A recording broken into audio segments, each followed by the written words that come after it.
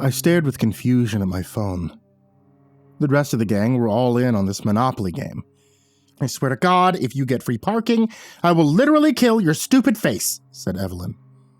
Ravi rolled the dice in his hands. "Come on, sweet baby Jesus. Just need a 4. He dropped them onto the board. "Fuck," he said, probably biffing it like always. I tried to make sense of it. Just one word on my screen. Black text on an all-white background. Rather classical-looking font. Hide. I tapped rather impatiently on the expensive black rectangle. The text wouldn't disappear. "AJ," Evelyn called, like a teacher busting a student, "you're fucking addicted. Play board games like a normal human adult." "Yeah, Sorry." A few more desperate finger pecks at the screen. Then I turned to holding the power button down for an extended period. With my free hand, I grabbed the dice, rolled a 3, landed on B&O Railroad. After 2 seconds of thought, fuck railroads, I said. Of course, we weren't animals. If someone didn't want to buy a property, that was fine. No auctions or any of that nonsense. House rules. Back to the phone, as Hero on my left took the cubes and prepared to drag his sorry little shoe across Go to collect his $200. A minute with the power button didn't do anything. We were entirely factory reset territory. I contemplated borrowing Ravi's laptop to Google whatever the fuck this might have been. I felt the apartment rumble, albeit just for a split second, as if we were on the edge of an earthquake. I tensed briefly.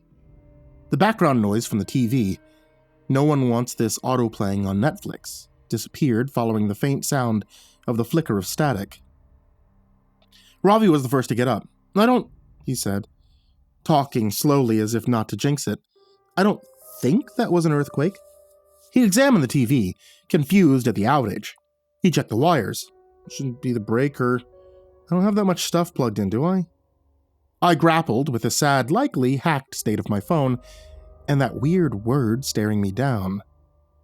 "Damn, that's fucking weird," I heard Hero say, half laughing. Head lifted. "What?" I asked to catch Hero turning his phone to me. His home screen, too, had been replaced by black text atop white. Hide. Evelyn, as anti-technology as it comes, had properly clocked this reprieve as her time to quickly respond to long outstanding texts. "The fuck?" she said. "What is this?" At my confused look, bordering on scowl, resting scowl face, she flipped her phone around and showed me the damage. It was the same on hers. I grew a bit nervous. "Ravi, where's your phone?" I asked him. "Sure, it's somewhere," he said, still tinkering with the TV, likely not due to any of his troubleshooting. It flashed back to life. Red power light at the base, blinking steadily. A simple message now appeared on the big screen. "Hide?" Ravi asked, grabbing the remote and pressing buttons to switch back to Netflix. But nothing was registering. "Dude," I said. He turned around and I showed him my phone. Hero and Evelyn showed theirs. "That's..." He looked back at the TV, then back at us again. "Wait, how's that possible?" Is that like an Amber Alert?" Hero asked. "I mean, I guess, but that's like a push notification. This is like completely overtaking the screen." Ravi's brows furrowed. "Well, different hardware, too." "A hack?" I asked. He shrugged. "It's kind of a weird hack, no?" "Government experiment?" Hero asked. A thought came over me. I walked to the balcony, slid the door open, stepped out onto it. Eye of Sauron the city from Ravi's 14th floor apartment. In the neighboring apartment towers, most of the units had blinds down, curtains closed. The view unshuttered, however, I felt like that guy from Rear Window. Contained strangers staring perplexed at their phones, at their computers. The sides of bolt-to-the-wall TVs, barely visible to me, displayed the same white background with text atop it. But I was seeing... everyone else was seeing. The others joined me on the balcony. "Whatever it is, it's at least hit this block," I said. I looked down at the city streets. Most of the people below caught in a similar holding pattern of standing frozen, heads fixed to their devices. "I guess we don't have anything to call the cops with," said Hero. "I'm sure they're aware." "Maybe..." wait it out until they fix it. I nodded, and yet I could tell Evelyn was a bit perturbed, forcing magnetic thoughts to imbue her silence with weight. Thoughts? I asked her. I mean, should we do it? She asked. Do what? Hide. Hide where? I don't know. I mean, we're already in my apartment. I'm sure it's good enough, right? A pause. Let's not lose our heads, Ravi continued. This is nuts, but it's not... I mean, it's not like... literally hide, right? Hiro clicked his fingers. What if it's viral marketing, like for a movie? Hiro was the necessary but unintentional levity. Hacking our phones so we can't use them? I don't know if that's in Linegate's purview, man, I said. Then head turned to Evelyn. But hide? The flicker in her eyes more than meant that she'd sided with the light bulb in her head. She returned to the inside and got to exploring Ravi's apartment carefully. What are you doing? Ravi asked, trailing. Hiro and I followed. I don't care if we look stupid. It could be a warning. Maybe something's happening, she said. We're in a box, basically, said Ravi. We're fine, Ev. But the fucking thing, she motioned to the TV, then to her own phone, says hide. Maybe it's that literal. She continued scouting, finally settling on the sliding closet in Ravi's room, the best she could come up with in his 600-foot quarters. I'll do here unless you think there's better. Evelyn, Ravi stressed. She shuffled in, past hung garments, scooched to the edge to make space. I'm going to close the door soon, and if you're all really my friends, you'll join me.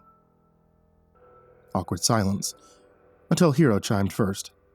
I mean, I guess it's good to be safe, right? He went for it, second-guessed for a second, then committed to entering.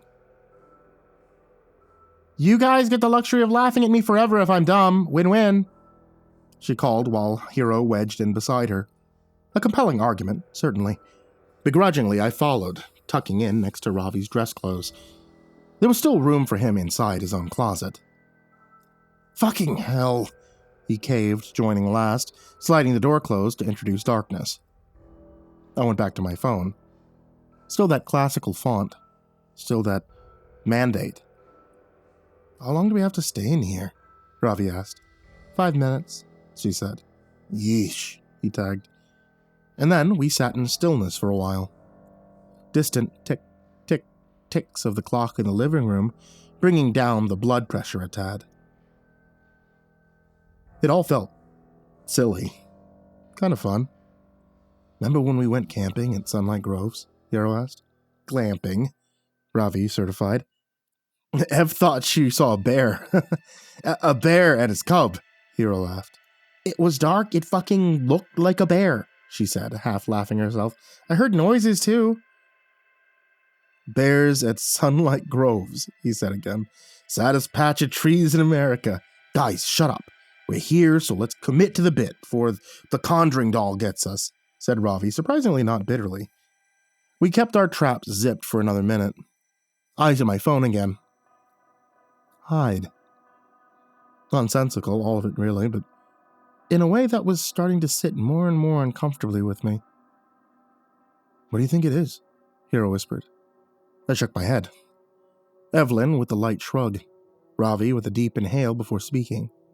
I mean, obviously it's sophisticated, he said, voice low, like it's... Yeah, it's obviously something. I waved my phone. My bank is on this and it's brick now, basically. I'm fucked. They'll figure something out, said Ravi. Powerful knocks at his apartment door all of a sudden, thundering. Hey! A voice called, muffled through the wall. Ravi, you there? Evelyn braced. Who is that? Skinwalker, obviously, replied Ravi. Kidding, my neighbor Monica.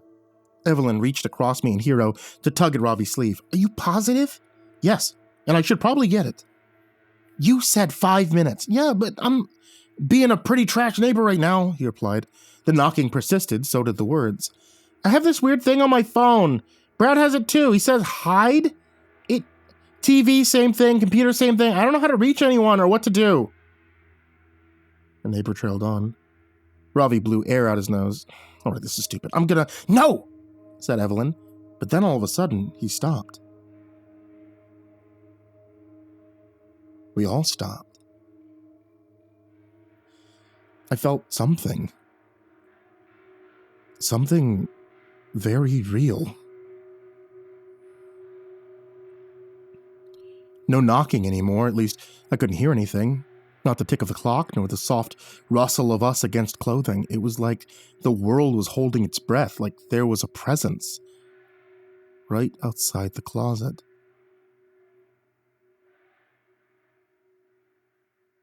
Then the sting of static in my ear before it passed. Whatever it was, the feeling dissipated, the sound returned, and I sneaked a glance at my phone. The word hide was gone, and replacing it was my home screen. The silence between the four of us was uncomfortable. "Did you feel that?" Evelyn finally whispered. No one said anything. Ravi outstretched his arm yet again to slide the door open, but his hands were shaking. "You can do it," I whispered. "I think we're good." He steeled himself, looking very much like he was crossing some sort of internal threshold. He pulled the door aside, revealing his room exactly as we'd left it. We took it in. "I'm going to answer, Monica," he said, with not a whole lot of vigor in his voice. Getting up and creeping out of the room, the rest of us followed, stopping in the living room while he continued to the door. I went to Twitter, searched hide, and sorted by new. Evelyn, meanwhile, grabbed the remote from the stand and turned the TV, now hideless, on and maneuvered through the Roku channels. "What are you looking for?" Hiro asked. "Just like a live channel, I guess," she replied. "The news?" My scrolling wasn't yielding anything of help or insight, though it was clear, via the confused posts from seemingly around the world, that the scope of whatever happened was global. My focus shifted to Ravi, who was standing on the welcome mat, eyes pressed against the door's peephole. He hadn't moved in quite some time. "Everything all right, man?" I asked. He didn't reply, just stood there, frozen. I approached slowly. "She's..." I heard him croak. I reached him, patting him on the shoulder and urging him to detach from the door viewer. He finally did, leaning against the wall at first before slowly sliding to a seat on the floor. I peered into the hallway through the hole. Outside, his neighbor, the one knocking, looked like she'd been skewered, decimated, an explosion of blood in the hallway. What? I felt a buzz on my phone. I pulled it out. Again. Before I could even process, I heard Ravi and Evelyn react. "There's another one. It says again now." I turned to see the foreboding word on the TV. "Oh, fuck. Should we hide again?" Hiro called. Much like Ravi, I was shell-shocked. "AJ, what do you think we should do?"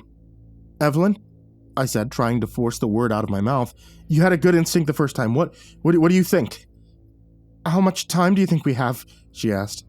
How much time passed between I first saw the word hide and when we felt that presence in the closet? It might have been 10 minutes, I heard Ravi mutter, almost lifeless. "I don't..." Then Evelyn interrupted herself. "Wait, what did you just see outside?" She started approaching the door. I stopped her. "I don't think it'll be good for you to see it." Are you serious?" "Yes," I said immediately, realizing that lying might have been smarter. "We can't assume that we have the same amount of time," Ravi added. I went with my pitch. "Do we try the same spot?" Hiro started pacing, thinking, tapping his foot. If we think about it, it said hide, and we hid. Now it says again, and obviously that means that whatever happened, it's gonna happen again. He gave us a look as if he could see in our drained expressions what was waiting on the other side of the door. "That's a great recap, man," I said. "What I mean," he said, struggling, "is that when you'd play as a kid, if you kept picking the same spot over and over, eventually it'd catch up to you." "Are we really trying to apply some sort of logic to this?" Ravi mumbled. Evelyn fortified herself. "I think he's right. It's nuts. And I can't believe I'm saying this, but we need to operate on gut. And gut tells me we pick a better spot this time." But spots make it sound like we should split up, I said, looking around, slowly realizing that the limited real estate we had to work with meant this suggestion made more sense than I would have liked. I turned to Ravi. Where should we all go? He shook his head, palmed his forehead a few times as if to slap himself back to reality. We do, he started, thinking. 2 under my bed, he grimaced, letting neurons collide in his mind. 1 of us in the utility closet, the other laundry closet. He got up and pointed. One of the closets was right behind me. Life in him again. Now! My eyes flitted to Hero and Evelyn, who ran to the bedroom. Ravi gave me a nod before entering the laundry closet and awkwardly squeezing in with a washer and dryer, closing his door. I entered the utility closet and closed mine. Rather, I tried to. The door wasn't clicking shut. Fuck, I said. Ravi, the door's not... But then I fought the urge to say anything more. If time was up, I'd compromised my spot. Hell, compromise his spot too if I kept talking. I tried a few more times to get it closed, then I committed, terrified out of my mind, to grip the handle and hold the door shut. I tried to keep my shaking hand and quickening breath in check as the silence took over again. Complete silence, and then that presence. I felt a light tug at the door. I kept my hold firm, but didn't try to overpower, didn't want to completely give it away. And again, it stopped. The feeling disappeared, and I waited 15 seconds before sneaking a look at my phone to see that the again warning was gone.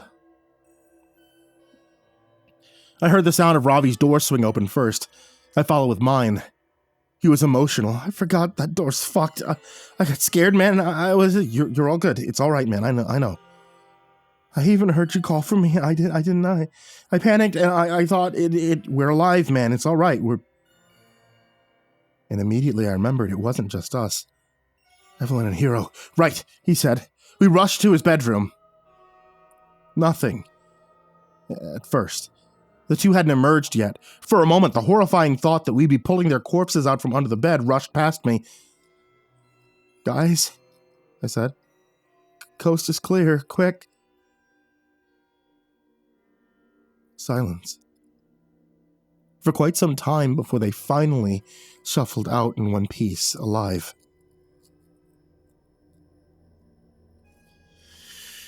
Okay. As they shifted from crawl to bend to standing, I wanted to hold everyone, just for a second. I felt a newfound appreciation for life in their faces and personalities. Another buzz on my phone. I took a look. Break time. I let out a sigh of relief and showed the message to the others. I guess that's good, Evelyn said.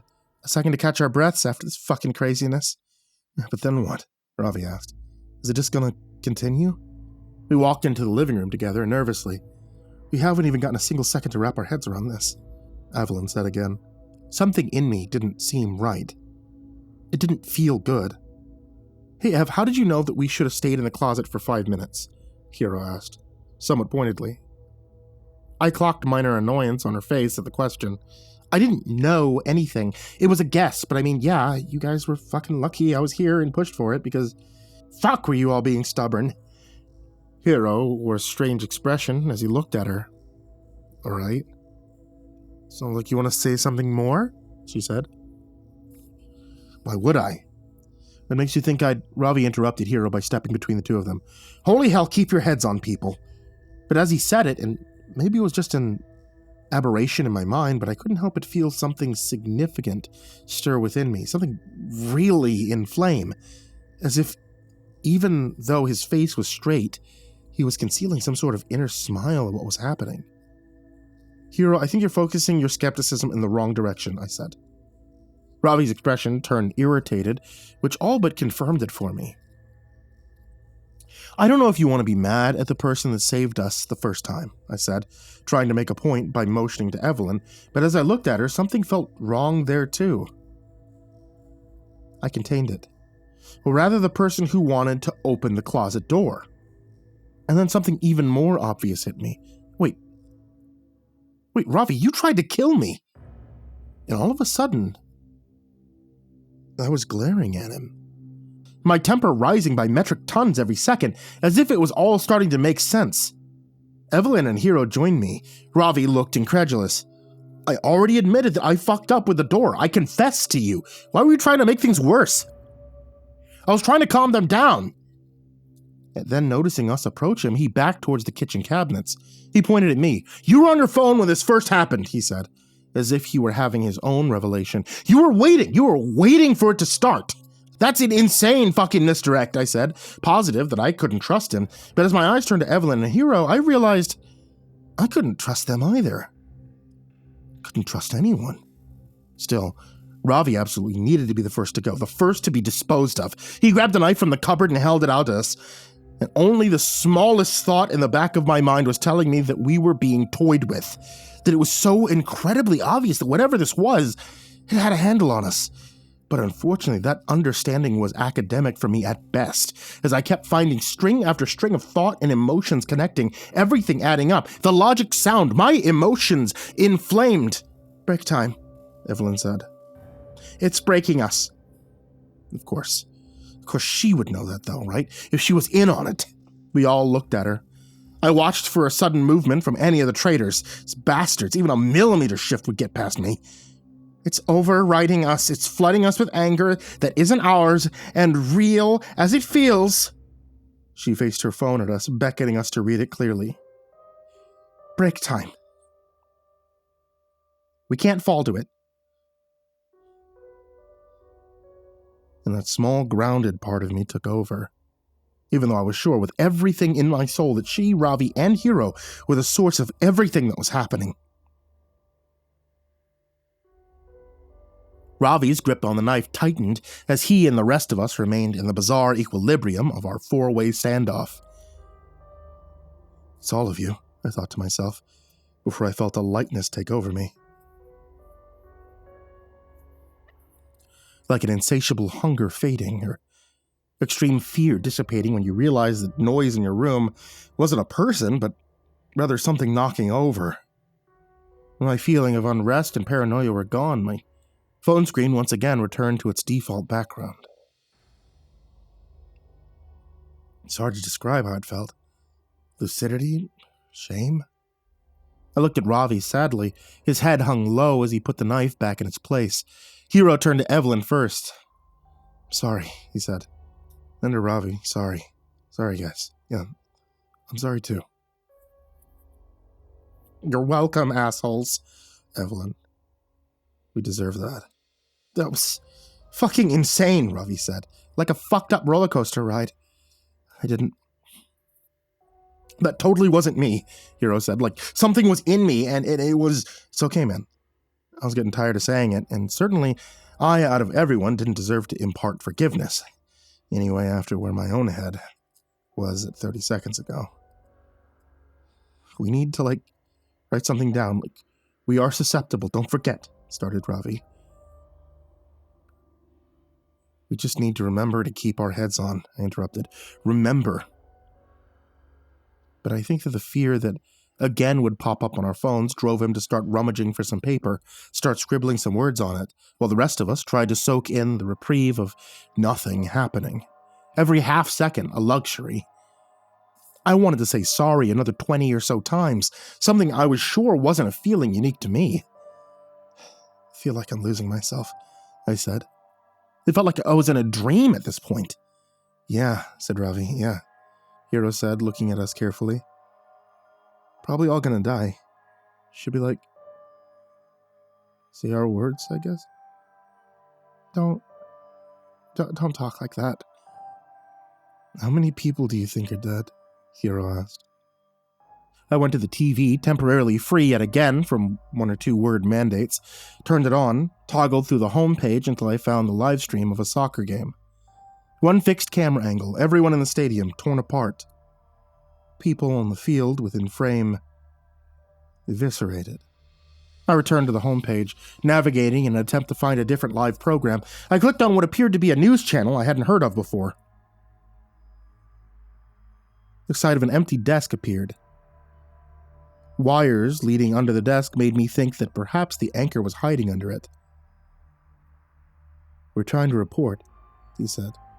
"Knowing that the signal is going to cut out, I've survived so far. Survived whatever exactly this might be, but the carnage from footage I've seen is extensive. I strongly recommend..." The broadcast was interrupted by the new word. Seek. Again in classical lettering, and the screen cracked, then shattered with a loud pop, sending bits of glass onto the floor. As did the screen on my phone that I'd placed on the coffee table, as did the phones in Evelyn and Hero's hands too, reactively dropping to the floor by the pair, a weak bounce before settling.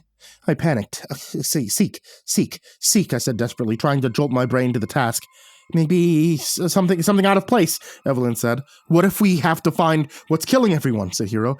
I started, but I couldn't even muster up close to a sentence.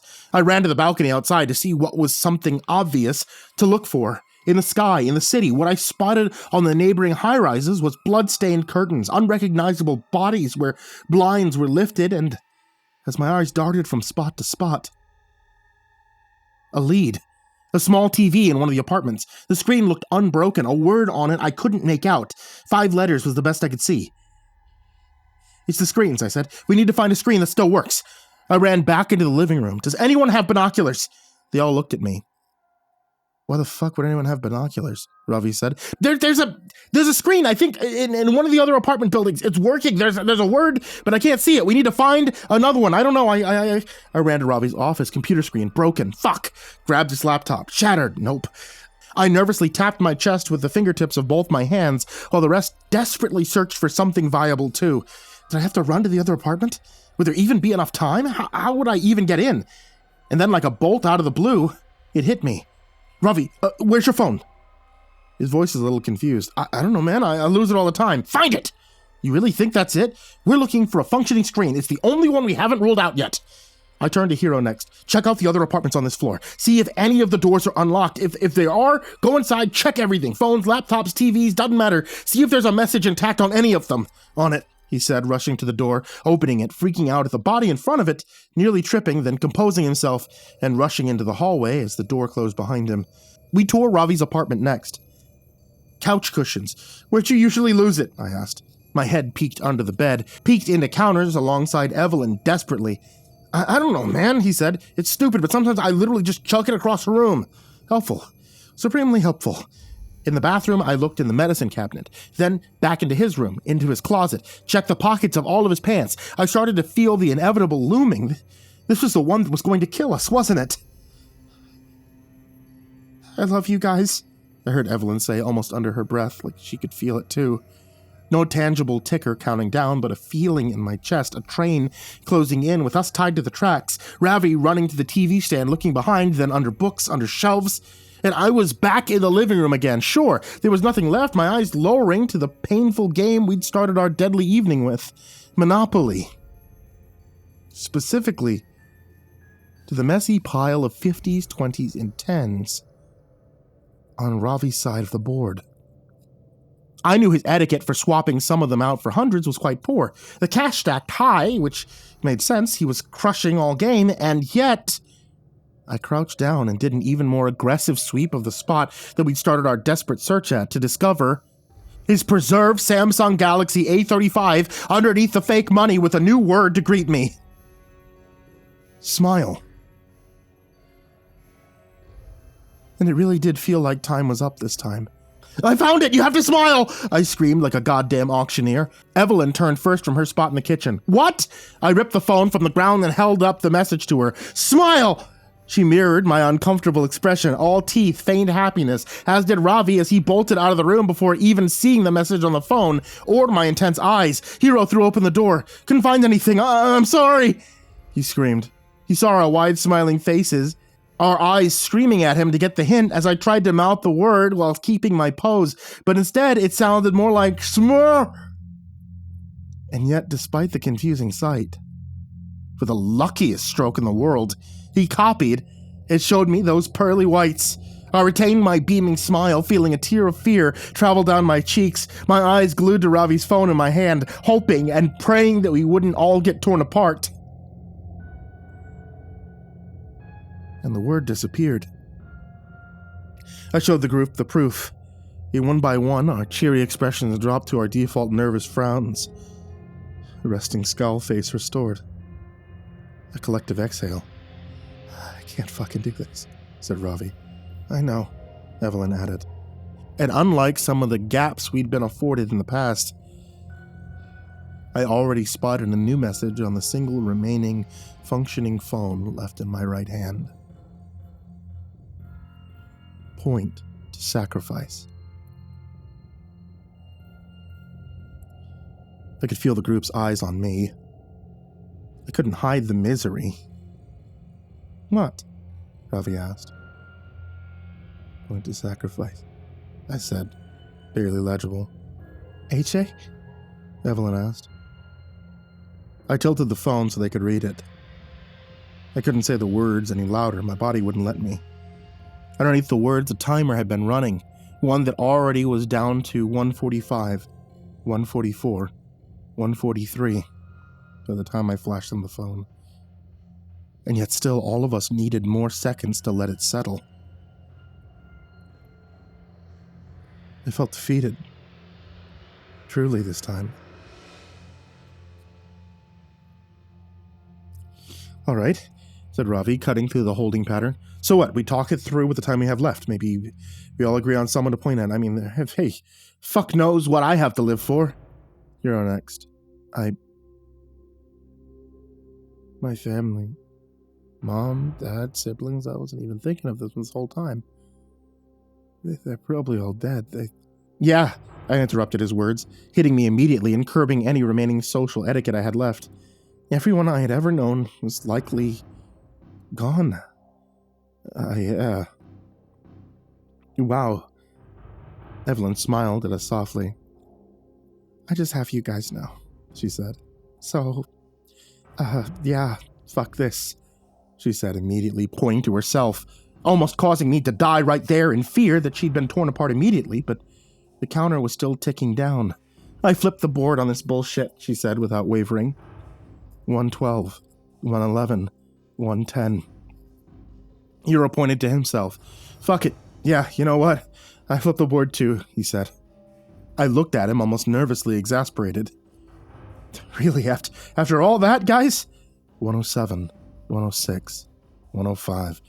There is a hell, Ravi said. Unlikely, but what the fuck? Maybe we dodged that bullet.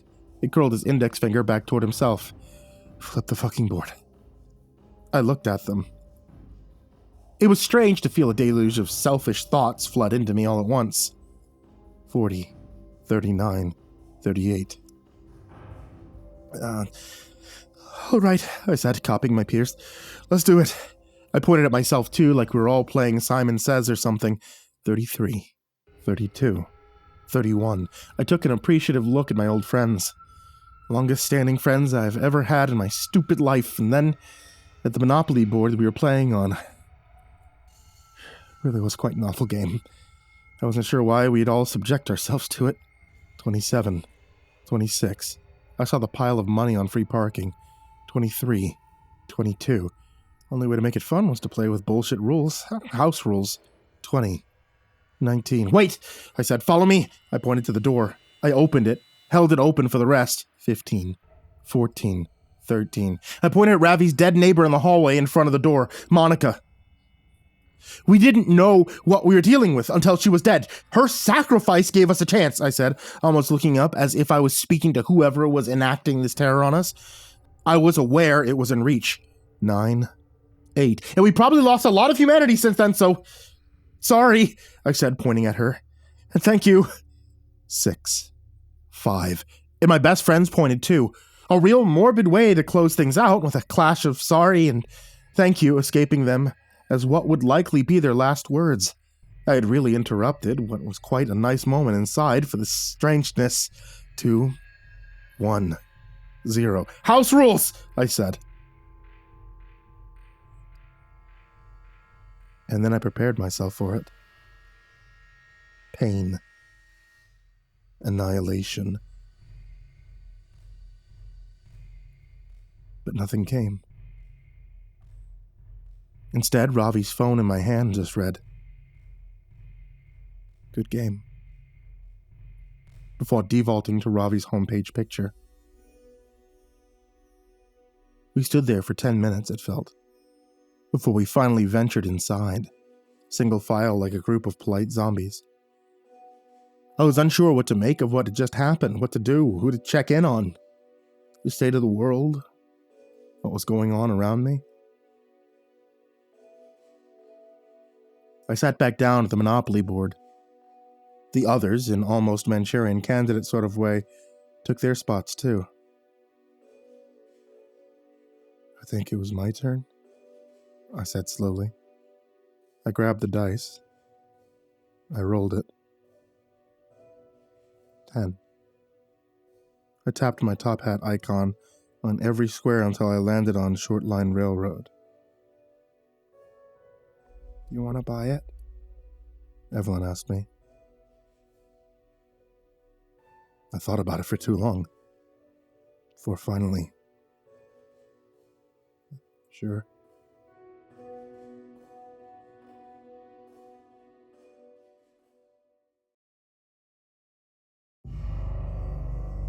You there, sitting behind that computer screen, listening to this. You clicked on this page expecting a ritual, right? I mean, it's all in the title, of course. And I've got an interesting one for you. A ritual that I, myself, created, and I'm willing to share it with you. Imagine this. Babies within a room screaming and crying at the top of their lungs. A busy subway train where nobody seems to know how to keep their damn mouths shut. Perhaps your apartment neighbor is too busy playing his loud, obnoxious music upstairs to realize that people like you need their beauty sleep. He's saying a common trend here. The world is so full of noise these days. Seems like there's never a place on Earth where one can relax. But what if there was? What if there was a place that you could retreat to anytime you like and escape from reality? Perhaps I can offer a solution to your problem. There's no catches, no drawbacks. You'll be getting exactly what you desire, and if you follow my instructions, you should be relatively safe. Are you ready to try it? Well, here goes. Firstly, you'll want to set up your preparations. You shouldn't need much to practice this ritual, and you need to set it up with common household items. You'll want to make sure that you have a decent pair of soundproof headphones, a rose, a blindfold, or really any material that can cover your sight, and a bag of ice. Also, although not required, I recommend you bring some duct tape. See, I told you that this didn't take much to perform this ritual. Now, it doesn't matter when or where you perform the ritual, but it is imperative that you go alone. If you go in groups, believe it or not, the trials will become harder and more dangerous for reasons which will become more obvious as you go on. Now, in order to make this whole wacky ritual work, you're going to need to start performing it as soon as I read off the procedures. As soon as you've completely heard those procedures, you've officially begun the ritual. That's right. So this is where the first official instruction comes into play. By continuing past this point, you have agreed to continue on with this ritual. For as soon as you start the procedures, you're locked in. For good. So warning. Don't skip reading ahead. If you do so, it's a sign to the higher powers that you don't wish to respect this sacred art, if you will, and they'll forever steal your 5 senses and leave you helpless. So yeah, this ritual has dangers such as this if you don't follow my directions. And yes, being eternally robbed of your senses is just as torturous as it sounds. So here we go. Cover the windows and lock the doors. You and the optional, although not recommended, group of people that you are practicing this ritual with would rather not be disturbed after this ritual commences. Find a bed or seat to lie in or sit in. Make this place of rest comfortable, as your physical body will possibly be in that position for prolonged periods of time, and you wouldn't want to find yourself covered in aches and pains, now would you? Set the items and materials collected before the ritual in a square formation around you. Now, think of the moments in your life which made you want to try this ritual in the first place. And perhaps a dinner date with a special someone was ruined because of a loud and obnoxious restaurant patron seated beside you. Maybe a small child crying in a movie theater, ruining your experience. Whatever the case may be, try to ingrain that memory into your head. Picture the moment and imagine the sounds, the smells, and emotions within that memory. After you've done this, try to recreate the way that you felt in that moment. Perhaps you were sad, or maybe anxious, or aggravation overcame you and swept all sense of joy away. And finally, open your eyes and look around you. Cup the bag of ice in your hands. Place the duct tape over your mouth, place the headphones over your ears, and place the blindfold over your eyes. It is important you do these steps for the order in which the trial awaits you. And finally, pick up the rose and give it a whiff. With that, you will finish the steps to begin the ritual. Hello there. If you're hearing this and skipped past the procedures beforehand, expect to be stripped of your senses relatively soon. I'd hate to be blunt, but I did warn you about what would happen if you disrespect the ritual and proceed without going through things properly. Should it be due to you not heeding my warnings or simply you not caring about your life in general, it is your decision that brought you here. However, if you broke the rules, you might as well use what time you have left of your sight and your sanity to view what else this ritual has to behold. Now, if you did follow my instructions, then congratulations. You've officially begun the ritual. Although these words are still on the screen of whatever device or pamphlet that you used before, they're also being transcribed into your mind's eye by me. By following through the ritual, you've allowed me into your mind, and now I'll be your official guide through this journey. Jiminy Cricket of sorts. Except for the fact that if you don't follow my instructions verbatim, the worst fate you'll encounter won't be making a literal ass of yourself. Now look around you. When you put on the blindfold, you lost your ability to see and your perceptions of the world got dark. But you can tell that what you're seeing isn't the same darkness as the blinding material covering your eyes, can't you? Go ahead and reach out into the darkness before you. Reach straight ahead and feel along the surface you just touched. When you feel the switch, go ahead and give it a flick upwards. There. That's better. Light above you should have lit up. Ignore the flickering of the light. Aren't exactly the best technicians. This new reality that you've welcomed. And which, welcome to the place where senses make no sense. A place somewhere between your subconsciousness and whatever dimension exists. Now, approach the far right corner of the wall. You see that skeleton over there? See its hollowed bones, the black mucus dripping down its ribcage. Go ahead and reach inside its jaw. May have to pry its mouth open a bit, but due to the decay of the bone, it should be easy to crack it open. Go on, it's not like a dead man can feel pain. See that key inside of its mouth? Take it from the skeleton and turn around. There, before you, should be a door that wasn't there before. If you want to enter it, put the key into the keyhole, turn the knob. You are now unlocking the full extent of this new world where you currently reside. Step through the doorway with caution, because you're about to start the first trial.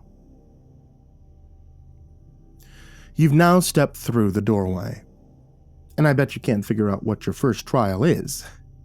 Well, not at first anyway. Here, I'll give you a hint. Pinch your arm as hard as you can. No, really, pinch it with the intent to inflict pain on yourself. You can't, can you? Your sense of pain and touch has been retracted. The room you're in should be fairly well lit. In fact, the setting should look familiar to you. Most people either describe the setting as a school hallway of sorts, while others usually see a psychiatric ward or a corridor. In all honesty, I personally don't consider the setting to be much of importance. What may be important to you is what you're hearing right now. You hear it? It may seem faint at first, but surely you can hear it becoming louder ever so slowly. I can assure you that the moist gurgling sound and the scraping of feet coming towards you, it's not just all in your imagination. Down the dark hallway you'll surely be putting all of your attention to now is beholding a creature. One that's come for you. I can sense your heart racing. And you have two choices. You can run in the opposite direction, or you could stand there and stare at your impending doom in the face. I recommend the first option, because only a fool would stick around to see this monstrosity coming for him. As you may have guessed, you aren't the first one to come across this ritual. There have been others, and they desire the same as you, a place of silence, a resort of quietness where one can escape to for peace. However, there are creatures within this place that desire things as well. You find it strange to run, don't you? I mean, you can feel the rush of wind against your skin. You can feel your feet pounding on the ground like you're weightless here. It's almost as if you don't physically exist. I wouldn't recommend stopping because of this, though. Letting that thing catch you would cost you an arm and a leg, give or take. Some extra skin. And Lord knows that thing could use those. You should be coming across the end of the hall by this point. Do you see those 3 doors? Rushing to them and trying to open them. No matter which door you try to open first, it'll be the last door you attempt to open, which will be the one unlocked. I mean, go ahead. Try to get out before that thing catches up to you. Oh, and I should mention the door handles are molten hot. It's a good thing you can't feel the searing hot pain coursing through your body. But I'm sure you could see your skin beginning to melt. The bubbles beginning to rise and pop on your hand and arm with each grip to the doorknob. That's funny, isn't it?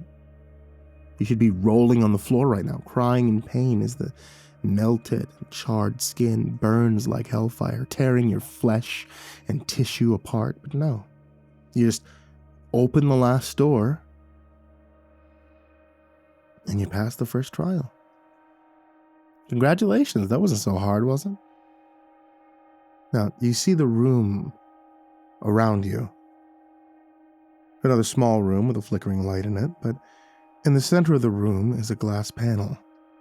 And below that glass panel seems to be a pit of darkness with no end to it. There's the type of eternal pit of misery and despair that one would want to dive into, right? I don't see you having much choice, considering that door won't be able to keep the monster out for long. Oh, you thought he was a one-time deal? I'm afraid not. There should be a gray sledgehammer on one of the corners of the room. There, left corner behind you. Pick it up, smash the glass floor. I suggest you hurry as well. I'm sure I'm not the only one who can hear those long talons scratching at the door. There, one last hit and you plummet below. You ready? Now, jump. Oh, what, you thought I would deprive you of your senses of touch for this whole time? No, I'm not that inhumane. Yeah, I see you clutching your arm in pain at the sensation of hot iron rods piercing your flesh. Still, there's no time to sit and sob. Stand up. Stand up. And look around. Everything seems normal, right? I mean, you're now in a plain open field, taking the smell of the dandelions at your feet. Listen as the birds chirp. Feel the wet grass underneath your toes. And now, look up at the sky. Enjoy the blue skies and fluffy white clouds above you, because that paradise will be short-lived. Just look again. No fields. No dandelions. No blue sky. Just you inside of a cold, damp stone room. Puddles of filthy mud and water randomly sprinkled about, and in the center of that room is a peculiar table with a plate on it. Approach it. Go on. Plate won't bite. No, you'll be doing all the biting here. Look down at the plate. Look at all those slimy, wriggling worms. Look at that twitching moth. Look at the maggots squirming about and writhing in crazy fashion. Do you see them? They're in pain. They're dying. A slow, painful death. I understand fully that these beings are considered below you, but you surely must have sympathy for those living, breathing creatures.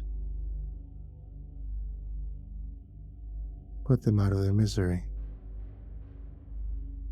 Go on. Kill them. No, don't smash them. That'd be a complete waste of the resource, wouldn't it? You see, your energy drains quickly in this land, and here you need all the energy you can get. Go on. Swallow them. Why are you so hesitant? It's not like you'll be able to taste them. Go ahead. Consume. You know you want to. Don't you feel the empty pit in your stomach, how unsatisfied and unsaturated you feel? Go on.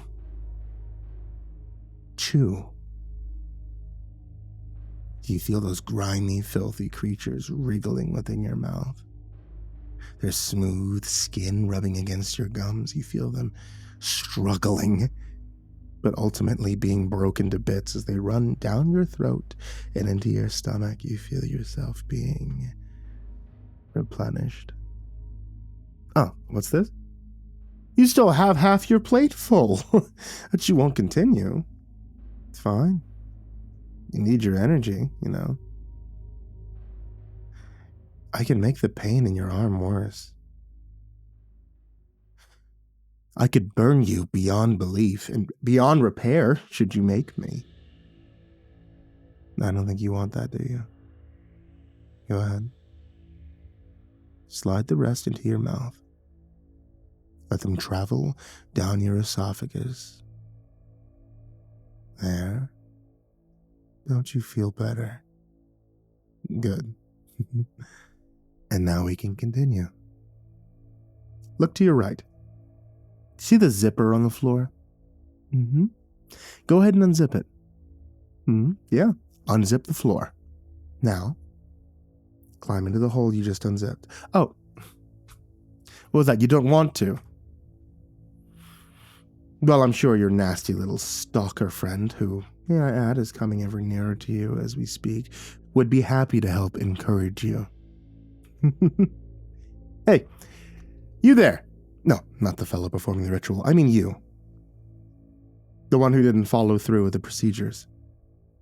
This person's doing pretty well, aren't they? Halfway there, and unlike you, they actually have a chance at living the rest of their life in peace. Now, of course, they can't hear me. Stuck in the floor for a moment, right? Right where I left them. Anyway, I'm sure a million questions are racing through your head right now. Allow me to introduce myself. I'm the spirit who invented this ritual. I, too, was disturbed by the constant noise within the world.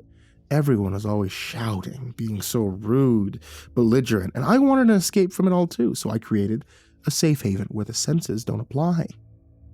However, if humans wish to be granted entry to this world, they would need to prove to me that they truly deserved it. People like you, however, people like you didn't feel the need to listen to me, so here you are, spectating this sacred ritual before I shred your body of every ounce of sense that you have left.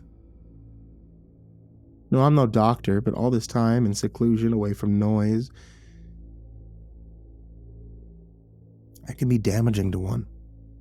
I suppose my isolation did have its drawbacks, but what's the big deal? Who needs to see other living, breathing life forms when one can sit alone and not be bothered with the problems of the world?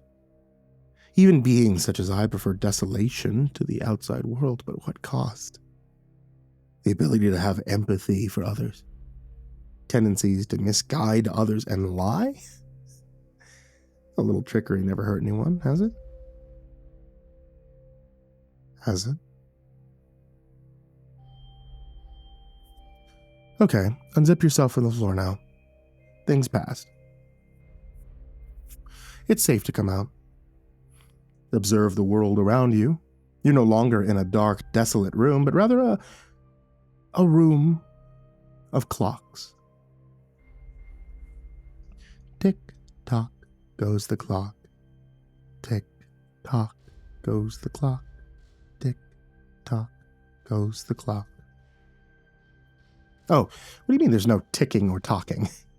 These clocks are working perfectly fine. I checked them this morning. Couldn't possibly be that you... Can't you hear them? No, that's exactly what happened. Welcome to Trial 3.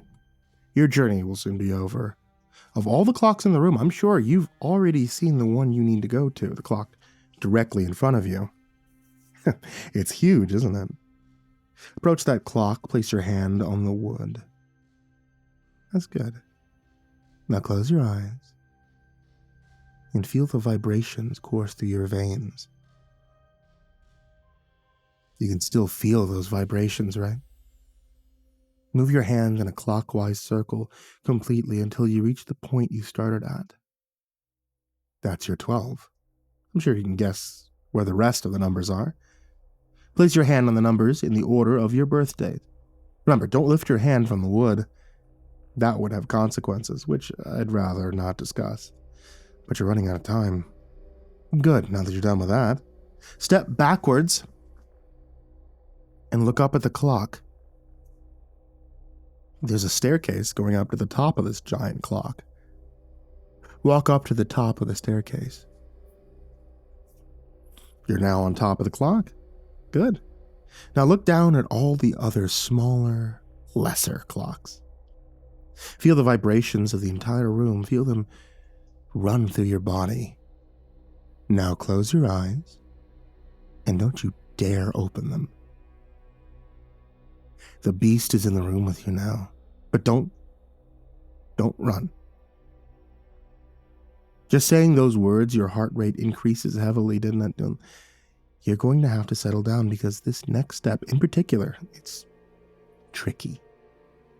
Keep focusing on the vibrations. You feel the rhythm? The pattern in which the clocks tick and talk. Try to match your breathing and heart rate to that of the vibrations. If you can do this, you'll be invisible to the creature. Now, this is not the time to ask me why I didn't tell you before that the beast wasn't able to see you. Calm your breathing and go back to the beat of the clock. The creature stalking you isn't one simply interested in murdering you. No, it has an actual plan. You see, in this sensory-deprived place, the beast has only one of its senses. That sense is hearing. His hearing is so precise that he can distinguish between your breathing and the sound of the clocks ticking. You came here because you wanted a place where sound doesn't exist. Well, the creature wants you so it can steal your senses which it has been deprived of for quite some time. Now you've completed the third stage. What I want you to do is to jump off the clock you're currently standing on. Yes, I see that it's high above the ground. I still want you to jump. Would I ever lie to you? Of course not. When have I ever lied to you so far? The jump will lead you directly to your fourth trial. You're nearly there. Don't quit now. Besides, I'm sure the monster would love for me to tell it where you are. I hope that's enough of an incentive for you. Good. Now jump. Well, what do you think would happen upon jumping? Did you fall to the ground? Of course you did. That's how gravity works. Granted, this is mostly for my enjoyment, but I'm not sure what else you expected. Have a look around you. Is the landscape different again this time? Oh, wait, you can't see. You've gone blind, haven't you? Well, my friend, you are inside a system of tunnels and trials. The walls aren't too far apart, so you should be able to extend your arm and touch them. Feel that nice, mossy texture? Now walk forward and guide yourself with your arms. What you need to do is find the exit to this maze. Just continue walking forward until you feel the bump in the wall. You feel that? Feel that bump? Grasp the bump. Pull it downwards. Congratulations, you just pulled a trap. Traps aren't good here, so I suggest you don't pull any more of them. You feel the sharp, searing pain digging into the meat of your leg. That's the trap at work. You would want to be caught in a trap because, as you can see, the blades are twisting and turning and pulping your skin and muscle tissue. Grab the wall and pull yourself out. Boy, oh boy, it's a good thing you can't see your leg right now. Your skin is completely shredded below the thigh. I'm surprised you're angry with me. I mean, you should have expected to make sacrifices. I can't just give gifts away for free, can I? Now, keep walking before I activate a few more traps for you on my own. You know, you're lucky a being such as myself would even consider giving you a gift like this. Keep moving forward. You're almost done. Reach forward and grab the door handle. Pull it open. And walk right on through. Your sight should be back now. You should be standing in a room similar to the one you started in. There's the flickering light. Everything else. Congratulations on passing the ritual. You've proven to me that you are truly deserving of your haven without sound. Now stand still as I explain to you what this prize means. You've gone through the 4 trials of this ritual, and through them all, you've proven to me that you are capable of triumphing over the challenges. Now don't mind the sensation of your skin sizzling, of those boiling bubbles being back.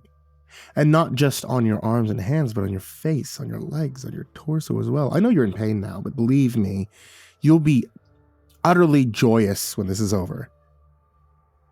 Can you feel the heat melting your nose away? Leaving it just a charred blotch of burnt flesh. You feel your eyes disintegrate within seconds as the heat intensifies. You can even feel it inside your mouth, can't you? Burning the roof of your mouth and your tongue. Oh, I know you can't hear me right now. The pain you're under is probably too great to bear, but trust me, I'm fulfilling my promise to you, aren't I? By now, the only remnants of your previous self is your ears. Ironic, isn't it? And that's what you wanted, to lose your hearing, yet it's the only sense that you've attained. Don't worry, though. There aren't many causes of noise here where you'll be staying. However, I can hear, based upon the desperate, drowned-out gurgles of agony escaping what was once your lips, that this outcome might not suit you well. I mean, you should have wanted this, so I'm confused as to why. However, I'm sure that you'll enjoy this silence and solitude eventually. I mean, it worked wonders for me. However, if you want your old form back, I recommend finding the next person who performed this ritual and stealing their senses too. Don't worry about finding them. Your hearing will be precise enough. And by the way, thanks for that rose you brought me. Smell isn't exactly required, but I do wholeheartedly accept the gift. In fact, none of the senses trials were completely necessary. However, it sure does make for one hell of an entertaining story. Oh, and for those of you still hearing this, thank you for following me through this journey. This has been a very rare success of the ritual, and I'm glad that you could join me to witness it. Hold on a bit. I know I promised to strip you of your senses and your emotions. However, there appears to be someone else attempting to perform the ritual. And by the looks of it, the one who most recently partook in the ritual. I'm already so anxious to meet them.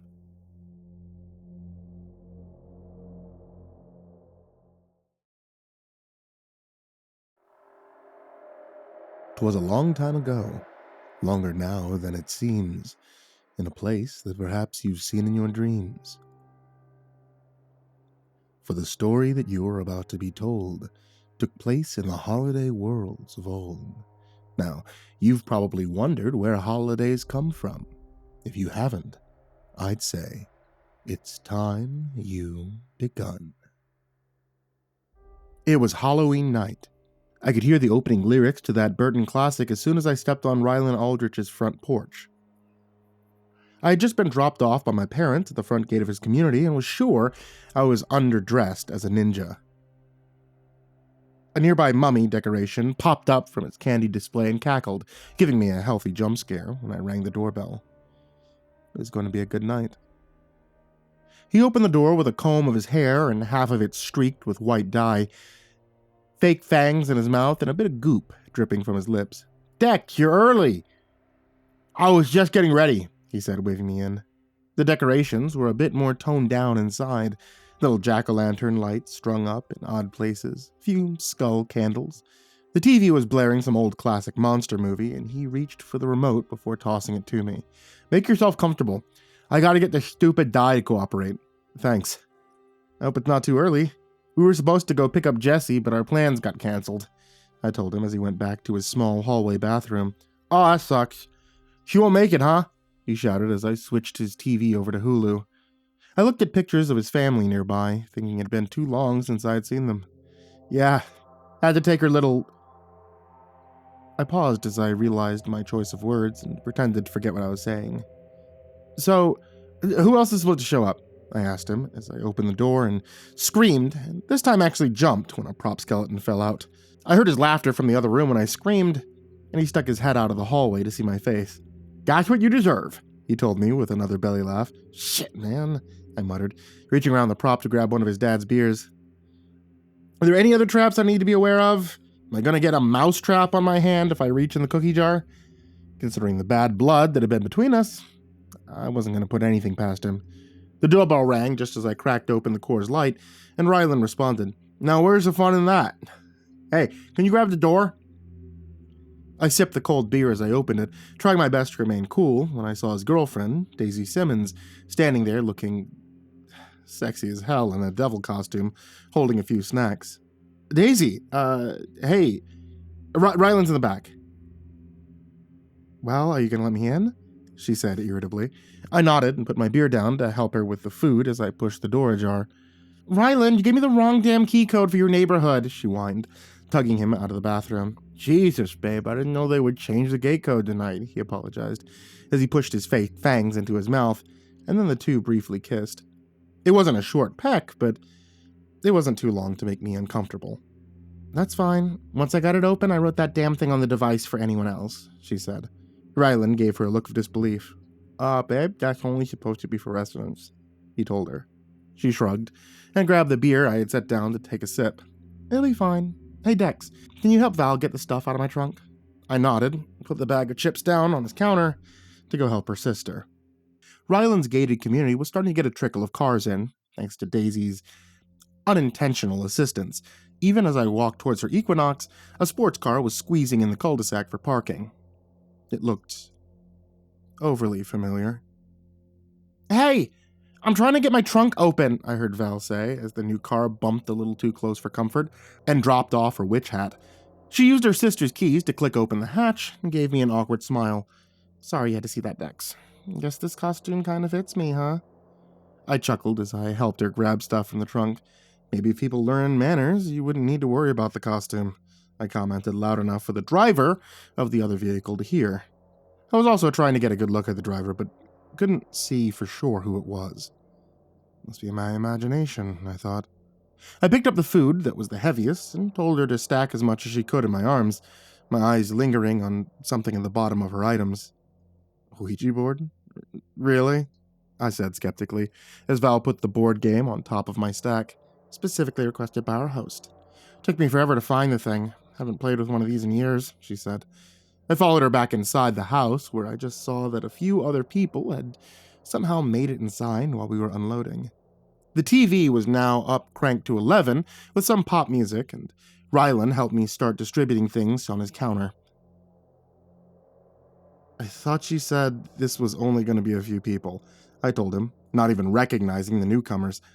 He gave me a look, and then eyed Daisy, who was already chatting it up with one of the girls. Apparently a private party meaning post the address on Facebook, he commented. The doorbell rang again, and Val opened it to let in about 6 more people, all of which were about as loud and obnoxious as the others. You're the one who said your parents wouldn't be home till Friday, Daisy commented with a laugh. Come on, Rylan, lighten up. None of us are going to trash the place. The minute I heard the voice, I tried not to panic. I knew I'd recognize that fancy car. Nick? You invited Nick? It's like you said before, Dex. That's a good time for all, Rylan said with a laugh as he waved to the football jock. You guys do whatever you want. Real party will be upstairs anyway, he said. What's that mean? Nick asked as he glanced over at the Ouija board and shook the box. You guys gonna wet your pants while we're chatting with ghosts? He laughed.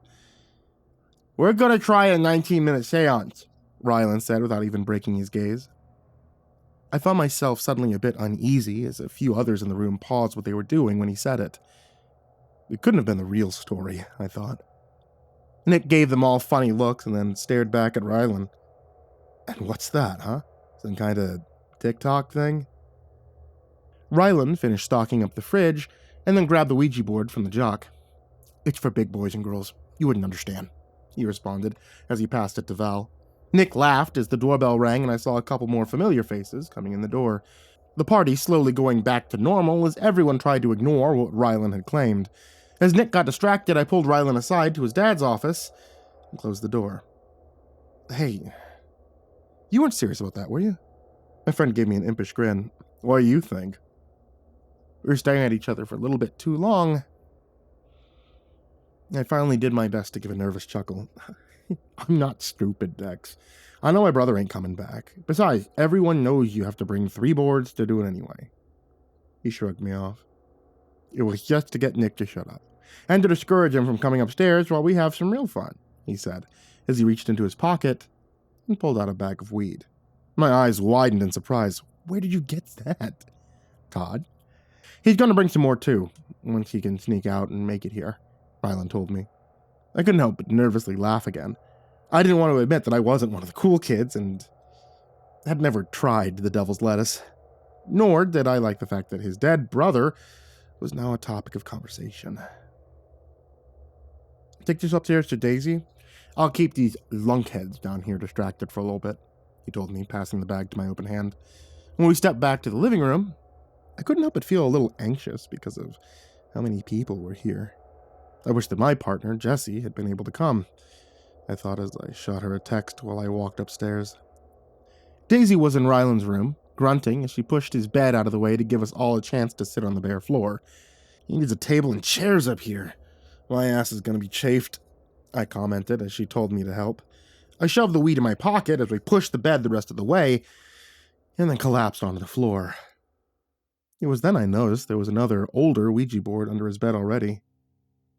Why would he have 2? Was he lying earlier? What's with you? Looks like you've seen a ghost, Daisy commented. I decided to see if maybe she was in on the scheme. Do you know about the 19-minute seance? I asked. She gave me a snobbish look. Oh, please. Rylan talked about that all week. Obsessed. Don't tell me you're a conspiracy nerd, too. She laughed. I think he wants us to attempt it. Here, see? There's another one of those Ouija boards. All we need is 3, and we can perform the ritual. I mean, do you know what it does? I said, my hand shaking as I took it out from under his bed. You're serious? You really think if we try some Creepypasta challenge, we're going to get haunted by demons? I'd rather not take my chances. Especially not on Halloween, I told her. Daisy laughed and ignored me. This sounds like we'll have fun scaring you shitless. I decided to storm back downstairs and confront Rylan. If he wasn't going to be straight with me, I was leaving. My phone pinged as I got halfway down the stairs and stopped to read a text from Jessie. Before I could put the phone back in my pocket, Todd drunkenly stumbled past me with something in his hands, and I dropped it all the way to the floor below. I watched in horror as my phone smashed up on Rylan's tile floor. What the hell? Watch where you're going, I said to Todd as I focused on what he had brought. A third Ouija board. confirming that Rylan wasn't just blowing smoke to Nick either. My heart sank as Todd shimmied past me. "Relax, bro. Sure your rich daddy can buy you another phone?" I ignored his snide comment. I rushed to the floor below and picked up my broken phone, trying to see if it would work. I needed someone to come pick me up and take me away from here fast, before something terrible happened. All I saw was a glitchy and cracked screen. Shit. The heck happened? Rylan asked as he squeezed past two partying girls in the hallway. "I should ask you that. What the hell are you planning upstairs? The truth this time," I shouted. "Dex, what are you talking about? The truth? Really?" he asked. But I didn't have time for games. I grabbed my stuff and said, "I don't want a part of this. I'm heading home." Rylan tried to grab my wrist. "You don't get to walk away from me," he shouted. But I shoved him back, hard enough to knock over a few snacks. Nick and a few others saw the commotion and started to trickle into the vestibule of the kitchen. "What do we got here, lover spat?" he joked. Rylan stood up and looked at the mess and then to me. He had anger in his eyes. "What the hell?" "Nick, I was just kidding about earlier. Could you help Dex upstairs? I want you in on our little project," he told the jock. I did my best not to snap. Nick seemed a bit confused, thankfully. I mean, like, force him to go? "Yeah, musclehead, use those abs for something useful. Dex here wants to leave and tattle on our fun," Rylan lied. I saw something different in my friend. I recognized it was malice, and I realized what was really happening. Nick snorted and cracked his knuckles. His buddy's blocking my exit. "Well, we can't have that now, can we?" He moved to grab my arm and shoved me up the stairs, and I reached for a wine bottle, smashing it on the jock's head. As the glass shattered over his thick skull, I turned to run to the bathroom. I knew there was a window I could crawl out of. A few guests shrieked as I ran past and slammed the bathroom door shut, locking it, and then sliding the shower door open to reach the window. It was just about 2 feet above my head. I heard Rylan shouting for help from the other football players to get the door open as I anxiously stood up on the edge of the bathtub to reach the window. Angling it to give myself enough room to slide out, I started to grab at the exterior awning and pull my body up. The door rocked and shimmied, ready to fly off the hinges behind me. I was grunting and getting halfway up and into the crawl space when they managed to shove the door open and pile into the bathroom. My upper body was out. I was ready to get away. Then Nick grabbed my ankle and snagged me back into the bathroom. I don't think I've ever kicked someone so hard in my life, but this time it didn't make a difference. His buddies were on either side of my arms, grabbing me and keeping me from flailing as I saw Rylan stand in the doorway looking like some kind of mad, overpowered leader. "Let me go!" I screamed. I was hoping someone out in the hallway would see this insanity and stop it. But everyone was looking to our host for instructions, and his orders were clear. "Upstairs. Tie him there in a chair and put them in my room. Tape that mouth of his too. I'm tired of the shit he's spewing." The jocks held firmly to my legs and arms, carrying me from the bathroom out of the hallway to the stairs. I looked frantically from side to side toward the other guests, hoping anyone would see how crazy this looked. I tried to shout that the players were going to kill me, anything I could do to get free, but Rylan cranked the music up, and my pleas fell on deaf ears. As we reached the upper floor, I saw Daisy in the doorway looking a bit perplexed by what was happening. "You gotta snitch. Grab the chair," Nick ordered. Val and Todd were there too, setting up the Ouija boards. Guys, don't do this, don't. This is a bad idea, please," I said, as Nick and his friends shoved me into the chair. "Are we supposed to tie them down?" one of them asked. "Tie him down? What's going on?" Todd asked. I focused on him. "They're trying to do the ritual. Todd, you saw that shit we read on the dark web. We can't do this. Rylan can't." Val was the one who looked the most concerned. "I thought this was supposed to be like harmless fun," she commented. "It is. Dex is being dramatic as usual," Rylan said as he entered the room. He was carrying a roll of duct tape. "Probably wants to slip off with our stash to Jesse's place, huh?" he said as he reached into my pocket and took out the weed. Nick suddenly laughed hysterically. "Is that what this is about? Little goody two-shoes doesn't want to get high?" "Pretty much," Rylan said. "No, look, guys, I don't care what you're doing here. I won't tell a soul, but I don't want to be a part of it," I told them. Rylan gave Nick zip ties for my hands and feet. "Expect us to believe that?" Todd asked. "My phone's broken. I got dropped off. I'd have to walk out of here," I told them as they made sure the restraints were good and tight. I saw Val standing in the corner looking more and more worried. Maybe what I was saying was getting through to her. "Or go alert the neighbors who might call the cops," Nick scoffed. Somewhere downstairs, we heard a loud noise. Now who's the one with a nervous laugh now? Pretty sure that's gonna happen anyway, thanks to Daisy's invite. I mean, this is a private neighborhood. Your house is party central, right? They're already on their way. This was enough of a threat to make the rest of the group nervous. Everyone looked to Rylan. Nick, go downstairs. We're crowd control. We'll get things ready in here, he said. The jock didn't have to be told twice. Once he was gone, Rylan locked the door. He had a dark look on his face, and suddenly, it was crystal clear what this was about. I had doubted before, but now I knew. Holy shit. This really is about Sawyer, I said, my mouth going dry. Val stood up from the corner, her eyes widening. Sawyer? Is that true? Rylan didn't say a thing as he pulled the duct tape out and focused on me. How about you take a little time out while the grown-ups do some talking, he said, placing the silver sticky material over my lips. Once it was on good, Rylan focused on Val, who seemed to be the only one in the room not in the know. Yeah. We're going to try to bring back Sawyer. That a problem with you? He snapped. Val looked at her sister, then paced the room. Yeah, that's a big problem. I thought we were just gonna, smoke some weed and then do a stupid-ass seance to see a few hallucinations. Not really, dark magic shit, she mumbled. I mean, we can do that too. Nobody knows if this shit's gonna work anyway, Daisy said with a laugh. The way she laughed, she seemed a little shocked that her boyfriend was so serious about it. It has to. We have everything we need, Rylan said. There was a knock at the door, and Todd opened it to let Nick back in. Everything's kosher downstairs, bro. Ready to get this party started? He asked. I tried my best to get his attention, but my words were only muffled. Man, you really do pull crazy parties. So what's the plan here? Nick said, sitting on the bed beside Val. Rylan locked the door back and gave Todd and Daisy orders. Let's get Dex in the center of the sigil, huh? Nick, you'll be over here on this side, okay? He tapped on a different rolling chair and placed it on the backside of mine. Sweet. We can cuddle, he teased as he rubbed his sweaty face against mine. I wished I could tell him what he was getting involved with, but it was too late. Once Nick sat down opposite of me, Todd and Daisy put their Ouija boards on either side of us, and Rylan told Val to go to the top to form a triangle. I could tell she was hesitant. So what happens if we succeed? She asked. Should be obvious. Sawyer, Rylan told us. Okay, who the fuck's Sawyer? When are we gonna smoke a blunt, bro? Nick said irritably. Todd was the one to handle that, getting some of the weed out and preparing the jock a roll of his stuff. Enjoy, he said. Nick took a few puffs of smoke and then immediately began to relax. Yeah, that's the good shit. Rylan was still staring at Val, waiting for her to comply.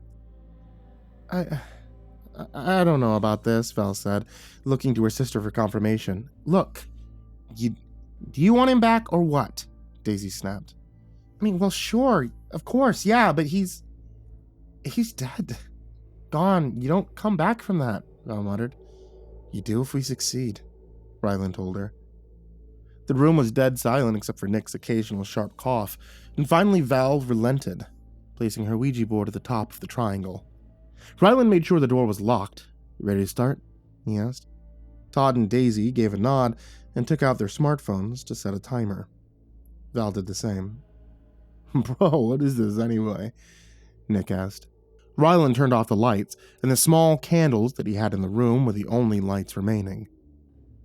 Shut up, Rylan said, as each of the players put their hands on the planchette at the center of the Ouija board. When I give the word, the time will begin, he added, as he stood near the door and focused on me.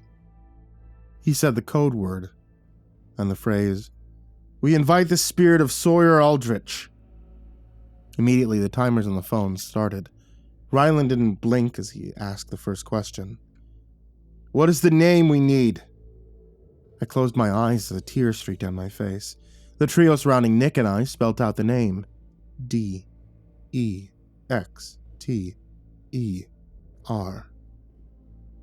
Are you the culprit? Their planchettes rested on. Yes. I was trying my best to resist. The air felt thick as I realized the inevitable was happening. It was reading my mind. What did you do? AcidEnt.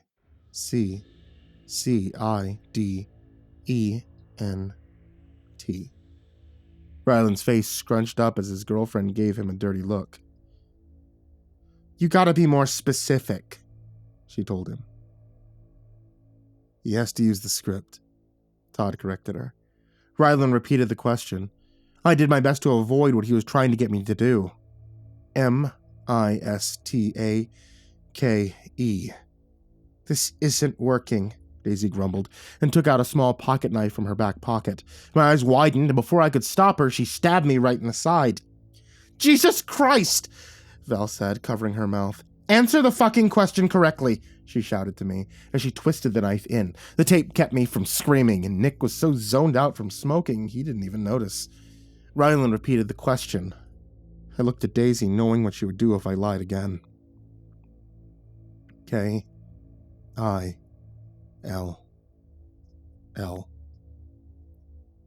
This time, they were satisfied. I looked down at the phone. 13 minutes left.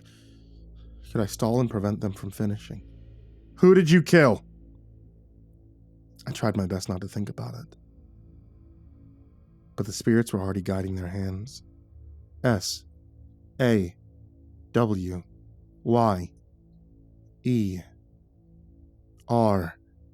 Val was still covering her mouth, this time looking in disbelief towards me. That can't be true. I averted my gaze, and Todd told her to focus. Ryland asked the next question, this time focusing on Nick. Who's the empty vessel? N-I-C-K. Nick seemed to actually pay attention as the letter spelled his name. Shit, this has got some good weed. Almost looks like they really did say my name. Ryland ignored his ramblings, focusing on the next question. Is he the victim? The planchette moved, resting on no. Shall we drain the vessel? It moved to yes. Nick snorted. Drain the... What? What the fuck? Are you all smoking too? We will raise our hands now and offer our force to the spirits, Ryland responded. All three participants with the boards did as they were instructed and let go of their planchettes. The timer was down to 9.5 minutes. I was struggling my best, trying to get Nick to do something. Ryland's voice was the only thing that filled the void. Who is the victim? S-A-W-Y-E-R. Is he ready to return? The planchette moved of its own accord to the word yes. We give our energies to the transfer. Nick was about to open his mouth, confused by what was going on, when I heard his voice become nothing but a whisper. Then it sounded like he was choking. At the same time, I found my own throat collapsing, the room filling with some sort of strange fog, the kind you might see when you barely keep the windows open. Except I knew what this was. I could feel it. My life force being drained. Nick stood up, grasping at the chair and turning to me. His eyes were turning black as he lost his air. Todd shoved him back down, and Daisy told him to be careful. Ryland looked at the clock. We were almost down to 5 minutes. Come, he announced to the void. Then Nick's body went limp. At the same time, I felt something strike me right in the chest. It felt like I was having a heart attack. The trio around the sigil they had created watched and waited to see what would happen. The timer was rapidly running down. Then, behind us, we heard something downstairs. Shit. Ryland, we gotta hurry, Daisy responded. I think the power went out, Val realized as she heard people complaining below our feet. There was a sudden low hum in the room. I felt the air on the back of my neck stand up as the room became colder. Daisy stood up. He's here. Sawyer, he's really here. Ryland was doing his best not to get excited, but we were down to 3 minutes. All together, he whispered as he reached for his girlfriend's hand, and then Todd. Val was the last to form a circle around me and Nick. They chanted the next words together. The sacred sacrifice we prepared for you. A body strong and young and new, your precious blood taken away. Now we let you see another day. Take what was stolen. Return to us, Sawyer. We invite you to this life. Behind Rylan, there was a knock on the door. One of the guests was trying to get his attention. The trio didn't say a word, too focused on their ritual. Down to 2 minutes. I took a chance and screamed under my duct tape. Someone on the other side heard it. Then opposite of me, I could feel Nick beginning to move again. He stood up, almost robotically, and I could hear a sharp breath intake from his lungs. Todd, Daisy, and Val all looked like they were seeing a miracle. Rylan stepped into the sigil. Sawyer, little bro, it's me. He reached for Nick's hand. Nick stopped him before he touched. Then he turned my chair around and I found myself staring at the jock and into his now completely white eyes, possessed. The timer was almost down to 30 seconds. He pulled the tape from my lips and I immediately screamed for help. Sawyer took the pocket knife from Daisy and plunged it into my neck. Don't you remember me? Don't you remember what you told me, Dexter? No one's going to care about you. At the same time, the door opened, and the guests that heard my scream stepped into the already crowded room. I can't remember what happened next. The timer said just below 10 seconds. The candles went out. The lights flickered on. Someone saw the knife in my neck and started rushing for the possessed Nick. No, you'll break the spell! Rylan shouted. Too late. As soon as they struck Nick, his body convulsed and he shrieked. The crowd was flung backwards. Suddenly the lights flickered and hummed louder, and the timer alarms went off. Nick kept convulsing, his bones breaking, his body bending into impossible shapes. He was hardly even aware of the actions, though, an unseen and powerful force rocking the entire house as Rylan frantically tried to keep everything together. Sawyer, stay with me, he shouted as he grabbed his brother. The possessed body was still, and I held my breath. Then the screams of 1,000 souls ruptured the air, and a cascade of vile black smog burst from Nick's mouth. I closed my eyes and prayed. My heart kept racing. My body felt like it was going to explode as the screams grew louder and the house felt like it was being bombed. I thought about Jessie. How much I loved her. I wanted to be with her. I promised myself if I lived through this, I'd tell her everything that happened that night. Around me, I heard my friends begin to shriek too and watched as they held their hands over their ears. I thought about Daisy. As I looked at her, all she had ever cared about was making her boyfriend happy. She didn't even know the whole story. She was just here for him. Her eyes bled out. I thought about Val, sweet and innocent. She's probably in the same boat as her sister, trying to make things right when everything had gone so horribly wrong. Her face burned off. I thought about Todd. I didn't even know him that well, but I knew he was just a loyal drone to Rylan. His chest exploded. I thought about Nick. Dumb bully Nick. The real problem here. The one maybe he deserved to be punished. The one I had to cover for. He was still as a stone.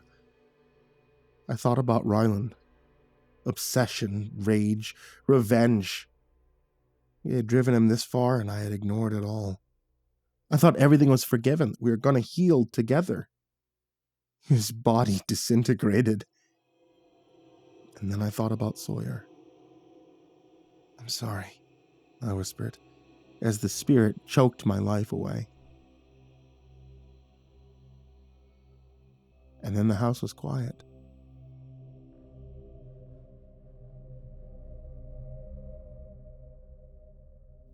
I opened my eyes and I looked around. Everyone around me was dead except for Nick. The fire from the spirits had also burned away the zip ties, allowing me to move. I shook him awake, his normal green eyes returning. I could see he was still high as fuck as he frantically saw the dead bodies. What the hell happened? We need to go, I told him. He didn't argue. We stepped past the room to the hallway. The music was still playing, but no one was partying. All the people that Daisy had invited were dead. Some had slit their throats. Others had ripped their faces off. Some had just fallen over and collapsed. Every single one of them. Dead. I kept hearing Nick cuss as we left, and he pulled out his car keys. The fancy car I'd eyed earlier coming to life from the alarm. "I'll drive," I told him. In his inebriated state, he didn't argue. I drove out of the neighborhood as fast as I could, thinking how ironic it was that I was behind the wheel of his car now, with this idiot passed out. History was poetry. Except this time I'll do the right thing. I reached over to where Nick had his cell phone in the middle console and called Jesse. "Babe, where the heck are you? I'm headed to Ryland's now for the party. Can you wait for me?" My throat closed up, and I let another tear trickle across my cheek. "Jess, there won't be a party. I'm coming to your place. We need to talk."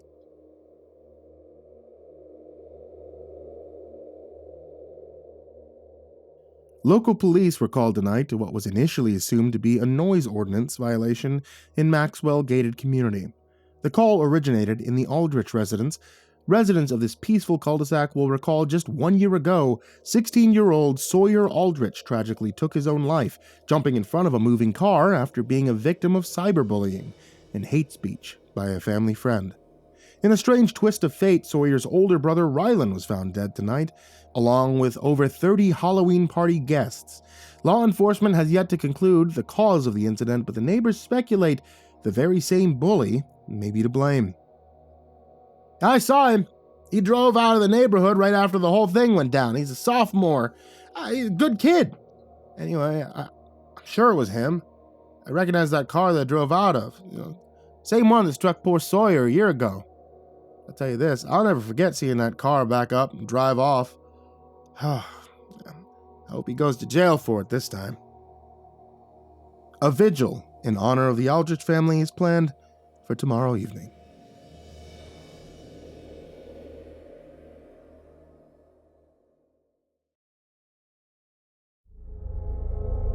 They gave me $1 million to keep my trap shut.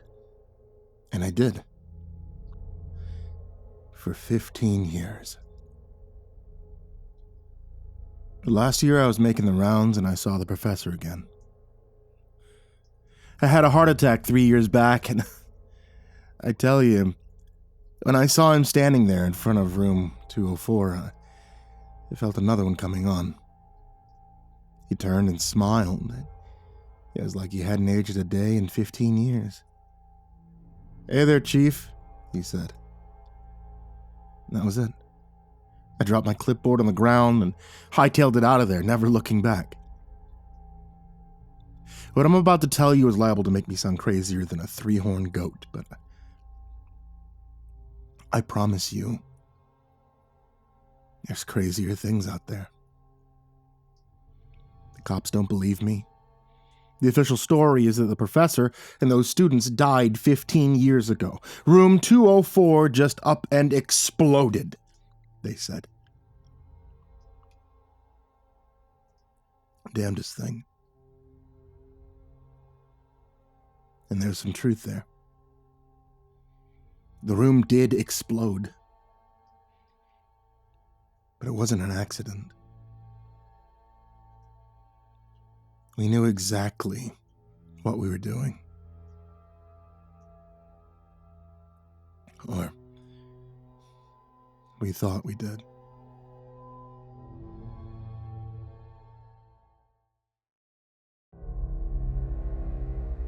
They call me an assistant supervisor of maintenance, but really, I'm a janitor. Always have been. You might wonder why I'm still at it after getting that $1 million. That dough's for Junior, so he didn't have to go through the same shit that I did. The night this happened, I was assigned to the Astrophysics Center, a bit northwest of the main Harvard campus. Until that night, this was always my favorite beat. I mean, God help you if you wound up in one of those biolabs. These goddamn dead, cut open animals all over the place used to give me nightmares. And really, thinking back, I take those nightmares of mutilated and scattered organs any night over the stuff that has haunted me ever since. Anyway, I was there mopping the hallway on the second floor of the lab building when the door to room 204 opened up. And this guy popped his head out. Hey, you. He looked around to make sure that he was talking to me. Yeah? Can I help you, sir? I thought he was going to bitch about the room being a mess or something. How'd you like to make $1,000, Chief? An hour's work at most, easy money. That sound good to you? You sure did. Things were tight at home, as they always were. 1,000 would knock off some of those long overdue bills, but I was also on a tight schedule. They didn't give you much breathing room, didn't want you standing around thinking about it all, I guess. That sounds great, sir, I said. But I gotta stick to my beat. The man laughed. We're about to make history, Chief, he said. And you're worried about emptying the bathroom trash? Come on, don't sweat it. You won't get in trouble, I promise. I'm a professor here. I'll vouch for you. The guy did look like a professor, with carefully combed gray hair, big old glasses on his face. I shrugged, leaning my mop against the wall, and said, sure. What do I have to do? Fantastic. Come on in, Chief. Come on in. I followed him into the room. One look, and I should have just turned around then and there, told him to keep his damn money, but I didn't. As soon as I stepped in, I felt the little hairs all over my body stand up. I don't mean I was scared. I mean, like there was an electrical charge in that room, and I had a guess about where it was coming from. There, in the center of the room on a round table, was a large glass globe, crackling with electricity, like what you see if you go into a kid's science museum. Like they somehow created a lightning storm in a glass ball. This one was sort of vibrating around on its stand and buzzing, and the lightning inside was black. I could feel the electricity coming from it from across the room. There were 4 kids there, students, I guessed, sitting in a row of chairs along one wall. More than sitting, they were strapped into those chairs with metal things over their heads, like those big bowl things you see at hair salons. They all had their eyes closed. I said, what's going on here? Are those kids okay? They're quite fine, said the professor. As to what's going on, as I said, we're about to make some history. We're going to open the first wormhole. Wormhole, I said, like in the movies? The professor laughed. I suppose so, Chief, he said. Now listen, we had a last-minute cancellation, but that's okay because it's an easy job. We're going to be kicking those things off here shortly, and once they are properly kicked off, the wormhole will open. I'll enter, and if I'm not back in 30 minutes, you're going to pull that lever there, and this will close the wormhole. I looked to where he was pointing, at a big red lever attached to a giant whirring machine that was hooked up to the metal bowls over the students' heads. But, won't you be trapped on the other side of the wormhole? I asked. Not that I had the slightest idea about what the hell was going on. Just so, Chief, said the professor. We've got this down to 2 possibilities. 1, the wormhole opens up to what we're calling the second universe. The best way that I can explain this possibility is that there's a different reality that exists on the other side of this one. The other side of an invisible wall. The wormhole will provide a door in that wall. And the other possibility. The wormhole will open to a place that man was not meant to go. 30 minutes will give me enough time to get in and out, if the first possibility is true. And if it's the second? Then you'll close the hole with that lever, and my students will destroy my work. This was all way above my pay grade, and my head was spinning. Why only 2 possibilities? How the hell did they come up with those 2? And if this was real, why the hell would the professor take a coin-toss chance of getting stuck in the place that man was not meant to go? I mean, those were just starter questions amongst the swarm that was buzzing around my head. I see that you have some reservations, said the professor. I assure you that your only job is to pull that lever after 30 minutes. That's it, Chief. We'll take care of the rest. Anything that happens isn't on you. Documentation's quite in order. He tapped a foot that was sitting on the circular table. And here, write your check right now before we proceed. As he wrote out the check, I wondered if it would still be valid if he got swallowed up by the wormhole. I actually had that thought, as crazy as it sounds.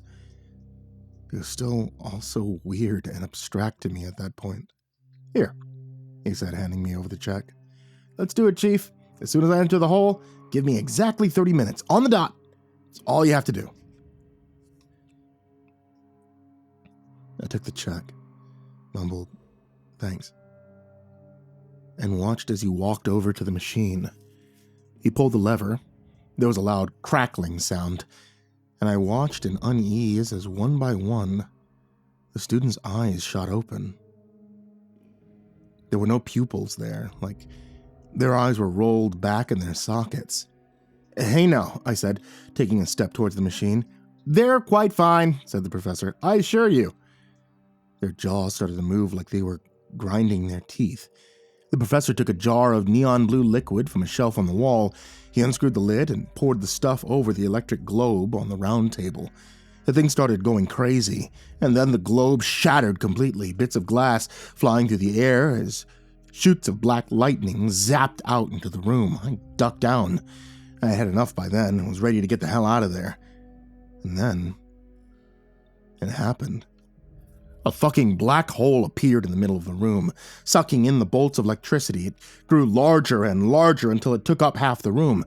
All I could hear was this rushing sound, like the world's largest vacuum cleaner running at full throttle.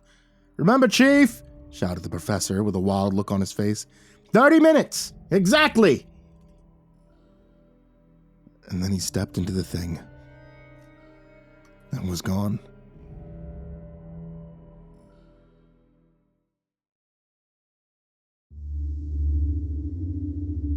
At first, my mind was a mess, staring at that whooshing black hole that seemed hungry to suck everything in. I looked at the kids hooked up to the machine, their eyes rolled back, white holes. I guess they looked like their jaws grinding away like crazy. It's too much to make sense of. I looked down at my watch. 15 minutes, 31 seconds had gone since the professor got swallowed up by that wormhole. My heart was pounding, and I kept pacing back and forth, trying to work out what the hell was going on. Then I started to zero in on it. I was getting pranked. Not a prank like we used to do as kids, setting dog shit on someone's front porch and all that idiocy. I mean a prank like the sophisticated college folks do, where they tell you something's going on, but the whole point is to just observe your reaction, a psychological experiment. Probably cameras in here watching me right now, see what I do. 12 minutes to go. I saw a trickle of blood coming down from one of the kids' noses. I leaned down to look at him closely. He was shaking a bit all over. If I throw that lever, this'll all probably stop. Maybe that was the test. I had to decide between trapping the professor in the black hole and saving the kids hooked up to the machines. None of it was real, of course, but they didn't know that I knew that. But then screaming in the back of my mind was the voice, what if it's real? 10 minutes to go.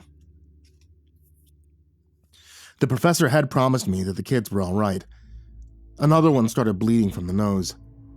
If it wasn't real, it was a hell of a trick. Where did the professor go if not through the black hole? I thought about touching it, but whenever I got close, I was filled with total terror. It sure seemed real, like it really took you someplace far, far away from here. I walked over to the table and picked up the folder that was there, just like the professor had said. The first page was instructions to shut down the machine and destroy it if he didn't return within 30 minutes. I flipped that page over, and the next one had a photograph of one of the students. I read what it said. It was a consent form. I, Jackson Stewart, acknowledge the possibility of my imminent death if I participate in this experiment. I am prepared to give my life to science. I flipped that page, and there were 3 more just like it. I'm no lawyer, but there was no way in hell that this experiment was legal, if it was real, even with those consent forms, so it probably wasn't real? And if it was, then the professor lied to me. He said that the kids were fine. This folder was telling me something else. 2 minutes to go. I took a deep breath and paced the room, watching each second tick by. My mind was telling me that none of it was real, but my gut was screaming in horror. I just looked at my watch. It'd be over soon enough one way or the other. 30 seconds. I walked over to the machine and I put my hand on the lever. God damn it, why is he cutting it so close? I watched the seconds tick by and I didn't know if I could do it.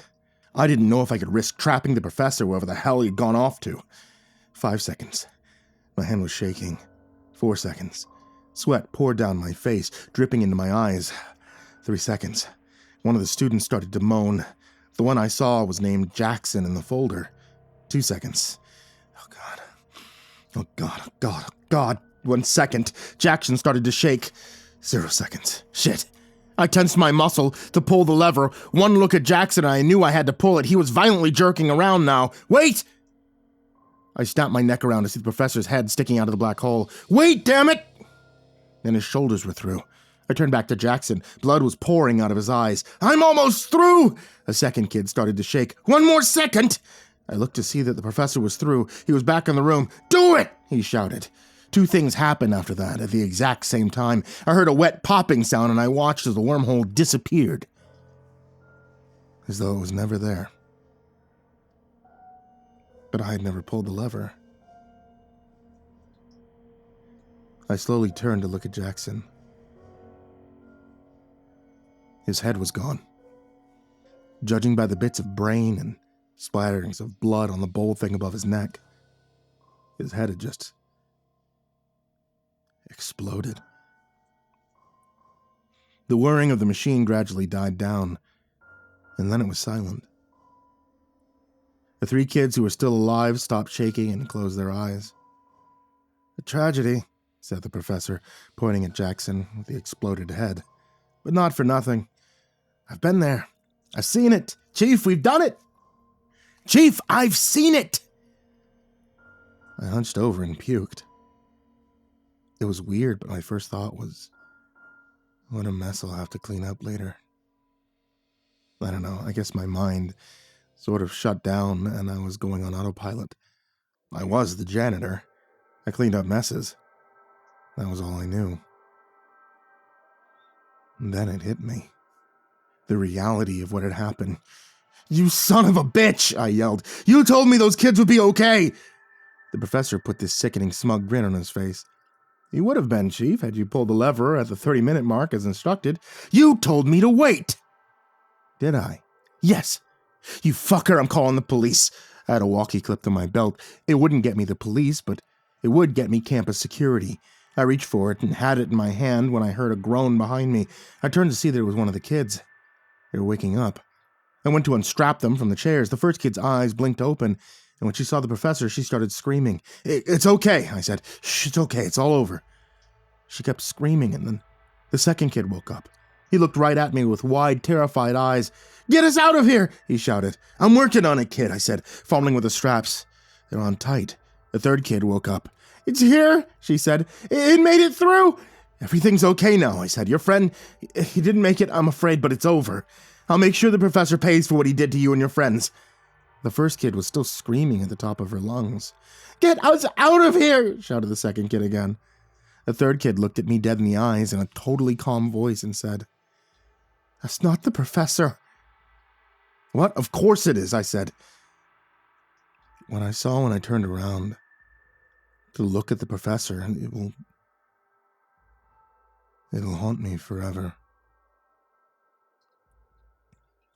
The professor's mouth was twisting around at odd angles, like something was moving the lower half of his jaw randomly, or like he was trying to get a hair out of his mouth that kept jumping around.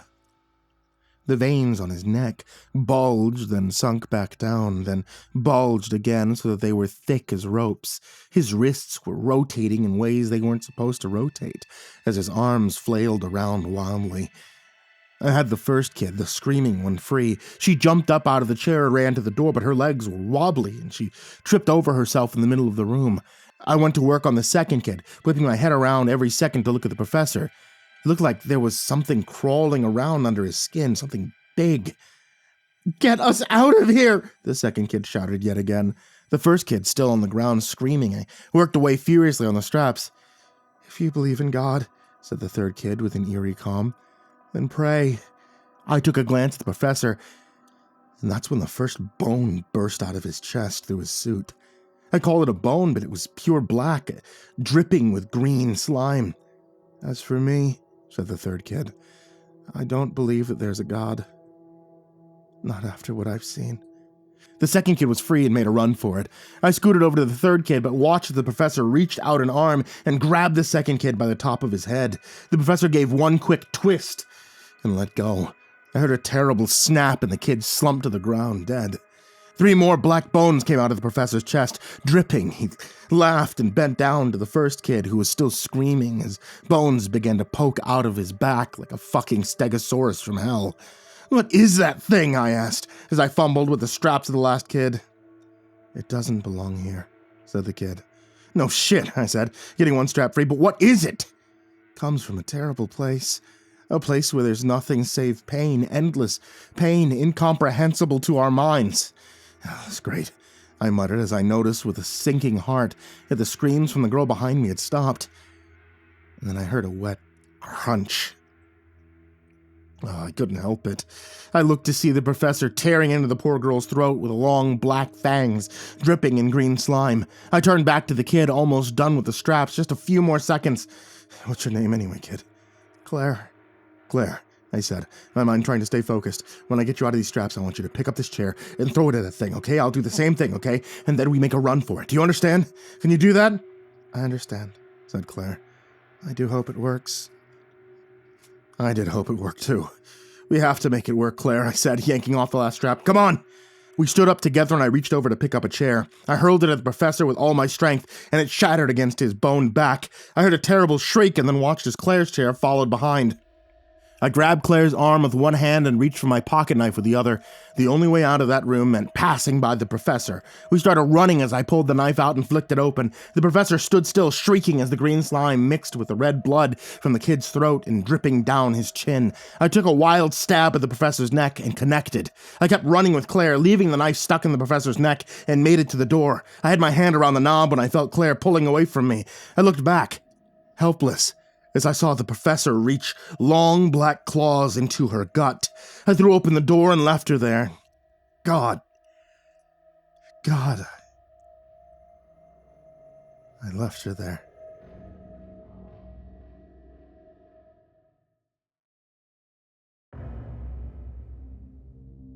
I made it outside of the lab building somehow, I don't remember how. My mind sort of just shut down as I ran like hell, I guess. I did have the presence to go around and lock all the doors from the outside. Then I got on the radio to the campus security and told them, "You guys need to get the police over to the Astrophysics Center fucking ASAP. There's a fucking massacre in there." The front door started to rattle and I heard that god-awful shriek again. "Repeat," said a voice over the walkie. "Look," I said, "call up Lawrence Summers right now."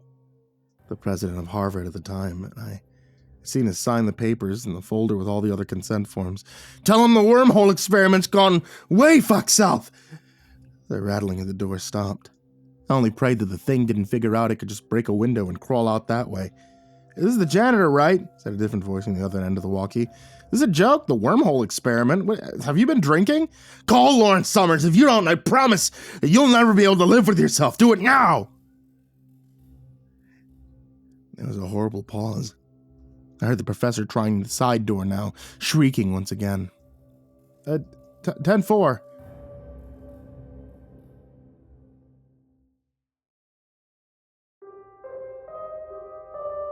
The fleet of black SUVs pulled up 2 minutes later. A team of heavily armed men jumped out and ran past me, breaking through windows, jumping inside. I heard a stream of gunfire and screams. So many screams. And the professor's horrible shrieks. After a while, it was quiet. The second team of men jumped through the broken windows. I didn't hear more gunshots. I felt a hand on my shoulder and whipped around. A man was standing there. I don't remember a single thing about what he looked like, but I remember our conversation. "Tell me what happened," he said. I told him the full story. Same one that I've just told you. "We're preparing to give you a lot of money to sign an NDA. NDA. Non-disclosure agreement. It means that you can never tell anybody about what happened here tonight." "How much?" $1 million. And a promotion. The man paused. "You mean you still want to work? Work here? After tonight?" "Somebody's going to clean up the shit," I said. "Fine. Of course. And one more thing." "And what's that?" asked the man. "I want to know that this will never happen again. I want you to blow all that shit up and burn all of those notes." "Of course." "And I want to watch." "Of course," said the man. And so I thought it was over. But it's not. Last night I saw the professor again. He looked me right in the eyes. He flashed that smug grin. He said, "Hey there, Chief." And that's when I ran the hell out of there. The police don't believe me. I sent a dozen emails to Lawrence Summers' assistant. I called every number that I found listed for him. I haven't heard anything back. I don't know who else to turn to.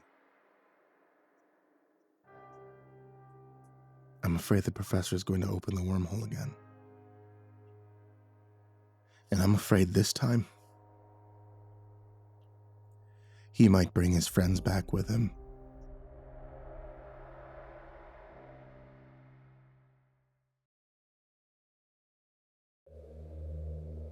I can't eat. That's the gist of it. I can't eat. I guess to people who haven't grown up the way I have, it sounds absurd. So much of our lives revolve around eating. Breakfast, lunch, dinner. It's a social ritual and a contract. And without it, we lose a core pillar of being human. But I can't eat. I can't be a part of that. It's complicated.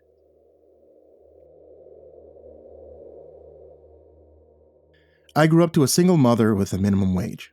How she managed to keep a sickly kid alive through all of that is beyond me, and I don't mean sickly as in getting nasty colds or ear infections. I mean sick with the big S. For as long as I can remember, I could never eat solid food. Some doctors called it inoperable achalasia, but my mom called it royal throat. just like the kings and queens of old, she used to say. They were so used to having servants feed them that they stopped eating for themselves. It was just a nice way for her to make it sound like I was special rather than cursed. The main problem is that I can't swallow, right? So instead, I'd have to puree my food and slide it down my throat with a thick plastic tube. You can't really taste anything. The whole ordeal can look uncomfortable to onlookers. So it's something I'm very private about. I could still taste and chew things, but a pleasant taste doesn't really outweigh the threat of choking to death. I can drink, but it takes some effort. If it gets too hot or cold, my throat just shuts down. Same if it's too sugary, too spicy, too sweet. And since I can't swallow, I just tilt my head back and let it run down my throat. Mild apple juice is an occasional treat, but I like to stick to ordinary tap water. No fizzy stuff, nothing that makes the muscles contract. Apart from that one thing, I was a normal kid. I still went trick-or-treating, and by the end of the night, I gave all my candy away to my friends. It made me bully-proof, in a way. To them, I was weird, but it was the kind of weirdness that paid off. Whenever someone handed out candy or fruit or freebies, I passed mine along to those who treated me well. You're like a truffle pig, my buddy Dawson used to say. You get to sniff out all the good stuff, but you can't have any yourself. And that's where the nickname starts. Truffle pig. I don't know if it's some kind of myth or urban legend, but it's said that truffle pigs can never be allowed to eat the truffles that they're trained to find. If they do, they're useless. They get so preoccupied with finding truffles for themselves that there's nothing left. They get a taste for it, and it's over. I got the occasional jab and mean look about the nickname, but most of them said it with love. It wasn't mean-spirited. It went from truffle pig to truffles to ruffles to rough or ruffy. And I guess that name's stuck around ever since. I graduated from high school, got a job on a clam boat, not a fancy job, but I've always loved the sea. I never get seasick or car sick or anything like that, so maybe a side effect from having a strange stomach. So when a spot opened, I was first in line. I did it for a summer as a practice run, got hired full-time a month later. Great pay, decent benefits. We usually worked on smaller vessels, inshore boats, smaller yields that could turn a surprising profit at the local seafood markets. Whatever we can get our hands on, we could sell at huge markup. There wasn't a single Christmas where I didn't go home with a bonus. I'd end up being the designated driver whenever I went out with the guys. They'd sometimes forget about my deal and bring me a beer or a scotch. They'd end up getting an extra one. I'd stare at the bowl of spicy peanuts in the middle of the table and wonder what it'd be like to pig out on them, stuff my face full, go to town, feel the crunch in my teeth, resonating in my jaw. But that'd send me straight to the hospital. Or the morgue. Yellow building just down the street. Truffle pig. Look, but don't taste.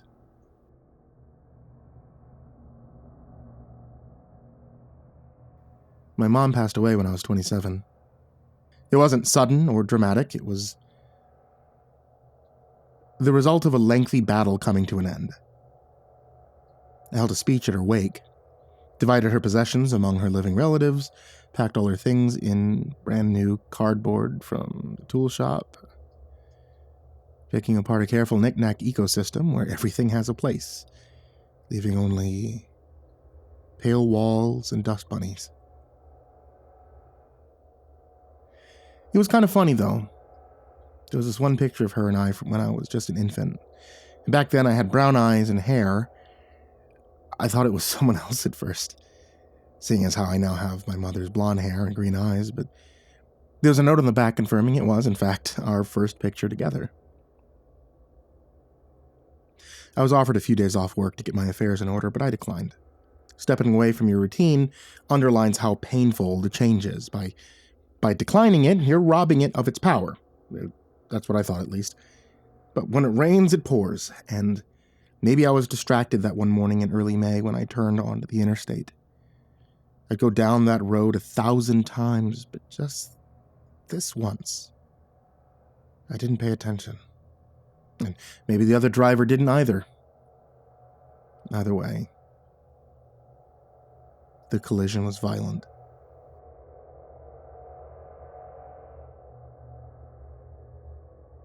No one died, at least.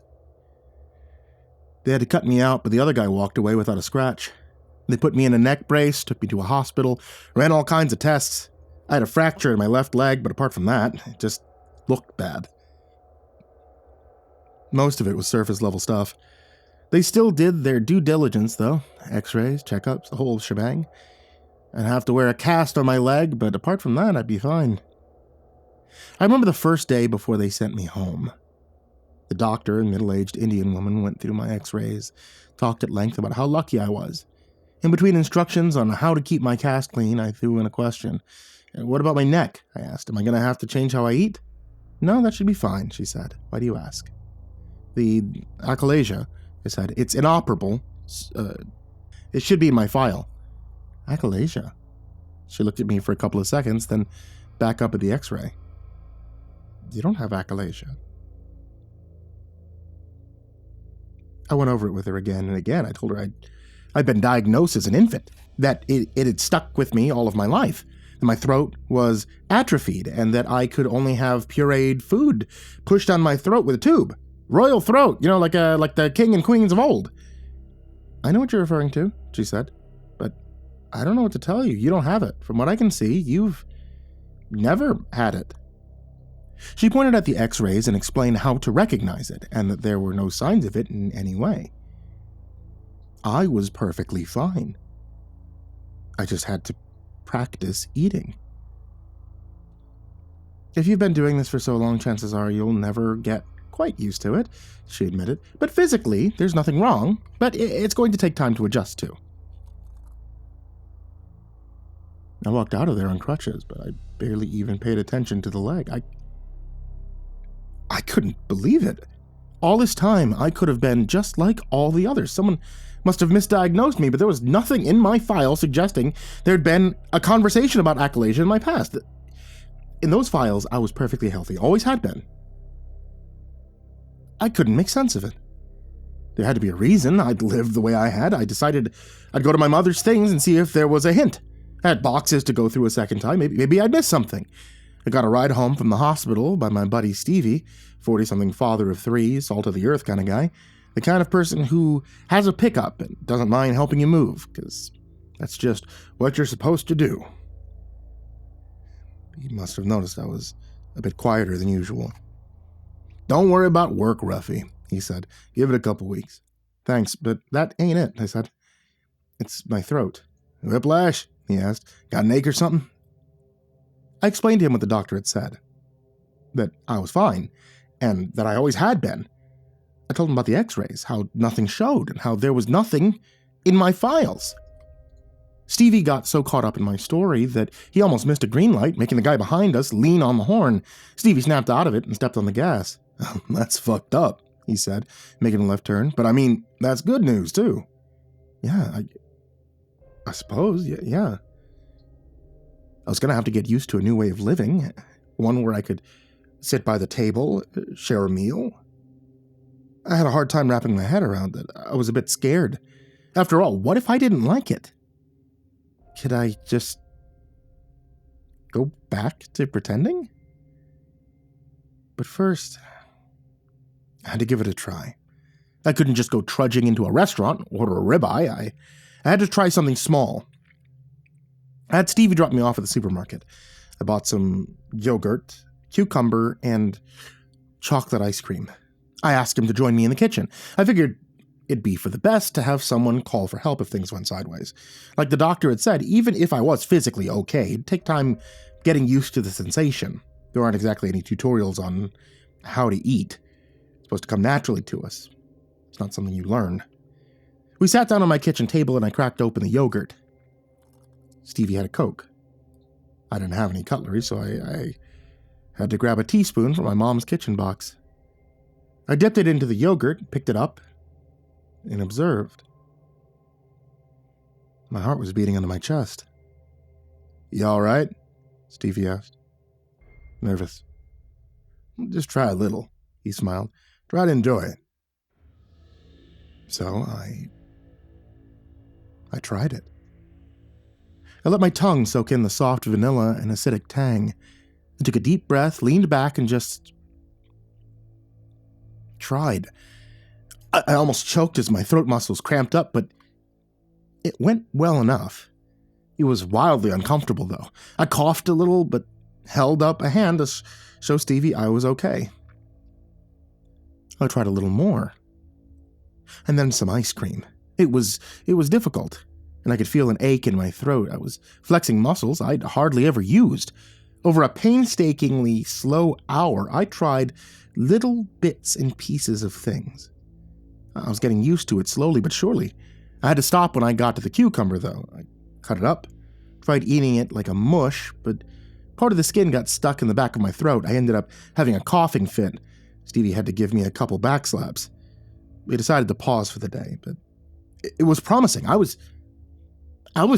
feeling something I hadn't felt before. It was a new experience, and I was getting better at it.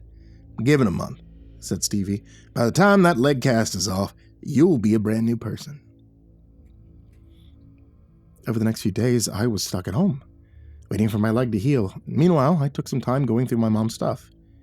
Everything from old phone books to photo albums. There was a lot of baby pictures, but they weren't in a particular order.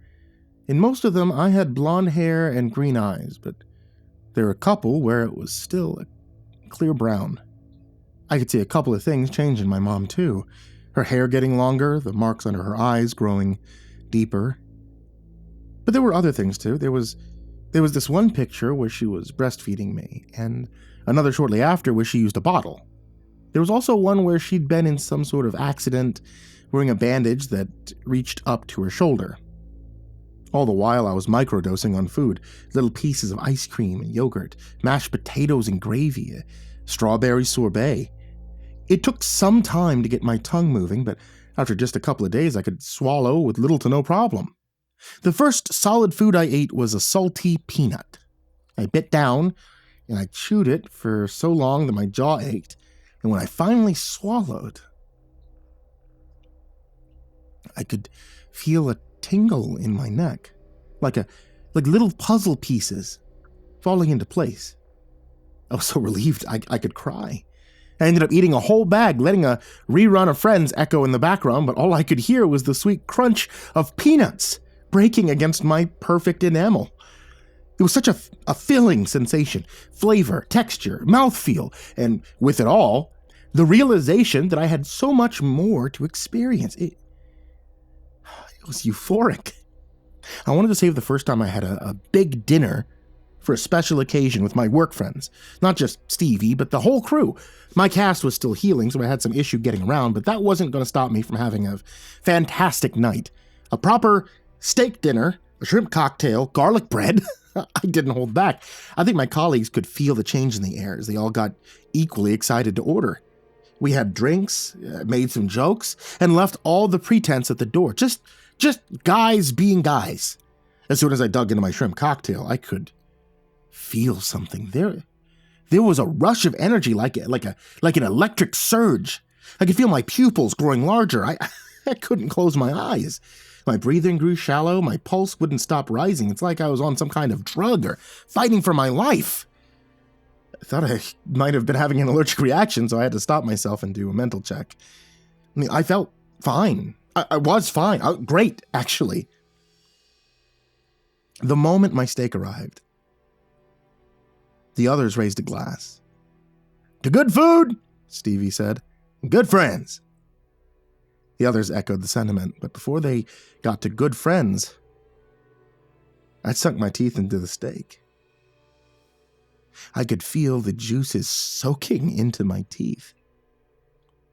It's difficult to describe the sensation. It's like I didn't just eat a steak. I could hear the bovine death cry in the back of my head. I could feel myself growling as a predator, sinking my teeth in like a prowling tiger. I daydreamed with open eyes, watching the red of the meat pulse with an invisible heartbeat somewhere in the distance. I could hear Stevie say something, but I couldn't make out the words. I bit down hard, I tore away. My teeth ached as if they were pushing themselves out of my mouth, reaching for more meat. And with each passing second, the restaurant faded away until something cold splashed across my face. I was lying on the floor. My work friends were standing in a circle around me. One of the waiters called an ambulance. My hands were covered in grease. I grabbed the steak right off the plate with my bare hands. There were bite marks on my forearm. Deep ones. Still bleeding. I had to get my arm stitched up. According to Stevie, I'd gone completely feral. I'd torn that steak up, reached across to Luke's pork chop, grabbed that too. When I couldn't immediately grab more meat, I'd fall into the floor, biting my own arm like I was trying to subdue a prey animal. They'd never seen anything like it. "Some kind of episode," Stevie said. We're worried about you." Doctors didn't know what to make of it. Some kind of chemical imbalance from a sudden shift in diet. Something combined with stress and physical recovery. It didn't help that I'd been drinking. Not much, mind you, but enough for it to affect me. They couldn't point to a single instigating factor and instead prescribed me some kind of anti-anxiety medication. They were just throwing darts at the wall at that point. Coming home, I noticed something peculiar. There was a crack in the side of my cast. I'd just been at the hospital, and I'd been fine, so it must have happened recently. I thought about going back there, but I flexed my leg a little, and it felt fine. And in a couple of minutes, the whole cast peeled off. My leg was healed. Now, I'm no doctor, but I couldn't feel anything wrong with it. I could put pressure on it, walk, flex my foot, not even a hint of pain. The only thing I could point out as being unusual was a strange skin growth on the left side of my thigh. At first I thought it was a long strand of hair, but it was too thick and covered in skin. Touching it didn't hurt, so I just broke it off and held it up. I got a little spot of blood from it, but nothing major. The thing was moving when I held it up. Contracting over and over like a dying insect, or like the leg of a shrimp. I got a call from my boss the following morning. They insisted I took some time off. In accordance with my doctor, they were eager to have me back, but I had clearly not adapted to my new circumstances. It was a very diplomatic way of saying that I was making people uncomfortable and that they needed some time before they could forget that mental image of me gnawing on myself like a wild animal. But that just gave me more time to experience things on my own. I made a long list of things I was going to eat. Pork, chicken, turkey, maybe something a bit more unusual like alligator, at least 3 kinds of fish, crab, every kind of fruit I could find at the supermarket. Then again, fruit didn't excite me as much. There was just something about biting into meat that was way more satisfying. I enjoyed the taste of fruit and vegetables, but there was something about the texture of meat that I couldn't make sense of. Then again, this was my first time experiencing food. There was no way for me to know this wasn't normal. When I got back from my shopping spree, I went to the bathroom to wash my hands. I noticed something in the bathroom mirror. My eyes looked different. The pupil looked rectangular. I figured it was a trick of the light, but I couldn't shake the feeling that something was about to change. But I was too excited to care. I was going to have a field day, so I washed my hands, splashed some water on my face, and hurried into the kitchen. At first, I was systematic, putting out little samples of things, bite-sized nuggets of meat ready to be plopped down in a single gulp. I prepped a couple of frying pans, others in the oven. I had bought a new air fryer to try out some combos. I put on some music. I had a blast. Everything was so rich, so succulent, different textures, different flavors, and a world to discover. I could imagine the salty sea running between my fingers as I bit down on the crab meat. I could feel the texture of the feathers as I slurped up a piece of turkey. I adored it. Every last second of it. I spent close to 13 hours that way, just eating. The shops closed and open, and I was first in line to get more. I must have looked like hell. That's what the look on the cashier's face said, at least. I'd fall asleep at the dinner table, still holding my next piece of meat, a chicken wing, a tomahawk steak, an honest-to-God cheeseburger. I'd close my eyes and keep eating, dozing off between bites. It was heaven. While I didn't know it at the time, I kept it up for 49 hours total. I was in this meat-stained gaze, not knowing what was happening around me. I'd missed calls and appointments, emails, bills to pay. I hadn't paid attention to any of it, and my systematic approach had completely fallen out the window. It was a marathon. When my kitchen ran empty, I lumbered to the bathroom. My stomach felt like wearing a backpack on the front, like an imbalance. I had to lean my arms against the wall to keep myself from tipping forward. I was scared to look in the mirror, but I did it anyway. The pupils of my eyes had gone horizontal. The skin of my left leg had hardened into a kind of shell. My teeth had grown long and jagged, my nails curled into claws. And throughout my hair, I could feel these long, hollow tubes like the growing feathers of a baby bird. My tongue was thick and discolored. My skin turned a reddish brown with white milk-like spots. I just stared at myself, not grasping that this was a mirror. It showed me, but I wasn't me anymore. And when that realization hit, two things struck me at once. One, that I was destroying myself, that this whole ordeal was what my mother had tried to avoid. And two, that I didn't want to stop. I needed to keep going. I went through my mother's things in between meals. It's hard to piece together a life after it's gone, but it's even harder when you think you already know what it looks like. But my mother's life was very different from what I imagined. Sure, my father was a mystery. There was no mention of him anywhere except that they met at a punk concert back in the 90s. But she'd lived a very full life since then. She had friends, lovers, plans of her own. But one thing stood out in particular. How I'd lost my brown hair and eyes. From what I could tell, she'd hurt herself in some way, and after that, I'd changed. It was around the time where I'd gone from breastfeeding to being bottle-fed. A thought hit me. An uncomfortable one. I thought back on what I'd done with the steak, and the way I'd torn into it. Could I have done something similar to my mother? Had I always been like this? I tried to find more answers, more pictures, more anything.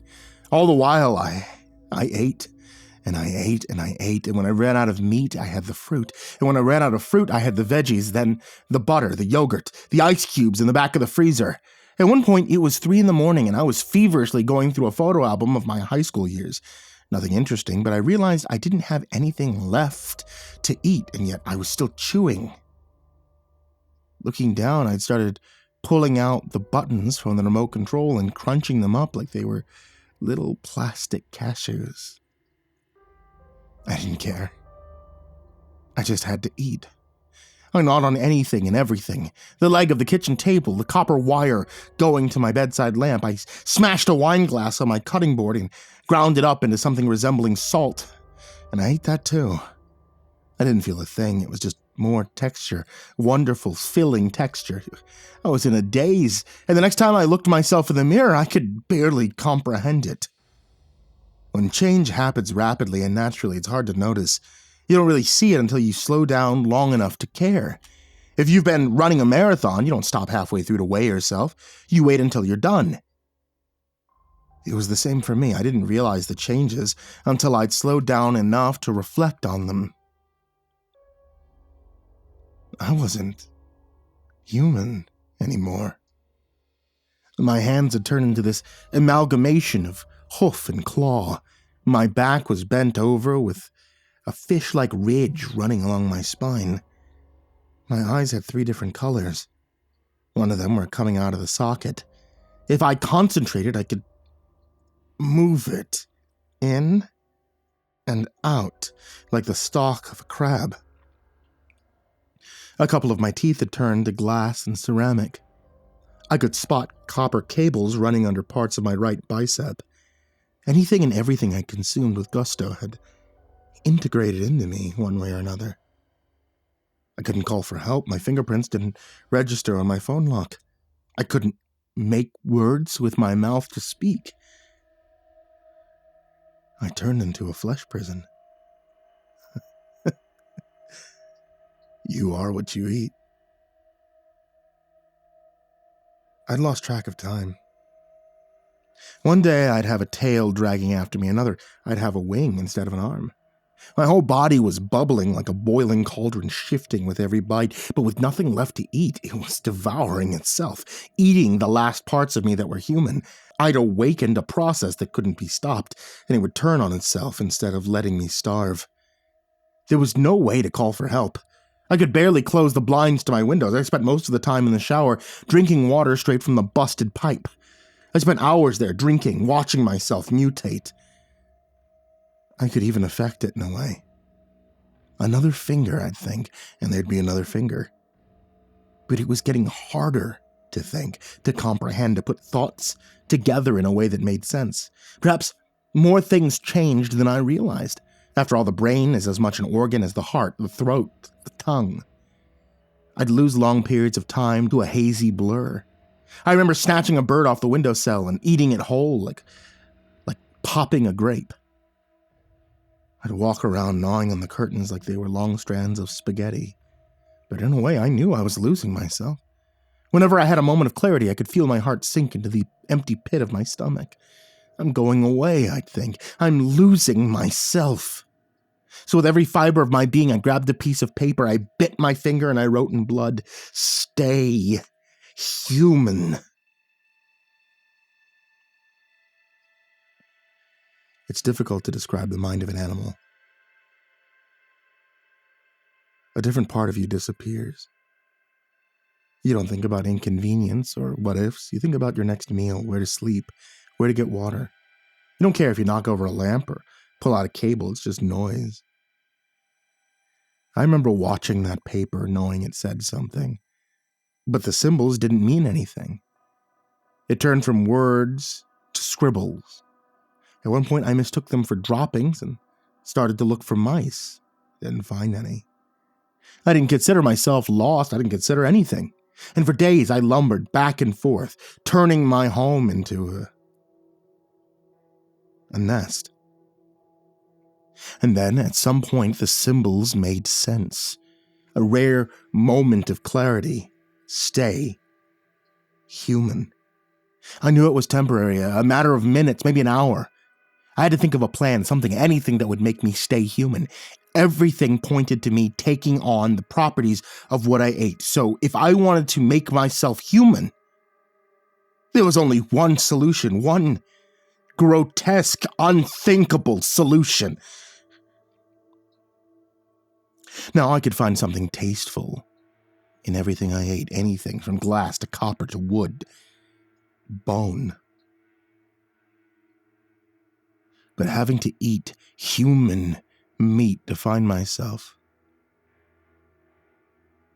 that was a line too far.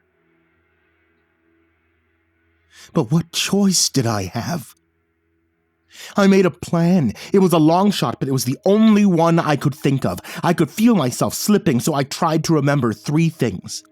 The color of the building I had to go to, the direction I had to move, and that there was meat there. Color, direction, meat. I repeated it like a mantra. Color, direction, meat. I remember standing by the front door, pressing my head against the wood. I could hear someone taking their sweet time to lock up, leave, in the hallway outside. Please just go, I prayed. You have to go. By the time they were gone, so was my mind. All that remained was color, direction, and meat. I made it outside. I followed the direction looking for the color. A yellow building just down the street. I would run through the dense woods on all fours, thundering like a hoofed gorilla.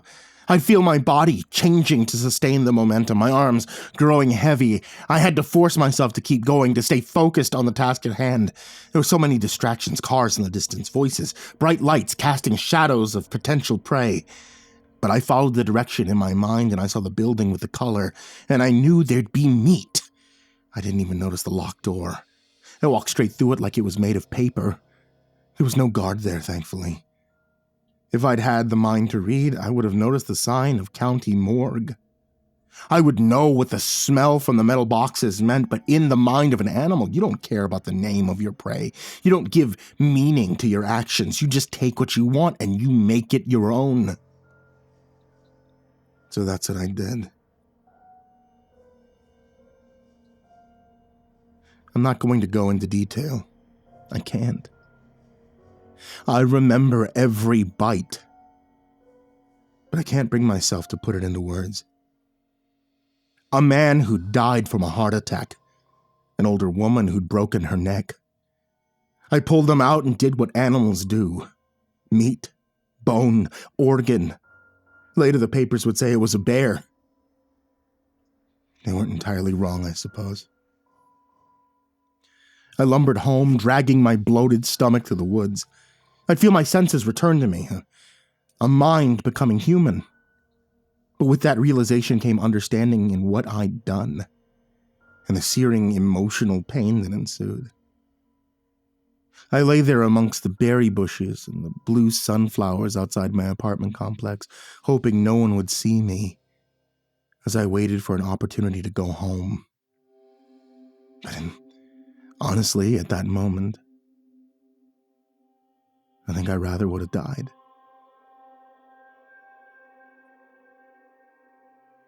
So here we are, back at the start.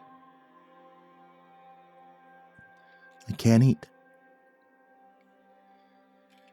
My hair has grown out into a mix of black and gray, a combination of the two people missing from the morgue. My face still looks like my own. I guess that part's still buried somewhere deep in me. I'm a little taller, and a little heavier, but my colleagues have chalked that up to a change in diet. I've gone back to an all-puree lifestyle. That's same old bottle pushing straight into my gut. Can't allow myself to be lost to sensation again. I treat myself to some fruit every now and then. The occasional drink, but I don't eat full meals. I don't want to tempt fate any more than I already have. I'm back in my job. I think I'm doing all right. People are looking at me like they always do. No questions that I've gone back to what works for me. They could see for themselves that something didn't quite sit right when I started eating. They didn't want to see that roughie again. That's fine with me. Of course, I want to know more. But the only person who can tell me for sure is passed on. There are no more leads, no more signs. The only thing I could find was a curiosity amongst my mom's old letters.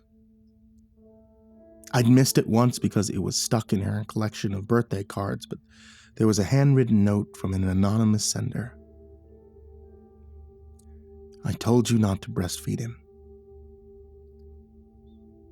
No name, no signature, just messy handwriting on a crumpled up piece of yellow paper. All in all, life goes on. I know I'll never really be like everyone else, but I think that's okay. I could pretend for as long as I need to. Maybe it's okay to be a tainted truffle pig as long as I don't go looking for something to eat.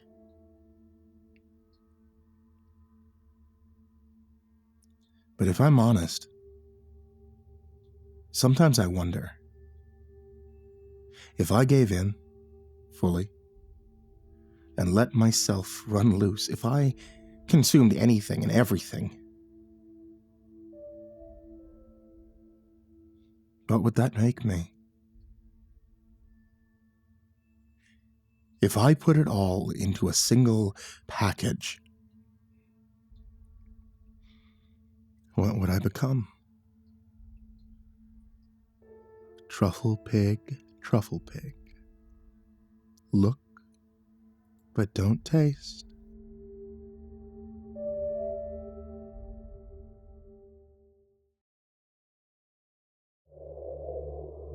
Shit! I wrenched the steering wheel over to the right, causing the tires to scream in protest. A deep horn blared loudly, almost rupturing my eardrums, and the interior was momentarily illuminated by harsh white headlights. For a split second, my life flashed in front of my eyes, and then I felt the bumpiness of the grassy edge of the road jostle me around. The 18-wheeler which had veered into my lane missed me by less than a foot, blasting by in a blur at what had been 70 miles an hour or more. After a split second of catching my breath, I jabbed the driver's side window down and stuck my head out into the pouring rain. "Asshole!" I screamed at the retreating logging truck, though I knew the driver wouldn't be able to hear me. A moment later, an outraged woman's voice tumbled from the speakers at my rented Chrysler 300. "I beg your damn pardon," Regaining my senses and remembering I'd been in the middle of a phone call, I sat back down in the seat. "Not you, Aaron," I said apologetically. "If you didn't hear the commotion on my end of the line, I almost got splattered all over the front end of some moron's Peterbilt who wandered over to my side of the road." There was a moment of silence from the speakers. Then my agent let out a small snort. "Well, isn't that just grand? You gotta love idiots on the roads these days." He took a softer tone. "I'm glad you didn't get into an accident, Al. I don't feel like losing my best client and close friend in one go." I laughed. "Helps me relax to know you care," I admitted, then, after a moment getting the tension out of my muscles, I pulled the car back on the road and continued on. It was the winter of 2022, and I was on my way to a book signing in Seattle from where I lived in Gold Beach, Oregon. I was a writer who'd just broken the New York Times bestseller list with my debut novel, and as such, I was on the start of my book signing tour, which would take me all around the country. Obviously, as many people would quickly realize who I am if I used my real name, I'd changed it, along with others. Aaron, my literary agent, had suggested I fly to Seattle from the airport in North Bend, but I'm someone who's had major anxiety over flying ever since the September 11th attack. So, instead, knowing I hadn't purchased a new car to replace my rather shabby and broken down one yet, she'd arranged me a rental, and I'd begun the almost 7.5-hour drive north. I wouldn't have had to deal with those dingbats if Interstate 5 hadn't jammed up with that accident, I muttered. "Well, you were the one who wanted to drive, Al." Aaron's chiding voice came through the speakers. "Do you have any idea where you are?" I glanced at the GPS map for what had to be the 100th time. The screen almost seemed to glitch, jumping as the antenna on top of the car attempted to communicate with an orbiting satellite above. Piece of shit. "No, this stupid navigation system is apparently on the fritz," I snorted. "So much for Enterprise being a good car rental company." I looked back up just in time to see a sign with a gas symbol flash past. Thank you, God, for small favors, I thought. "Hey, there's a gas station coming up. I'm a bit low anyways. I'll stop there, get directions, and then call you when I'm on my way, okay?" There was a sigh on the speakers. "Okay, just please try not to be too long. The publisher's house won't like it if you show up to your very first book signing late tomorrow," she said. "Be as quick as I can," I said reassuringly, then pressed the red disconnect button on the steering wheel, ending the call. I let out a sigh of relief. Aaron was my saving grace, and had been the one to orchestrate my contract, including a very nice advance, but after a while, it became exhausting to deal with her. I stared out the windshield at the 2-lane road in front of me, relishing the silence, save for the rain pelting the car's windshield, the windshield wipers flicking it off, and the tires on the wet pavement. For a few more minutes, all I saw was nothing but endless trees pushing in close to the road, almost seeming as if they were jostling to see who drove up and down past them. Then, almost as if my thoughts had summoned it, I saw the bright lights appear ahead on the right like a lighthouse beacon. It was clearly one which had been there a very long time. The overall appearance gave the impression that it had been around since at least the 1950s, if not earlier. I grunted with surprise as I saw the lit-up station logo swinging around in a lazy circle on its pole.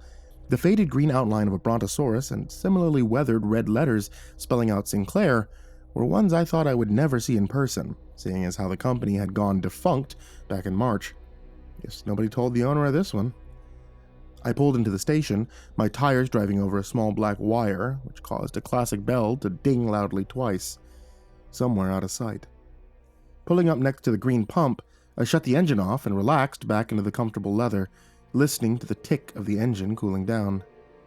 As I closed my eyes, I could only hear the loud buzz of the fluorescent lights overhead, and the rain pelting the metal awning over the pumps. I opened my eyes as I heard the rain peter out, and looked around, glancing at the analog clock on the dash illuminated by the overhead lights. 7:30 p.m. 10 minutes had passed. I sighed, "Come on, man." Then quickly tapped the horn. The blaring sound of it almost seemed to shatter the stillness like a baseball bat through a plate glass window. Still nobody. Damn it, I whispered, then unbuckled my seatbelt and pulled on the handle, using my foot to kick open the door. A bitingly cold wind smashed into my face as I stepped out onto the cracked concrete, causing me to flip up the collar of my coat in response. I glanced around, only hearing the sounds of the wind whipping through the trees, crickets chirping, and what had to be the hoots of an owl somewhere off in the forest beyond. The garage bays were open, and in the faded yellow light of what had to be old incandescent bulbs, I could see what looked like a 50s Cadillac and 70s International Scout up on the lifts, but no mechanic in sight.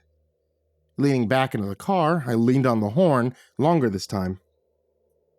Again, the sound reverberated off the trees and station. For some reason, I shivered at the noise. It almost feels sacrilegious to disturb the silence out here. I shook my head. Where the hell would that thought come from? I shook it away and waited another minute or two. There was still no sign of life. Maybe the station is actually closed. The thoughts were worrying. I hadn't seen another sign of civilization aside from the dumbass logging truck in 2.5 hours. I didn't know how far it was until the next town or gas station, and as good as the Chrysler had been on gas, I didn't want to try driving further on only a quarter tank. I decided to find out for myself, slamming the driver's door closed with a loud thunk. Stepping around the front of the car, I walked across the open bays, the sound of any footfalls echoing back at me.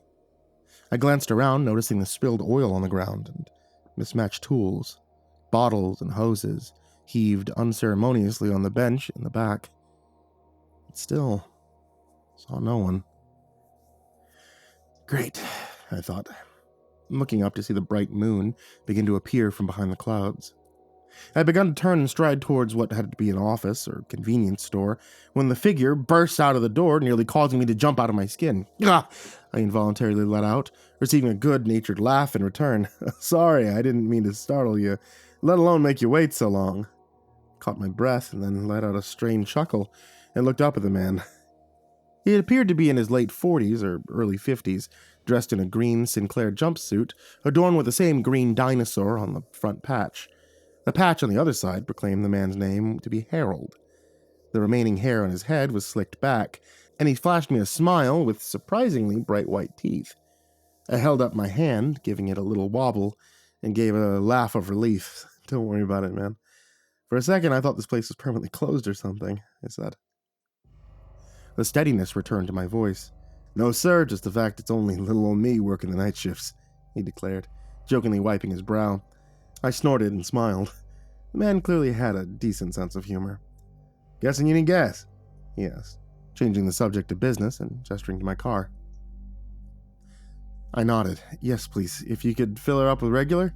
He nodded, then began towards it as I jogged back around, opening the driver's door and pressing the button to pop the gas cap. Harold let out a low whistle as he pulled the pump from the cradle. "Very nice car, sir," he exclaimed, looking it over. "Looks expensive." I shrugged my shoulders. "It is a nice car, a Chrysler 300S, but unfortunately it's not mine." He looked up at me and cocked an eyebrow as he slid the nozzle in and pulled on the handle. "It's the rental," I added quickly, realizing it sounded like I'd jacked it or something. He seemed to relax. "Oh, that makes sense," he said jovially. "It's nicer and newer than anything we normally see out here." I jerked my thumb at the open bays. "Say you have people with good taste around here, seeing as how that's a 55 Coupe de Ville back there," I said. He laughed, nodding approvingly. "So you know your cars," he said with an impressed tone, glancing at the readout on the pump. "I do. I love them," I replied. He looked back up at me. "There's some kind of auto collector or race car driver then?" he asked. I shook my head. "No, I'm afraid not. I'm a writer." He jerked his head up, his green eyes seeming to twinkle with fluorescent lights. "Writer? Don't blow me down. I never thought I'd get a god-honest writer in my station," he exclaimed, smiling. I nodded, feeling a slight sense of uncomfortableness wash over me. I still hadn't gotten used to the reaction people had when they learned of my profession. He pressed forward. "What kind of books do you write?" he asked excitedly. I write in the horror genre, honestly," I admitted, causing him to smile widely at the news. "Horror is my favorite style of book to read," he said. "I love everything from the old classics to Stephen King." He looked at me quizzically. How many have you written so far?" I held up a single finger. "Just one published. I'm actually on my way up to a publicity signing right now." He nodded approvingly, then looked back at the pump before speaking again. "So you ever seen anything, like, truly scary?" I raised an eyebrow at his question.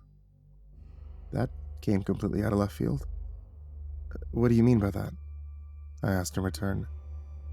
He still watched the pumps, but replied, "So many horror writers I heard about talk about how they had their own frightening experience, whether it's a plain old scare, even a supernatural experience. It's what helps them write truly horrifying tales." Now he looked back at me. His face held a smile which caused me to inwardly shudder a little bit. It almost seemed far too wide for a moment. Then, blinking, I realized it was just a regular grin, if not just a bit of an odd one. And the lights must have caused you to see things.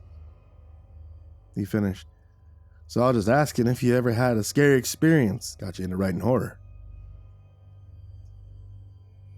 For a moment there was silence between us as I pondered the question, only broken by an owl's screech somewhere in the gathering darkness.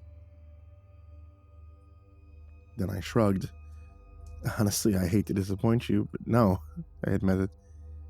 He gave me a slightly surprised expression. "Really?" I nodded, deciding to be honest with him. "Really, yeah. To be completely truthful with you, Harold, as much as I love horror, both writing it and reading it and watching it, I stopped being scared of it a while ago." The surprised expression seemed to grow on his face. "Really?" he repeated, then looked down at the pump again. "Oh, that's a shame," he said, his voice almost holding a trace of sadness in it.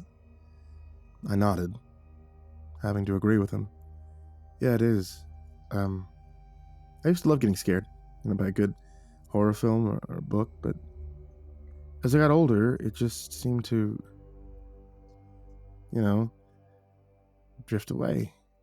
Now I just write what I know others are afraid of, like I did with my first book here. But honestly, when I write, I don't feel fear in me at all."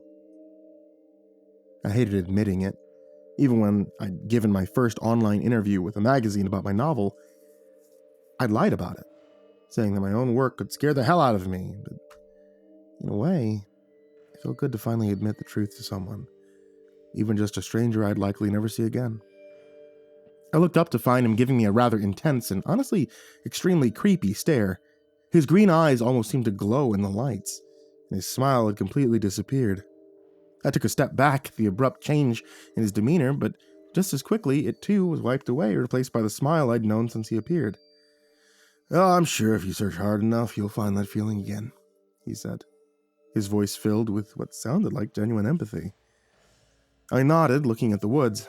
"I hope," I truthfully admitted, then heard the sound of the pump finally clicking off. "Ha, all done," Harold said happily, pulling the pump out of the car and replacing it back in its cradle. He looked at the readout. "That'll be 2317. I started slightly. $24 for 3/4 of a tank? I haven't heard of gas this cheap since I was at least a teenager. But at the same time, I wasn't going to look a gift horse in the mouth. I reached in my back pocket, pulled out my wallet from it, gave him my credit card. Do you have to accept credit?" I asked, half afraid he'd tell me he didn't. But he plucked the card happily out of my hand. "Of course we do, Mr. He looked down at the name on my card. "Mr. Damascus." "The credit card reader, however, is back inside the main building." He gestured towards the door that he'd exited from. "Do you mind if I take it back in there and run it?" I shook my head. "No, by all means, go right ahead," I said. And he turned away and strode back across towards the building. "I'll be back out with your receipt quicker than you could say Bob's your uncle," he called. I let out another laugh at the phrase I hadn't heard in years when I noticed something. I hadn't seen the man's back since he appeared, and this was my first time. The back of his jumpsuit was the same stained green as the front, with the red oil rag peeking out from the back pocket. But my eyes were drawn to one thing. It looked like a large tear in it, just below the large logo patch adorning the back, almost as if he'd been slashed. I could see an equally stained white shirt underneath it. Hey, I called out to him. He stopped and turned back to me, still smiling. Yeah? He asked. I pointed to my own back. Your jumpsuit has a huge tear in the back of it. Just want to tell you in case you didn't know. For a moment, the same funny look came over his face, and then he waved his hand dismissively. Oh, I know. I haven't had a chance to mend it yet, he said. Then folded up a finger, pulled open the door, causing the bell to ring from inside, and stepped inside. I was left alone again with only the buzzing sound of the lights almost causing my ears to ring in sudden silence. Not wanting to seem rude, but waiting back in the car, I instead walked to the front and leaned against the hood, staring out into the night. My eyes absent-mindedly drifted off into the gloom as I waited for Harold to return. That's when my eyes finally glanced over at the large sign directly ahead of me. It was the one which advertised the price for gas by the gallon, and as I pulled in from the other way, not to mention getting too caught up talking, I hadn't even looked at it. You could easily tell it had fallen into a bit of disrepair, as the light inside, which allowed you to see the prices at night, flickered on and off precariously, seeming as though it would burn out any second. You could even hear it flickering loudly in the silence. That wasn't what drew my eye, though. No, what drew my eye was the prices displayed on that flickering sign. Absolutely no freaking way, I whispered to myself. I scanned down but kept looking at the top two figures. 88 cents a gallon for regular? I felt a small wave of confusion fall over me. No matter how in the middle of nowhere the station was, there was no way that it would charge that little for gas. Not to mention, it showed prices for both unleaded and leaded gasoline, something that had been banned since at least the mid-90s. As my mind attempted to process this, something else finally snuck in. The entire forest around the station had fallen silent. And I'm not talking a normal silence either. The crickets, the owls, the rustling of what I thought were deer or elk in the trees had vanished. Even the wind seemed to stop.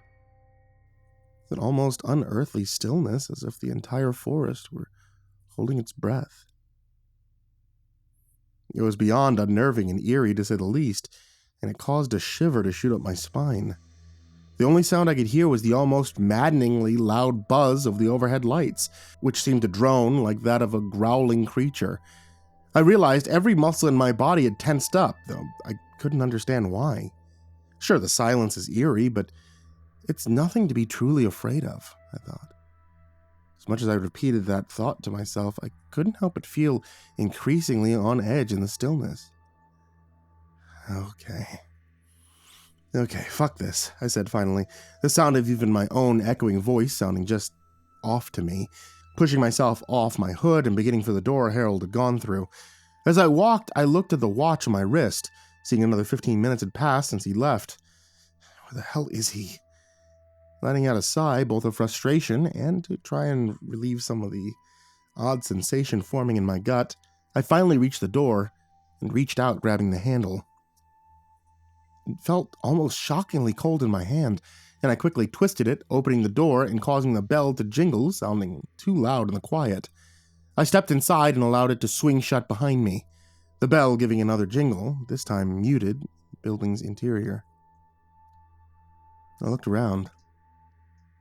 Aside from an old Coca-Cola machine in one corner of the room, there were no food or drink in here. Instead, the 2 or 3 aisles taking up most of the space were filled with what looked like older-style cans of motor oil and other assorted automotive bits and bobs, all adorned with dinosaur logo. I drew in a breath and coughed a little. It felt more than a little musty in here, as if it hadn't been aired out in a long time. Looking directly ahead, I saw the counter that Harold must usually be stationed at. An older-style cash register sat atop it, and behind it lay an open door marked Employees Only. Beyond was a long, tiled hallway, which stretched out for a while before disappearing around a corner. I stared at the cash register. Haven't seen one of these old jobs since I was a kid in the 90s, I thought. A few nostalgic emotions breaking through my other emotions and tugging at my heartstrings. But it was just as quickly shooed away by the uneasy feeling that was settling over me like a cloud of dust. This whole place just seemed wrong. I couldn't tell why, but it was making my arms and legs feel as though insects were inching along under my skin. After a moment's hesitation, I opened my mouth. Hey, Harold? I called. My voice seemed muted, just like the bell had. I waited. No answer. Hey, Harold, are you back there? I called again. Still nothing. Feeling increasingly on edge as the fluorescent lights in here sounded like they were also buzzing too loud. I craned my neck to look down the corridor, just barely at the corner. I saw the bright blue sign indicating a restroom. I made my decision, calling out again. Look, if you can hear me, Harold, I'm coming over the counter to use the restroom, okay? I can't hold it until I get to the next town. It was a lie.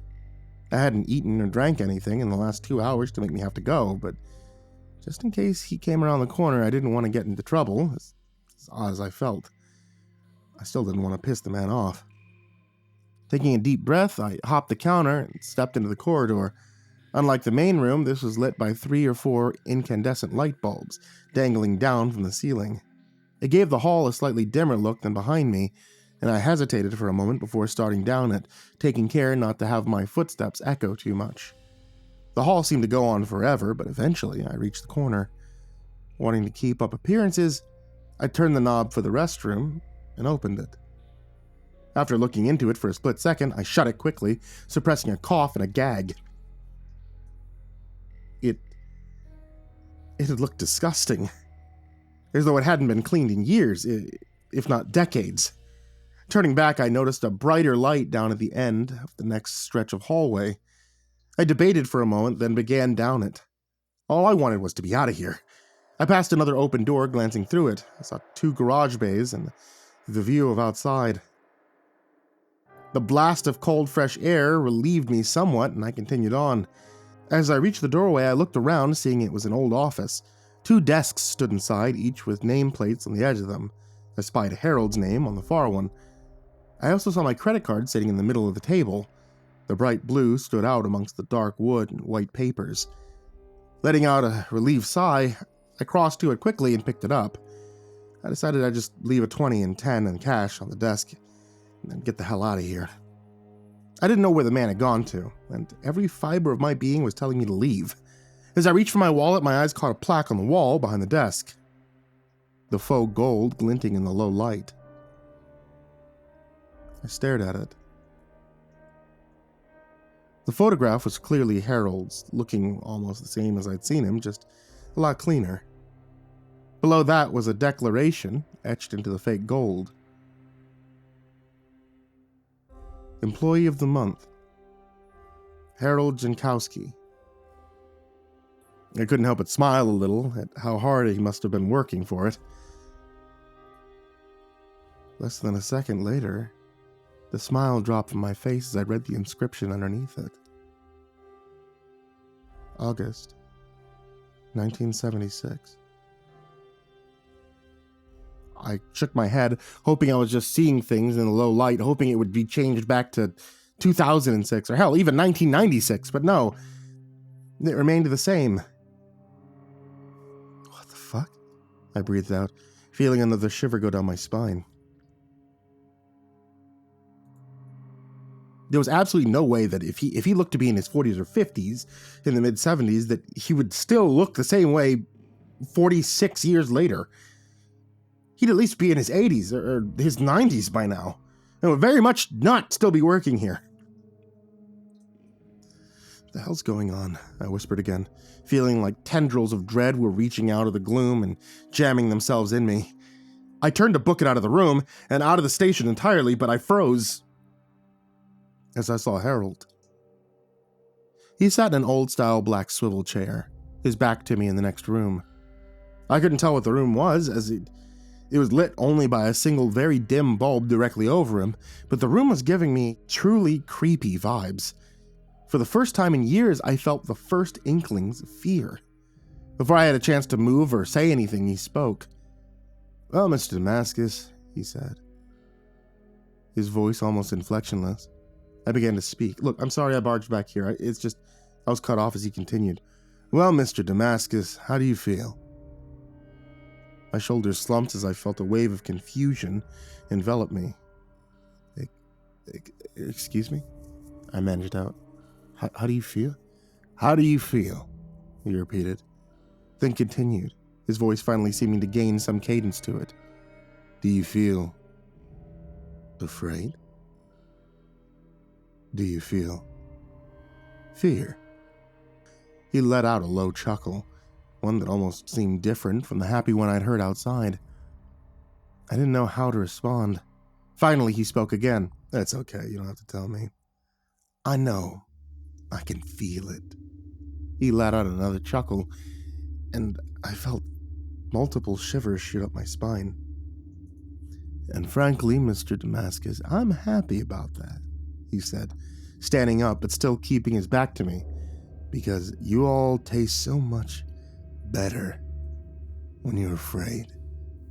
This time, I did manage to say something. The fuck? It wasn't the most eloquent response, but apparently Harold found it funny as he let out another low, creepy chuckle. He finally turned towards me, and I jumped backwards, slamming into his desk and causing his nameplate to fall to the ground.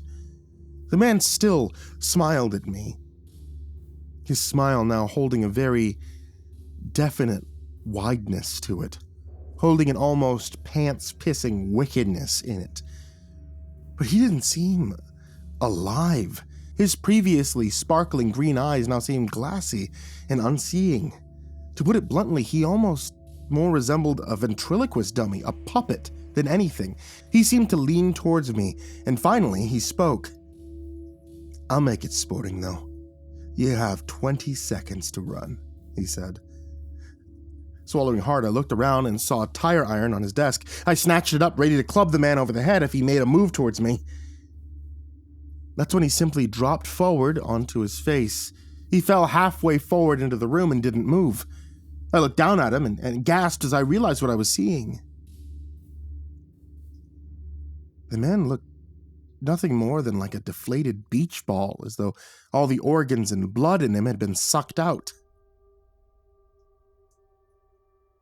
I saw the tear in the back of his jumpsuit again, this time much more pronounced. Behind it, his dirty white shirt had been torn as well, and it revealed... Oh, fuck me sideways. A hole in his actual back. I could see the white of his spine clearly visible in the yellow light. As I stared down at him, I heard a voice. This one, though, was not Harold's. It seemed to come from everywhere and nowhere at once, much lower than I'd ever heard a human speak. And it alone almost caused me to piss myself because it held truly evil, sadistic tones to it. 20, 19, 18, 17... I looked up and into the darkened room Harold had fallen out of, and finally, for the first time in years, I screamed. Hovering just in the darkness beyond the edge of the dim light's gaze were two enormous glowing green eyes. They were larger than a human's eyes ever could be, and in a very inhuman shape. Looking like crescent moons, they held the most evil, sadistic glee I had ever seen in my life. At my scream, the voice stopped counting down, and it finally laughed. A great booming laugh that sounded like nails on a chalkboard, and then it began counting down again, the malicious excitement in it audible. 16, 15, 14...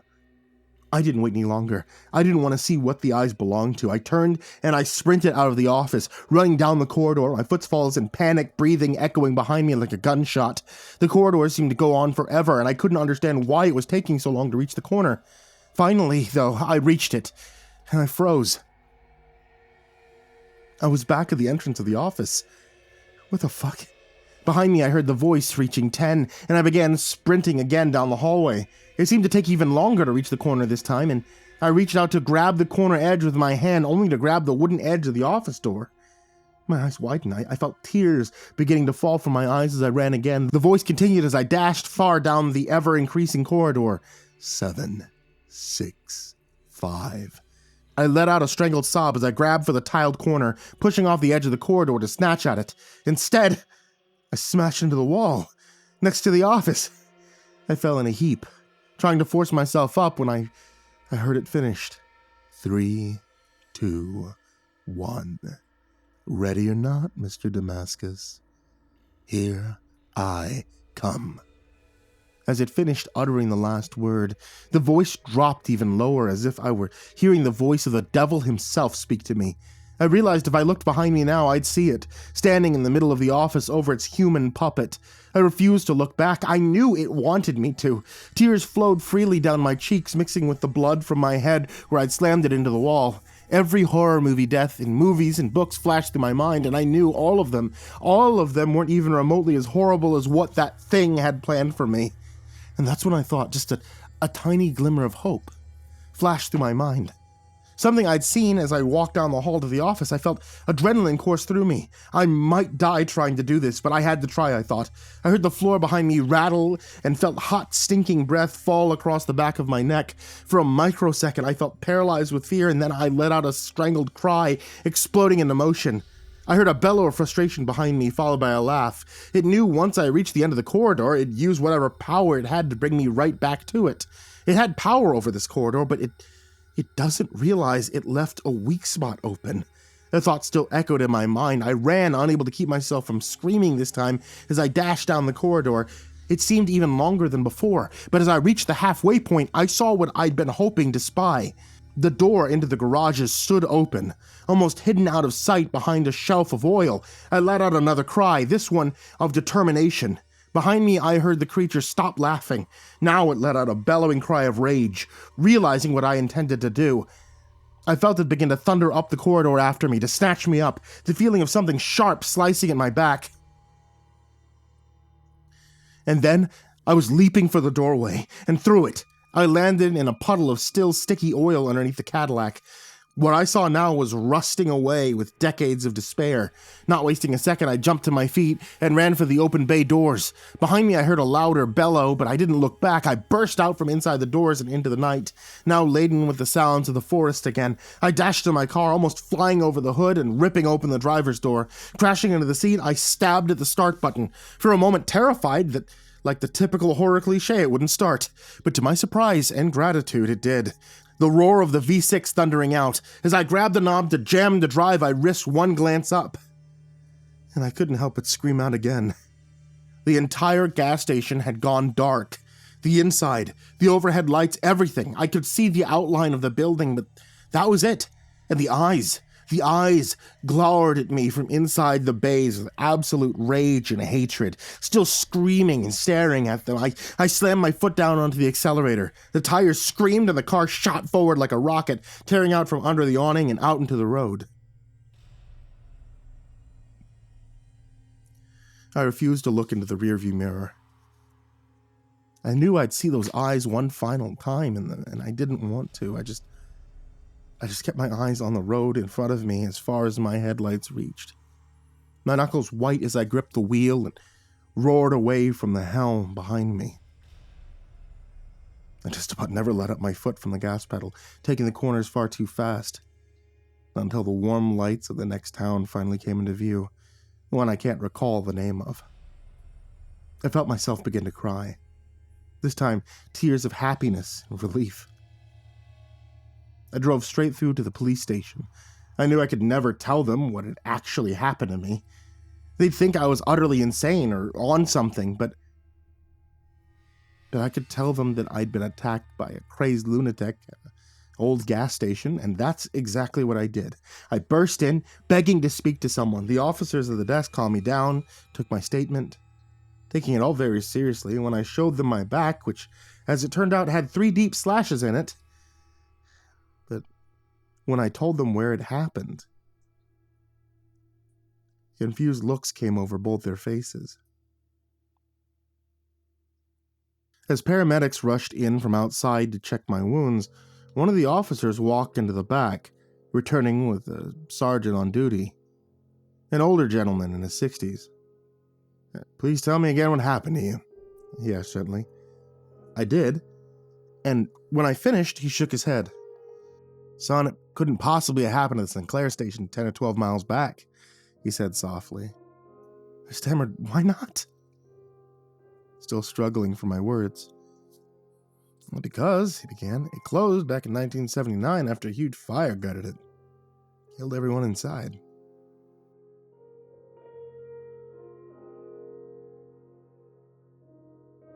It's been almost half a year since that incident now. I never made my book signing, which earned me a furious phone call from Erin. Her fury dissipated when she'd heard that I'd been attacked. I told her it had been from someone I'd pulled over attempting to help on the side of the road.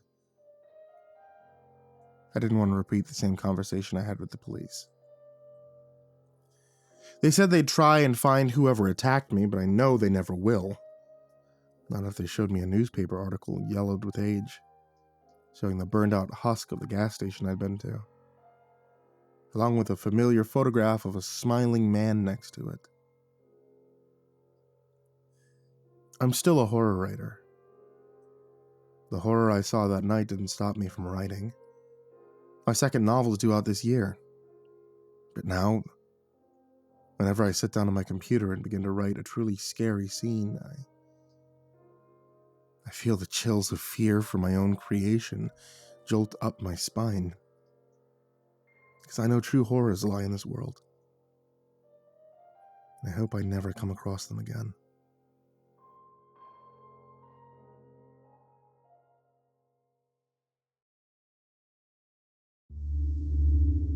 Would you cut off your pinky to get $1 million? Would you kill your cheating spouse to marry the man of your dreams? Would you eat a dog turd to win a year's supply of ice cream? See, these are the sort of preposterous questions that make up the Would You game, which is like a deranged cousin of the Would You Rather board game, but unlike the popular board game, the Would You game has real-world stakes. Stakes as high as life or death. Or even higher. I found this out the hard way with my sister, Seti. Her actual name is September, but everyone called her Seti. Just like everyone calls me Toby. My actual name is October. And yes, we do hate our parents for this. Seti was always competitive, even when she was very little, but I didn't understand how competitive until she invented the Would You game. We played during boring summers at home. In the beginning, it was just Seti, me, our older sister July, everyone called her Jules, and her best friend Darren. Darren's the one who added cards to the game. Structure. He was kind of a nerd, liked board games, though he only reluctantly played them with me and Seti, whom he found too young and competitive. The game as it exists today is largely Darren's construction. There are 7 cards, always dealt in order. Would you, risk verb, risk noun, 2, reward verb, reward noun. For example, would you kill your roommate? 2, cure cancer. Most of the time, the randomness of the cards led to absurd sentences, less like truth or dare, more like Mad Libs. Points were earned through guesses, with fellow players trying to guess whether you would or would not.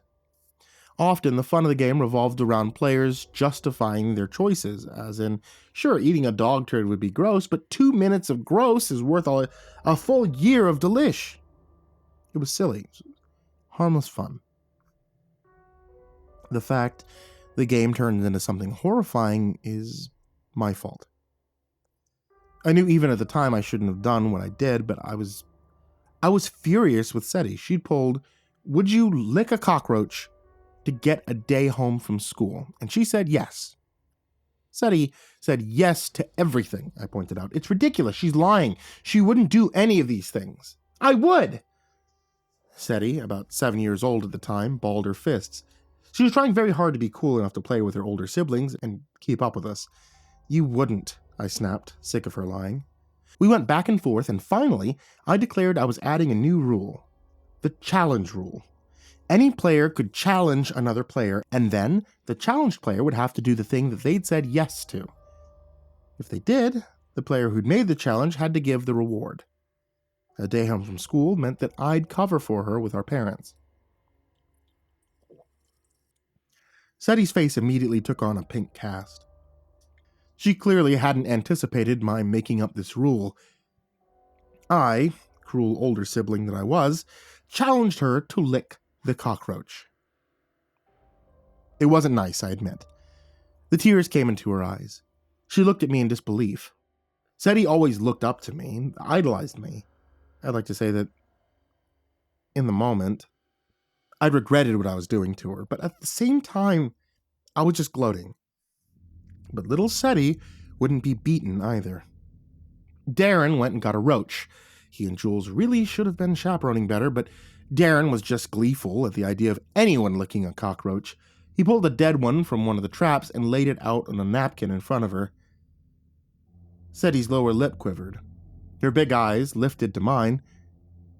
Then she leaned forward, squunched her eyes, and stuck her tongue out. The pink tip touched the roach. "She licked it," declared Darren, delighted, even as Jules cried, "Ew!" and I exclaimed, "Gross!" And now, I owed her a day off school. Triumphant, she squished the dead roach in the napkin and tossed it into the trash. "I win," she said. "Yeah, well, you licked a roach, which means you lose at life," I retorted. "I win," she declared again. From then on, the challenge rule held, but I should have known it was a stupid, dangerous rule. The next time we played, the very first card Seti flipped had kill on it. She paused on that card, while Darren's mouth made an O of suspense, and Jules and I exchanged troubled glances. Including the kill card was controversial. It sometimes resulted in hilariously absurd combinations, such as, would you kill your butt to become a lost treasure? To an adult, this sort of Mad Libs game's ridiculous, but when I was 10, it was hilarious. But of course, the word could also result in some very bad combinations. Seti kept drawing. Your sibling to win this game. She paused, mouth quirking to the side as she considered the cards. "Invalid," declared Jules. No, we could still guess," said Darren, even as Seti slid her answer card, a card that said yes or no, face down in front of her. "Darren," Jules objected, but Darren was already sliding his card forward as well. Jules and I followed suit, and we all flipped them upright.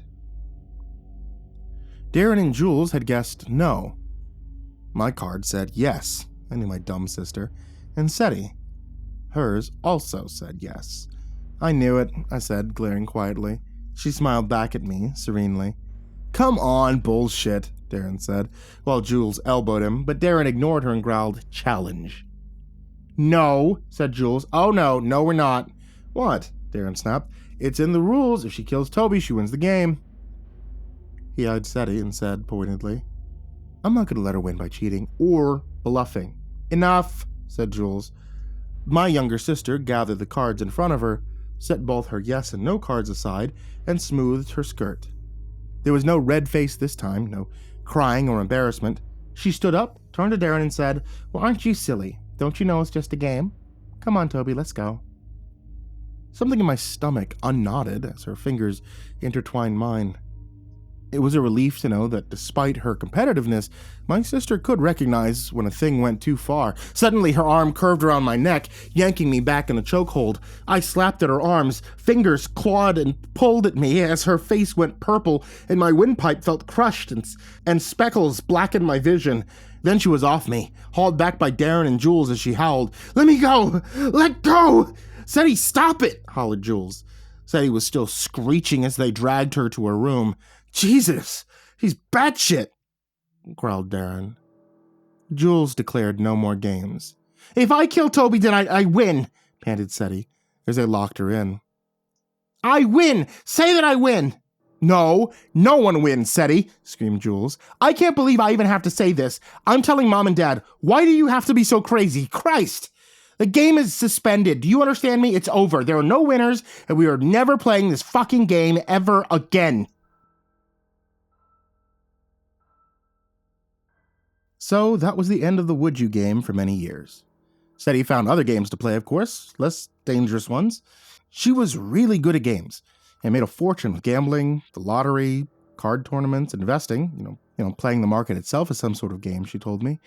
And as with all such ventures, she tackled it with a competitive spirit and almost unmatched skill, though she did suffer some stunning losses occasionally, as a consequence of her tremendous risks. She knew all the tricks of the trade: shuffling tricks, sleight of hand, weighted dice, counting cards. Contrary to what you might believe, she was actually a pretty good sister, most of the time. It was Seti who took care of our parents, making sure their bills were paid and their lawn mowed and the big house always tidy. She did a lot of the cooking and cleaning herself before she'd do her makeup and go out for the evening to the casino or for a drink with business partners. She never went to college. Instead, she kept house for our parents. But then, she didn't really need college. We had wealth inherited from our grandparents, and Seti multiplied it neatly, managing investments for all of us.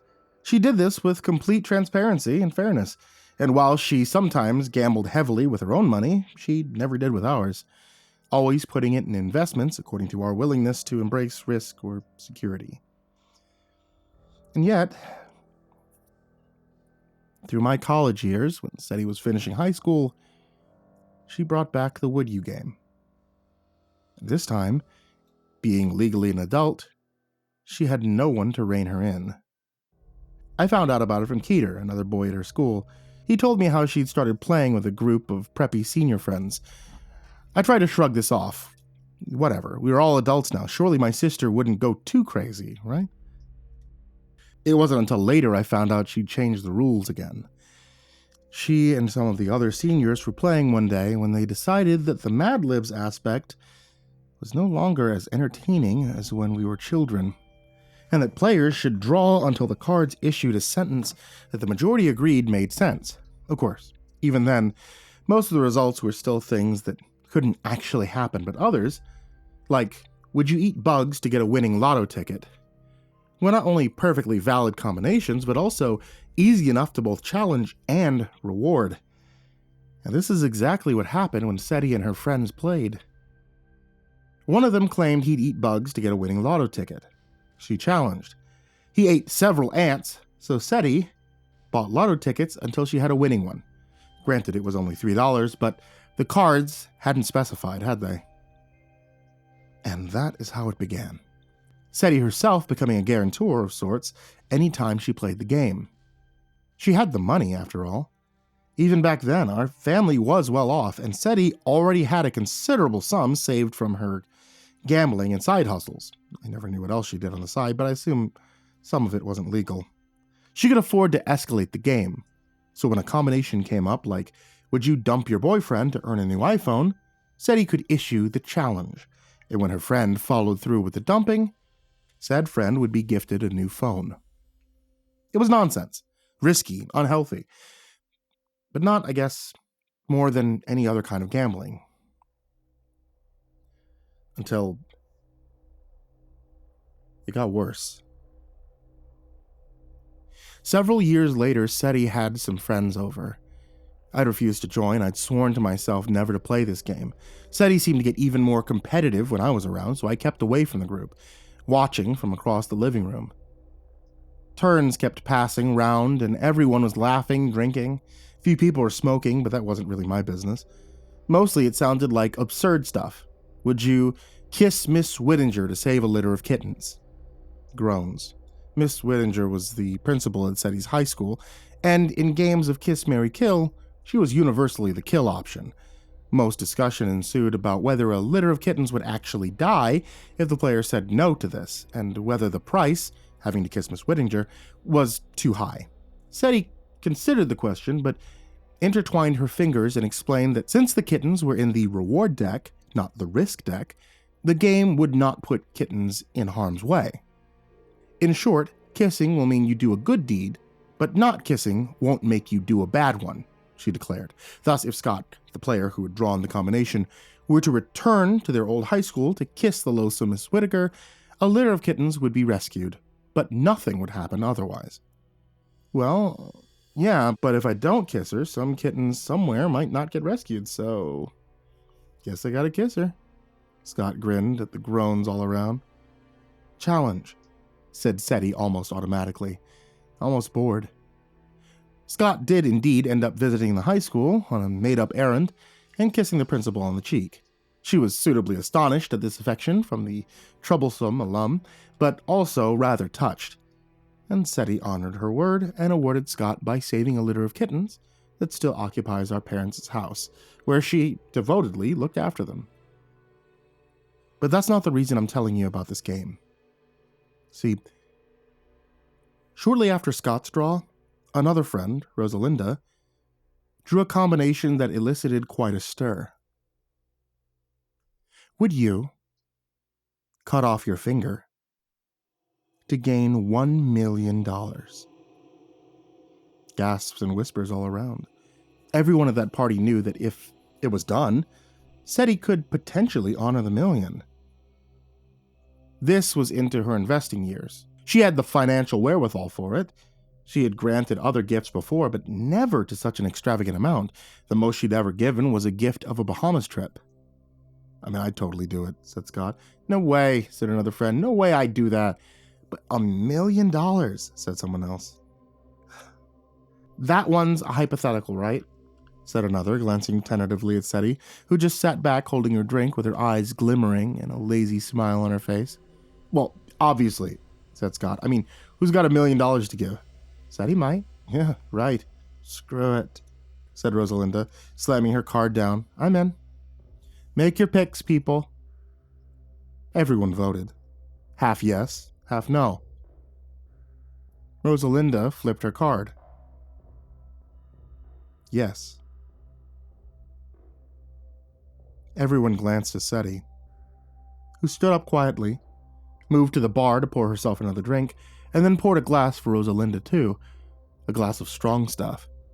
She then moved into the kitchen, where she opened a drawer. I felt my heart rate increase. Moved to follow Seti, in whose fingers glinted silver. She sterilized the knife over a flame, then brought it to Rosalinda, laying it out on a tray with napkins, bandages, a first aid kit. Rosalinda's eyes grew wide as saucers. Oh, shit, whispered Scott, disbelieving. Everyone had gone utterly silent, appalled. I held my breath. Don't, I thought. Don't. I mean, what should I have done? Call the police?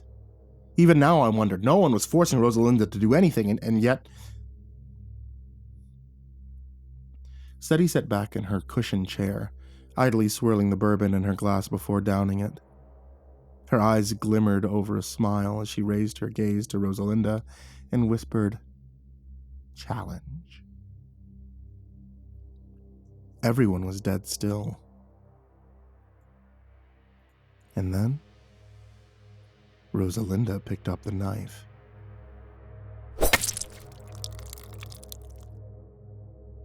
I'll spare you the description of the aftermath of that.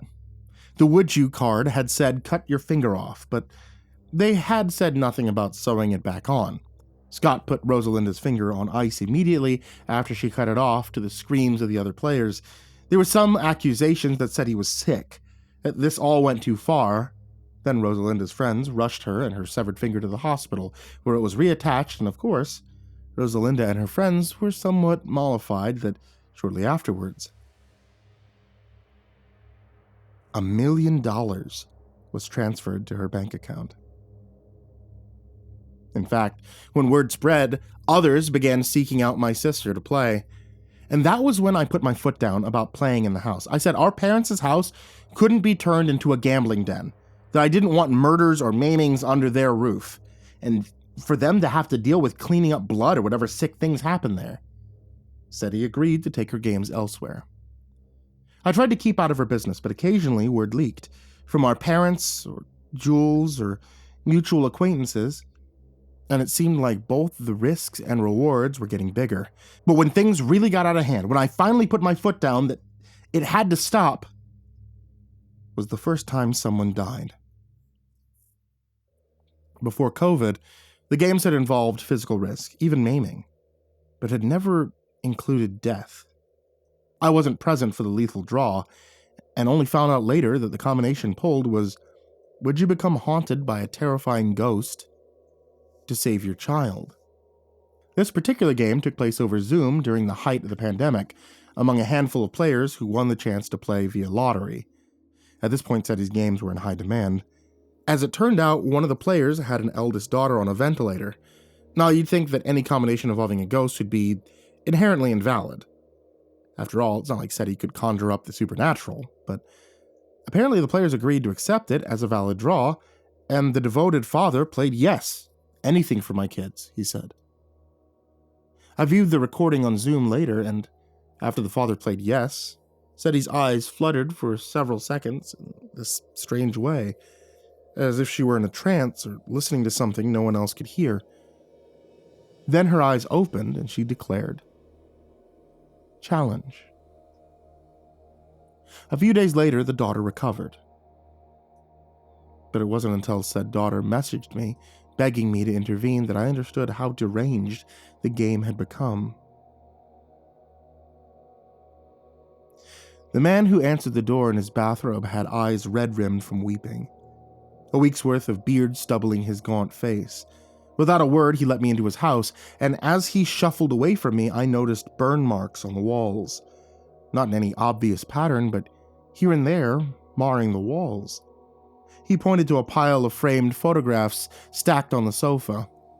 They'd formerly been hung on the walls, I realized, but he'd taken them down because in every single photo, he had been burned out, leaving the rest of his family intact. That's how the wallpaper had been charred. There was also, I noticed, a burn mark in the shape of a handprint on his arm. While the father wearily offered me tea, I picked up one of the photos. The backing and part of the glass damaged from the heat. Is it just the burn marks, or is other stuff going on? The lights, he whispered as he stirred the tea. Shrieks and bangs at night, handprints, dreams, and this. He pulled open a drawer full of children's drawings scrawled by his daughter and her siblings, kept from when they were little. In all the drawings, he had been scratched out, and a blackened figure like a shadow seemed to be looming behind him, its hands on his shoulders. I mean, she's obviously hired someone to come and do all this, I said. You're probably having nightmares from the stress.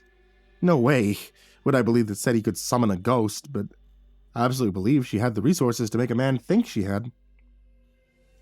The defiled children's drawings especially left me chilled. How had she identified which figure in the child's drawing was him?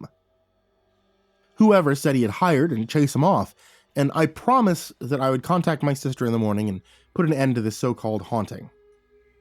The man seemed relieved by my assurance that all the spooky effects were staged, yet he also requested me not to interfere. He was clearly anxious that if he didn't let things continue, his daughter would fall sick again. I tried to assure him that Seti didn't have that kind of power and couldn't make her relapse, but he insisted I keep out of it. Privately, I decided to speak to Seti anyway. She was overseas, however. The man killed himself before she got back. Hung himself from the staircase, leaving his beloved daughter and her siblings to mourn. I went to our parents' house for my sister the night she returned. She'd barely gotten off the plane a half hour earlier, but despite what must have been a weary flight, she waltzed through the front door in a glitzy suit like she'd stepped out of Vegas. Seeing me, she spread her arms wide in a greeting. "How could you?" I snarled. She dropped her arms, though her smile didn't falter. "Toby, dear, I didn't. Whatever it is you're upset about, it was the cards. A ghost, Seti. A terrifying ghost," she corrected. "Of course it wasn't a ghost, Seti," I bellowed, shaking with fury. The funeral had been 2 days ago. The only terrifying thing here is you. For hounding a man to death, you drove him to this. It's you who fulfills all the challenges, who delivers the rewards. Admit it. You paid for his daughter to get special treatment. I looked into it. You couldn't guarantee it, but you did everything you could to make sure she'd recover, didn't you? And when she did, you made him suffer. He had to complete the challenge. She pursed her lips, silent for a moment, and then finally said, "And what if I did?" "What if you did?" I couldn't believe her. "Seti, you drove a man to his death!" "You said that already." She looked bored. "So, I made a man terrified. He chose to kill himself." "Bullshit! You killed him as much as if you handed him the rope." "Oh, so he chose hanging?" "Seti." I paused and added low and serious, "You have to stop this." That stilled her. She was silent a moment, eyes shadowed by the brim of her hat, crimson lips pursed. Finally curled to a smile. "Make me." "What?" "Make me stop," she repeated, and languidly took a chair at the coffee table, indicating for me to do the same. I stared in horror as she pulled out a deck. "One game," she declared, eyes glittering. "A duel. You win, I stop and never play again. You can have your wish." "No." "Toby, people pay thousands to play with me. You don't know what a deal you're getting. Besides, it's the only way to make me stop." She again indicated the chair. I just stared at her, fists clenched. "Why?" "Because, Toby dear, our mother and father's beloved who can do no wrong, because we never finished our game. Remember, when we were little, we started to play, but things went too far. We couldn't end it. I won't be left at a stalemate. Finish the game with me, dearest Toby, golden child, the one Mom and Dad always loved best. They loved you too. They love me like the alcoholic loves the bottle, a terrible influence that they secretly wish they could obliterate. And it's true, I'm terrible, but perfect, good Toby. Win against me, and I will stop." Her eyebrows shot up. Reluctantly, dread building in my gut, I sat down opposite her. I threw out one more feeble argument. "They don't have enough players. I won't let anyone else get involved." "We don't need other players," she corrected. "A duel game is a 2-player version. It has a few extra rules, like the double dare. That's where you take your opponent's challenge and double it. So, for instance, if it were, would you kill a kitten? And I accept, you'd have to kill 2. Great example. How are your cats, by the way?" "All very well. As it happens, they haven't been drawn into any games." She flashed a wicked smile at me as one of said cats, oblivious to the danger it would be in should Seti draw any cards that involved pets, came over and rubbed against her leg, purring. She explained the rules of the duel game as she shuffled. It was basically the same as the regular game, but answers were scored differently. 1 point for yes, 1 point for correct guesses, 0 points for no, 0 points for wrong guesses, 10 points for completed challenge. If a challenge went unfulfilled, it was an automatic loss.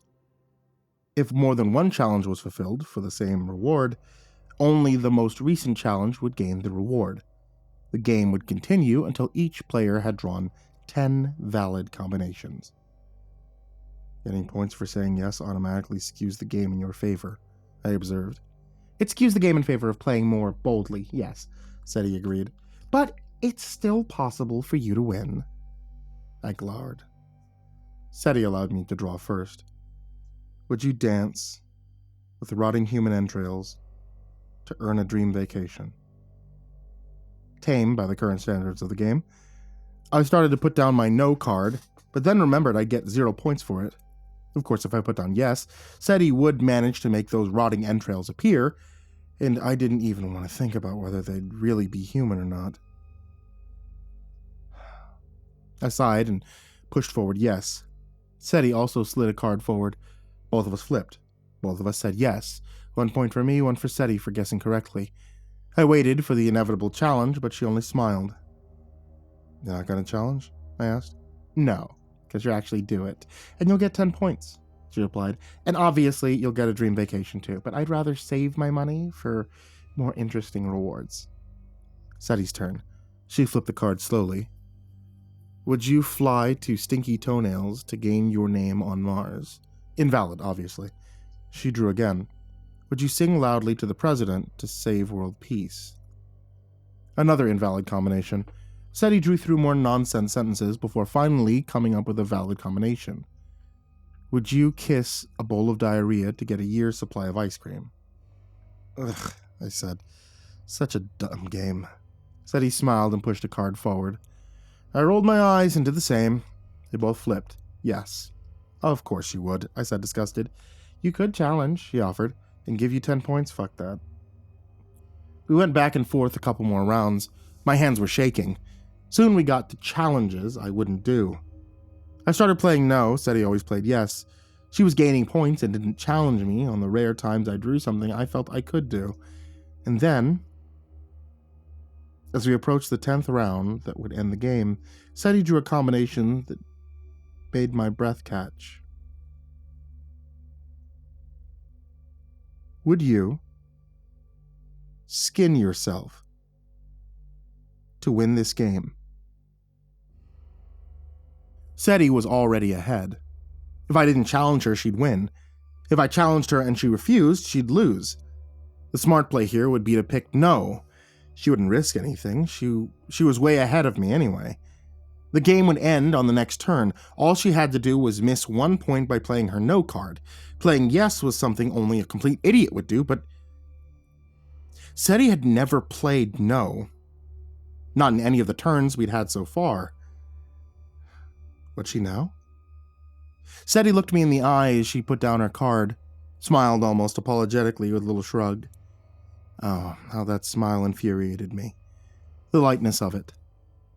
The willingness to throw everything down in this stupid, idiotic, foolish game when she was already guaranteed to win. I played my card. We flipped them over. Yes.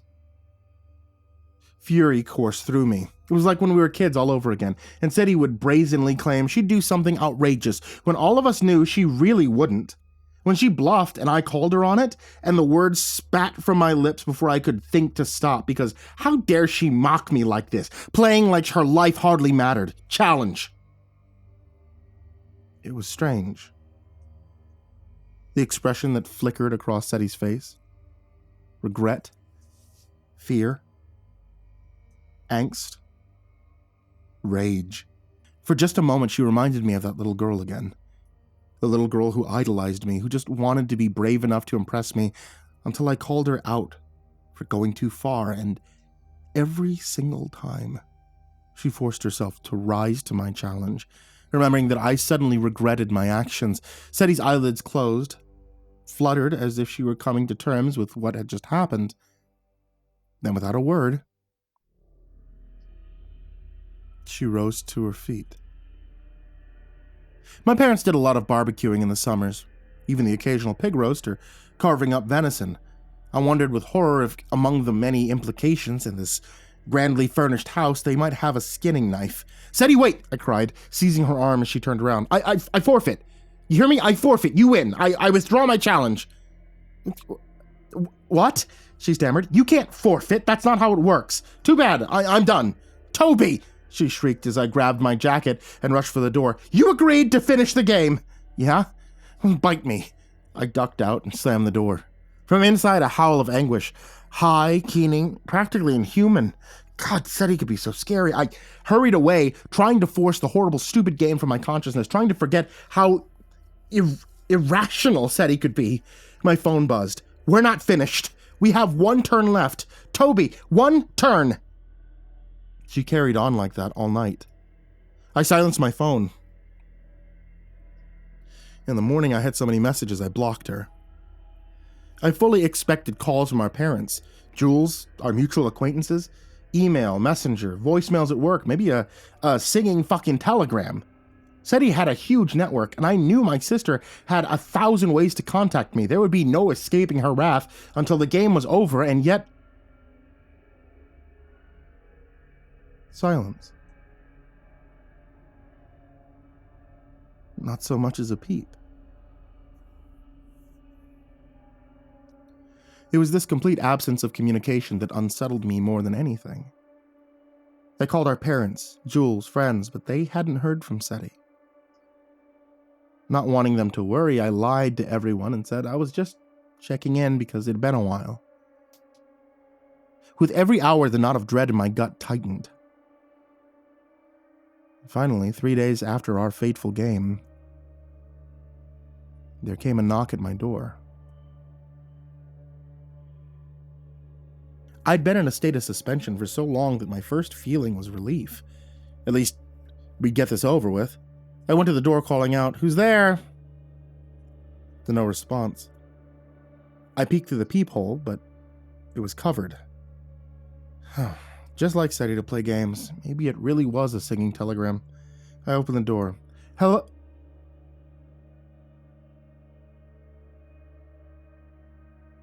The word died on my lips. Shifting from hello to hell in what, looking back, seemed chillingly appropriate. On the threshold stood a costumed figure. She was reminiscent of the Easter Bunny. Huge black eyes, plush fur around chipmunkish cheeks, buck teeth, and mauve fur with a fluffy white belly. This wasn't sophisticated like a cosplay persona. No, this was more like the mall-grade Easter variant, vaguely creepy and unsettling like a costume theme park character, a Chuck E. Cheese animatronic. I'd always had a dread of such characters, even as a child. Something about the fakery of the costuming was so off-putting. Now that some unease prickled through me as the bunny spread its arms in a ta-da pose. I said. I stepped back and held open the door, trying to ignore the small voice that wondered what I might see if I lifted the mask off that bunny suit. The bunny strolled in with an exaggerated, happy stride, reminding me again of a costumed character. Who could even tell what was underneath such a suit? The bunny pulled out 2 chairs from my dining table and patted one for me. "Seti?" I said. The bunny pulled a card from a pocket somewhere in its fur and held it up for me to read. "One more turn." "How do I know it's you?" Take off that dumb thing." A head shake. The bunny pointed again to the card, exaggeratedly tapping it and nodding to me. Its suit smelled faintly of copper, and maybe something else. Sweat? Body odor? No, it was more unpleasant than that. Like the smell of a dead mouse that I'd found once in a trap, rotting for days. And I wondered what was under that suit. She wouldn't have done it, would she? She couldn't have... and survived? This had to be an act to make me feel... make me think that she'd done something crazy. I looked into those bunny eyes, black mesh. I thought I could just glimpse the whites of her eyes, a faint gleam as she looked out at me. Again, that coppery smell, and as we sat at the coffee table, there was... I could see very clearly now, blood dripping from the suit of the bunny. A faint dribble of it. How badly was she bleeding in there? Or was it all an act? Would she even be bleeding still? Would blood really drip through the costume? God, Seti, fine, I'll play the last turn, and if I win, you'll take off that suit and you'll be just fine underneath, all right? Deal? You'll be whole and fine. The bunny made a sound in the affirmative. It was Seti's voice, but sounded wrong, like the vocal cords were somehow deteriorated. It reached into a pocket somewhere in the suit, handed me the would you cards. My turn. Handshaking, I shuffled. I could see now a couple of places where the mauve fur was darker, wet with stains, but that can't be real, I thought. No way that could be real. I swallowed the bile in my throat and dealt the cards. Would you, my hand trembled as I turned each over, disappear yourself to win this game?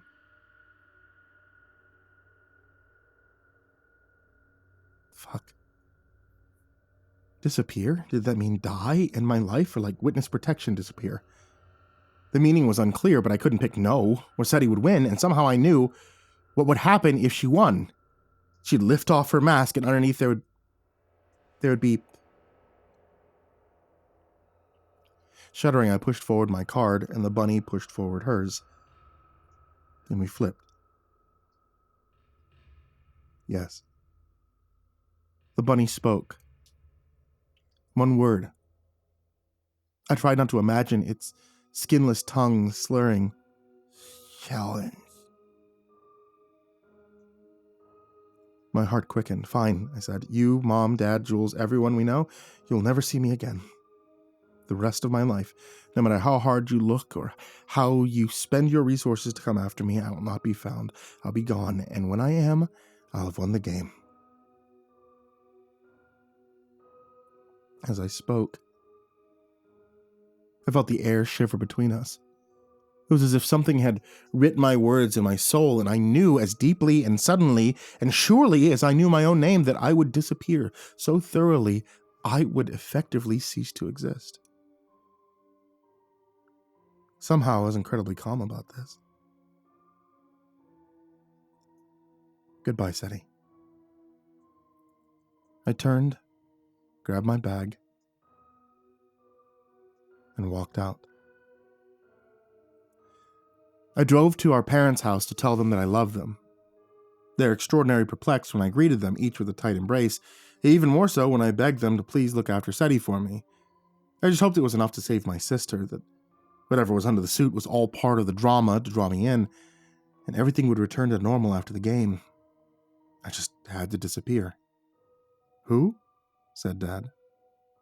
He was a bit hard of hearing. Seti, September? I told him.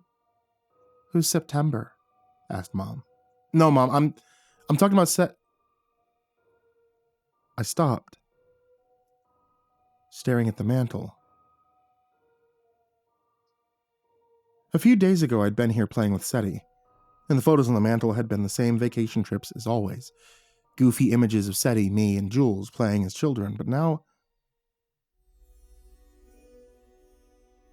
I was looking at the exact same photos, and it was only me and Jules. Mom, meanwhile, nudged Dad and murmured, Sweetie, remember how Toby used to pretend to have a little sister? Oh gosh, that's right. Dad brightened and turned to me. And whenever you did something bad, you'd blame it on September. I was already out the door, rushing back to the game. I declared I would disappear. From the present moment on, I'd be gone, but Seti... I checked my phone, my email, messages, but there was no photographs, no text, no social media evidence that my sister had ever existed, present or past. I called Jules, but she said the same thing as our parents, that Seti was the imaginary little sister that I made up to blame for the worst outcomes of a childhood game, a game I designed, a game for which I am the guarantor, a game I have been hosting amongst various groups and players for the past few years. And when I at last got home and rushed inside, the bunny was no longer at the table. But the cards were still laid out. A note scrawled beside them on a bloody napkin. Double dare.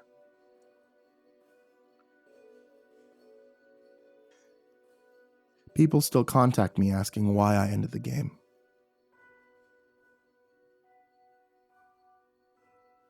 Truth is, the napkin, the only proof of Seti, written in her own distinctive handwriting, disintegrated with time, and I'm not even sure myself what I believe anymore.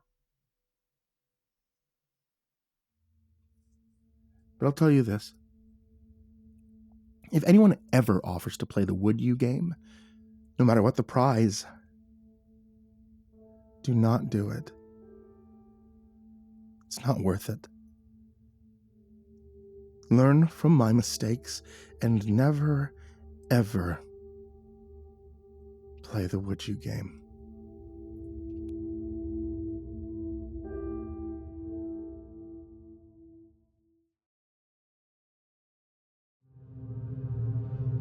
Let me begin this by saying I haven't been able to get any meaningful sleep in 2 days, so the exact details are a little fuzzy.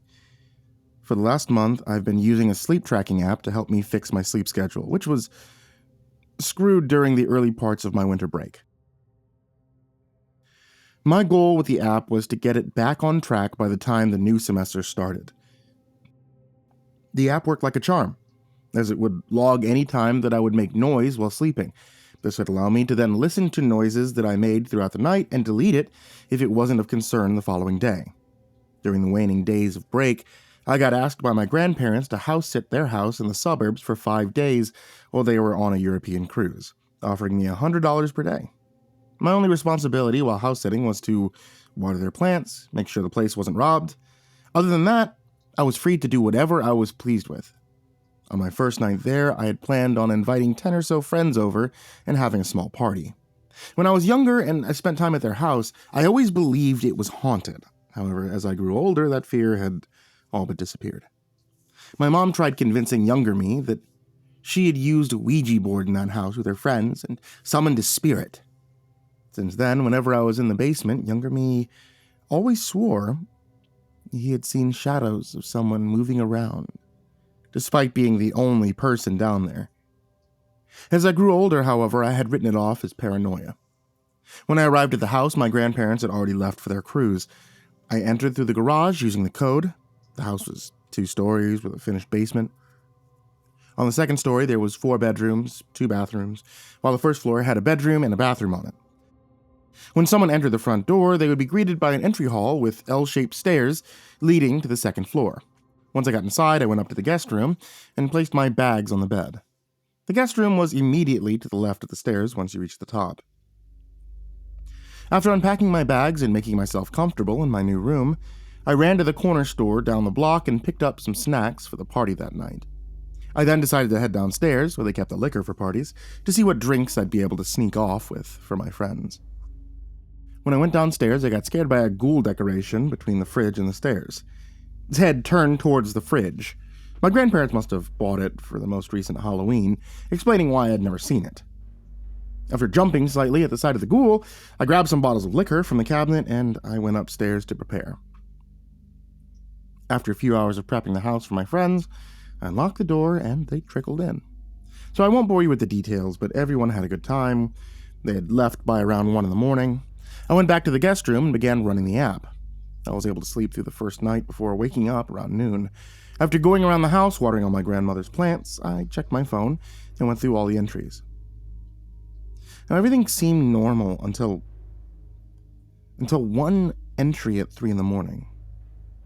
As I played it, curious about what sounds I must have made, I realized the noises were not coming from me, but were footsteps outside of my bedroom door. They made their way downstairs before the audio recording had finished. Out of curiosity, I went and I messaged everyone who had attended the party that previous night, asking if anyone had left later than I thought. To my relief, my friend, let's call him Sam, had responded that he went to lay down at around midnight, waking up and leaving at 3, not wanting to wake me up.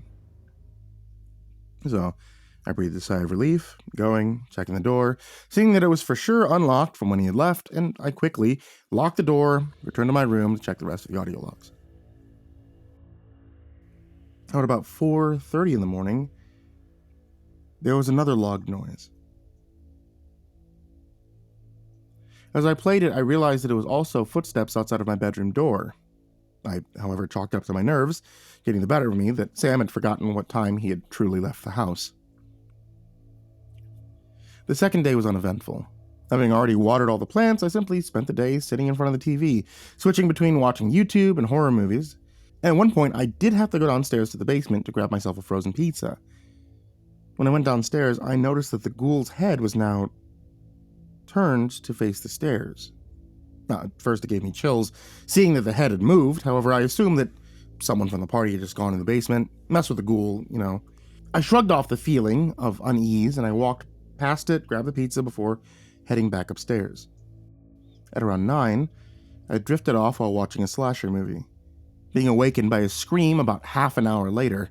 Realizing just how tired I was, I turned off the TV, and I just headed upstairs. Once I got into bed, I turned on the sleep tracker. I passed out. I slept comfortably for a second night in a row, before waking up at 10 in the morning. I went through my sleep logs once again, and this time I saw a log at 2:15. However, when I clicked on it, I only heard breathing. But 30 seconds into the video, I heard what I swore was a door slamming shut on the first floor. I went downstairs cautiously for 2 reasons. To ensure that the doors were still locked, and to hopefully pinpoint which door made that noise. When I got down to the first floor, the front and the back doors were locked, along with the garage being closed, and every door on the first floor was open except for 2 closet doors, and the door leading down to the basement. I worked up the courage to open the door leading to the basement. And as I walked down the stairs, I was met by the ghoul decoration at the landing. I jumped, tripping as I sprinted up the stairs and slammed the basement door shut. I didn't want to overreact. However, I wanted to make sure the house didn't have an intruder hiding inside, waiting for me. I went to my car, I called Sam to come over. In a half an hour, he was there. Him and I did a complete sweep of the first and the second floor initially, seeing as those were the areas where I planned on staying for the final 2 days. During the sweep, I asked him if he knew about anyone turning the ghoul's head during the party. He turned to me and said no one went into the basement that night. We'd assumed you locked the door. That response sent a shiver down my spine. I asked him, "You're messing with me, right? That door doesn't lock." He shook his head before continuing the search. After searching every inch of the 2 floors, a sense of dread started overwhelming me. Well, I guess it's time to look into the basement. I seemed to choke on my words. The last thing I wanted to do was to be face to face with that ghoul again. I opened the door and led Sam into the basement, showing him how I was greeted by the ghoul. Now that I had Sam with me, I seemingly regained some of my courage. I picked up the ghoul decoration and moved it back into the corner that it was initially in, making sure to catch the light switch to turn on the basement lights.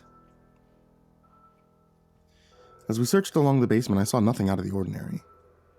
Everything seemingly was going well until Sam gasped, swearing he saw a shadow in the back of the basement. We went over to inspect the back wall of the basement, and after a few minutes, we satisfied ourselves that no one was down there. We turned off the lights, and we quickly made our way back to the first floor. Once we got upstairs, we closed the door and put a chair in front of it just to be safe. "I swear I saw something move down there," Sam pleaded, begging me to believe him. "I know. I swore I've seen the shadow of someone move down there too," I reassured him. I decided to order him dinner to repay the favor. I ordered wings, and while he drank beer with his dinner, I stuck to soda, not wanting to be intoxicated if something sinister was truly happening. Once Sam had left, I made sure that all the lights were on. I know it's childish, but it was the only way to feel safe sleeping in the house. I had to forego my normal routine of watching horror movies, and I just stuck to comedy movies that night, thinking maybe I just scared myself into believing all the weird happenings, when in reality, everything could be explained away. After an hour, I made my way to bed, the house bathed in light. I closed my door, even though the light was still on in my room. I saw it as a barrier between me and whatever was lurking through the house at night. Even with the door shut, I could see under the door that the light in the hallway was brighter as it was streaming into the room. As I lay in bed, sleep could not come to me. I'm not sure whether it was because of the light or my own fear. Evidently, I must have drifted off for a few moments as I awoke to it still being dark outside. I checked my phone, and the time read 1:49 a.m. I didn't have the sleep detector running, so I wasn't able to check if any strange noises were recorded while I was asleep. However, the lack of recording was the least of my worries. After a few minutes of lying in bed scrolling through social media, I heard what sounded like footsteps. They began in the entry hallway, eventually working their way towards the stairs. I lay there in silence, not knowing what to do. This was the first time I was conscious when whatever was making the noises was active. As I lay there, the stairs began to creak. Whatever or whoever was climbing them was slowly going up each stair. After the 14th step, they had reached the top. I held my breath in anticipation, not knowing what would happen if they decided to open my door. I noticed a shadow block out the light that was sneaking its way under my door. This triggered my fight or flight response, and seeing as there was nowhere for me to run, I began shouting, "What do you want? I have a gun, so don't you even think about opening that door!" No response came from the other side. But after a few moments, the shadow that obstructed the light from entering through the crack in the door was gone. I thought it was strange that I hadn't heard any footsteps leave. After that, I couldn't lay in my bed anymore. I sat up, I scrolled on my phone, hoping that it would keep my mind occupied from the close call with that person on the other side of the door. And after hours of keeping myself occupied, the sun began to shine through the windows, and I was able to convince myself that what I saw wasn't real. I was just sleep deprived, I told myself. When people aren't sleeping properly, they hear auditory hallucinations, they see shadows that often aren't right. That was a good enough explanation for me. Plus, I only needed to last 2 more days before I'd be able to go home and sleep in my own bed. I decided that the best way to keep myself safe would be to stay awake for the next 2 days. Even though I was able to convince myself that what was happening wasn't real, I didn't want to risk catching something through the sleep tracking app that would just make my fears worse. I went through the rest of the day on autopilot, drinking massive amounts of caffeine in an attempt to keep myself awake. I also went down into the living room and began watching some more television. That would keep me awake. By 10 p.m., I felt myself beginning to drift off to sleep. I thought, what harm could happen sleeping on the couch with all the lights on? Especially if I limit it to only an hour, right? Most of the occurrences were only happening in the early hours of the morning, so if I woke up before midnight, I'd be fine. I set multiple alarms, all of which were 5-minute increments between 11 p.m. and 12 a.m. I then spent some time debating whether I should use the sleep tracking app. On the one hand, it could be useful for a couple of reasons, to either document in case something was happening to me, or to help me be aware of what was happening near me while I was in the land of unconsciousness. On the other hand, however, the app had done nothing but promote fear for me. I decided that the 2 pros outweighed the 1 con, especially in the case that something sinister was truly happening. With that, I turned on the sleep tracking app and was able to fall asleep, sitting up on the couch. When I woke up, my 11:25 alarm was going off, meaning I had slept through 5 alarms. As I awoke, though, I noticed that the lights in the adjacent rooms had all gone off, leaving my only light source as a lamp on a table beside the couch and the TV. I assumed at first that the lights must have all just burnt out, as I'd never seen my grandparents replace any of them. They were all installed at around the same time. I don't know what made me do it, but out of morbid curiosity, I checked the sleep tracking app. And sure enough, there were 3 entries. I started with the most recent one, which occurred at 11:24. When I played the noise, I quickly recognized it as simply me shuffling about on the couch, right before I woke up. I sighed in relief as I realized that meant I wasn't in immediate danger. I don't know what compelled me to check the other 2 logs. I don't know if what happened next would have happened if I hadn't. But I clicked on the first recorded sound at 10:19. The sound that was recorded almost sounded like wind, or someone shushing. It was eerie, however. I was able to convince myself that it was just me making the sound. Looking back, I wish I hadn't clicked on the second one because I'll never forget what I heard. The log said the sound occurred at 11:02.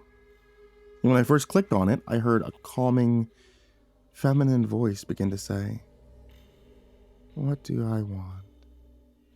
over and over again for 20 seconds. That was enough to freak me out, but just as I was about to turn off the app, the voice changed from a calming female voice to a raspy, deep one, and responding with a shout, "I want you." After hearing that voice, I closed the app and shot up to grab my keys.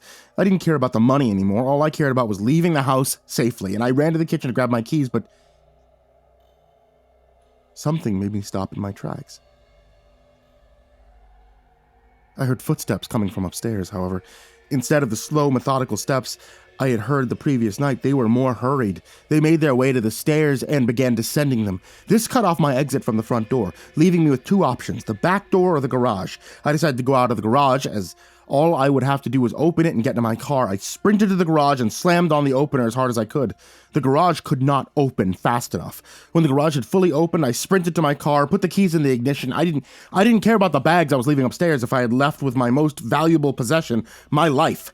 As I pulled out of the driveway, I saw a figure in the guest room overlooking the driveway, and it appeared to be glaring down at me. I'm writing this in a hotel about 10 minutes away, too exhausted to drive the 2 hours back home tonight. I look forward to getting a good night's sleep finally. I'll use the app to make sure that I'm safe, and I'll update everyone with what happens.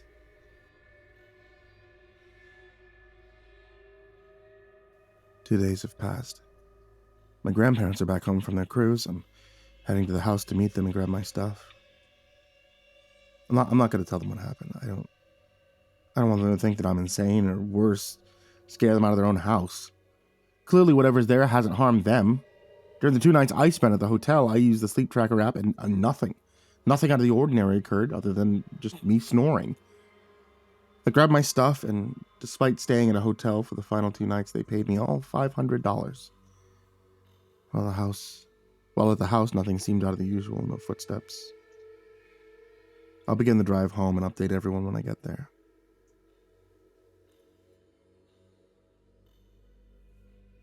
Made it home. Ready to pass out in my own bed. Maybe everything was just in my head, and clearly they haven't been bothered by strange occurrences in their own house. It's possible that I just had too much to drink that first night. Maybe that everything just spiraled, Should be the last update. I'll leave you guys, as I don't foresee anything happening anymore.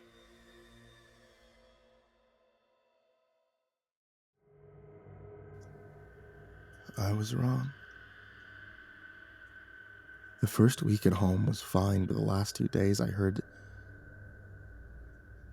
strange things on the sleep tracker. 2 nights ago I heard footsteps coming from outside my room that wouldn't be alarming if I didn't live alone. I called the police. They searched my house. They found nothing. They told me to call them if anything else happened. And last night, I had another strange log.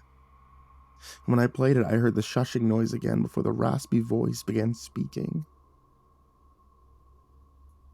You thought you were free from me.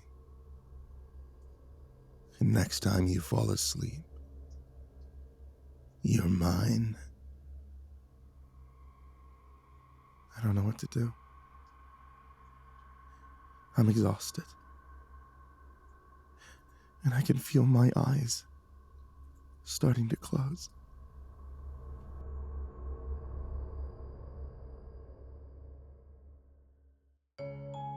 Hey there kids, it's me, MrCreepyPasta, and we're currently entering fall, which means Halloween is right around the corner. I just want to say thank you guys for watching tonight's video, listening to tonight's episode of the podcast, and to start expecting more audios as we go closer and closer to the spookiest day of the year. Once October starts, you know what that means. I'll be having out a video every single day until Halloween itself, and I expect to see you there. I mean it. I expect to see you there for every video, for every podcast episode, and I expect to see you like, comment, and subscribe, and all that jazz bell, what do you do on podcasts?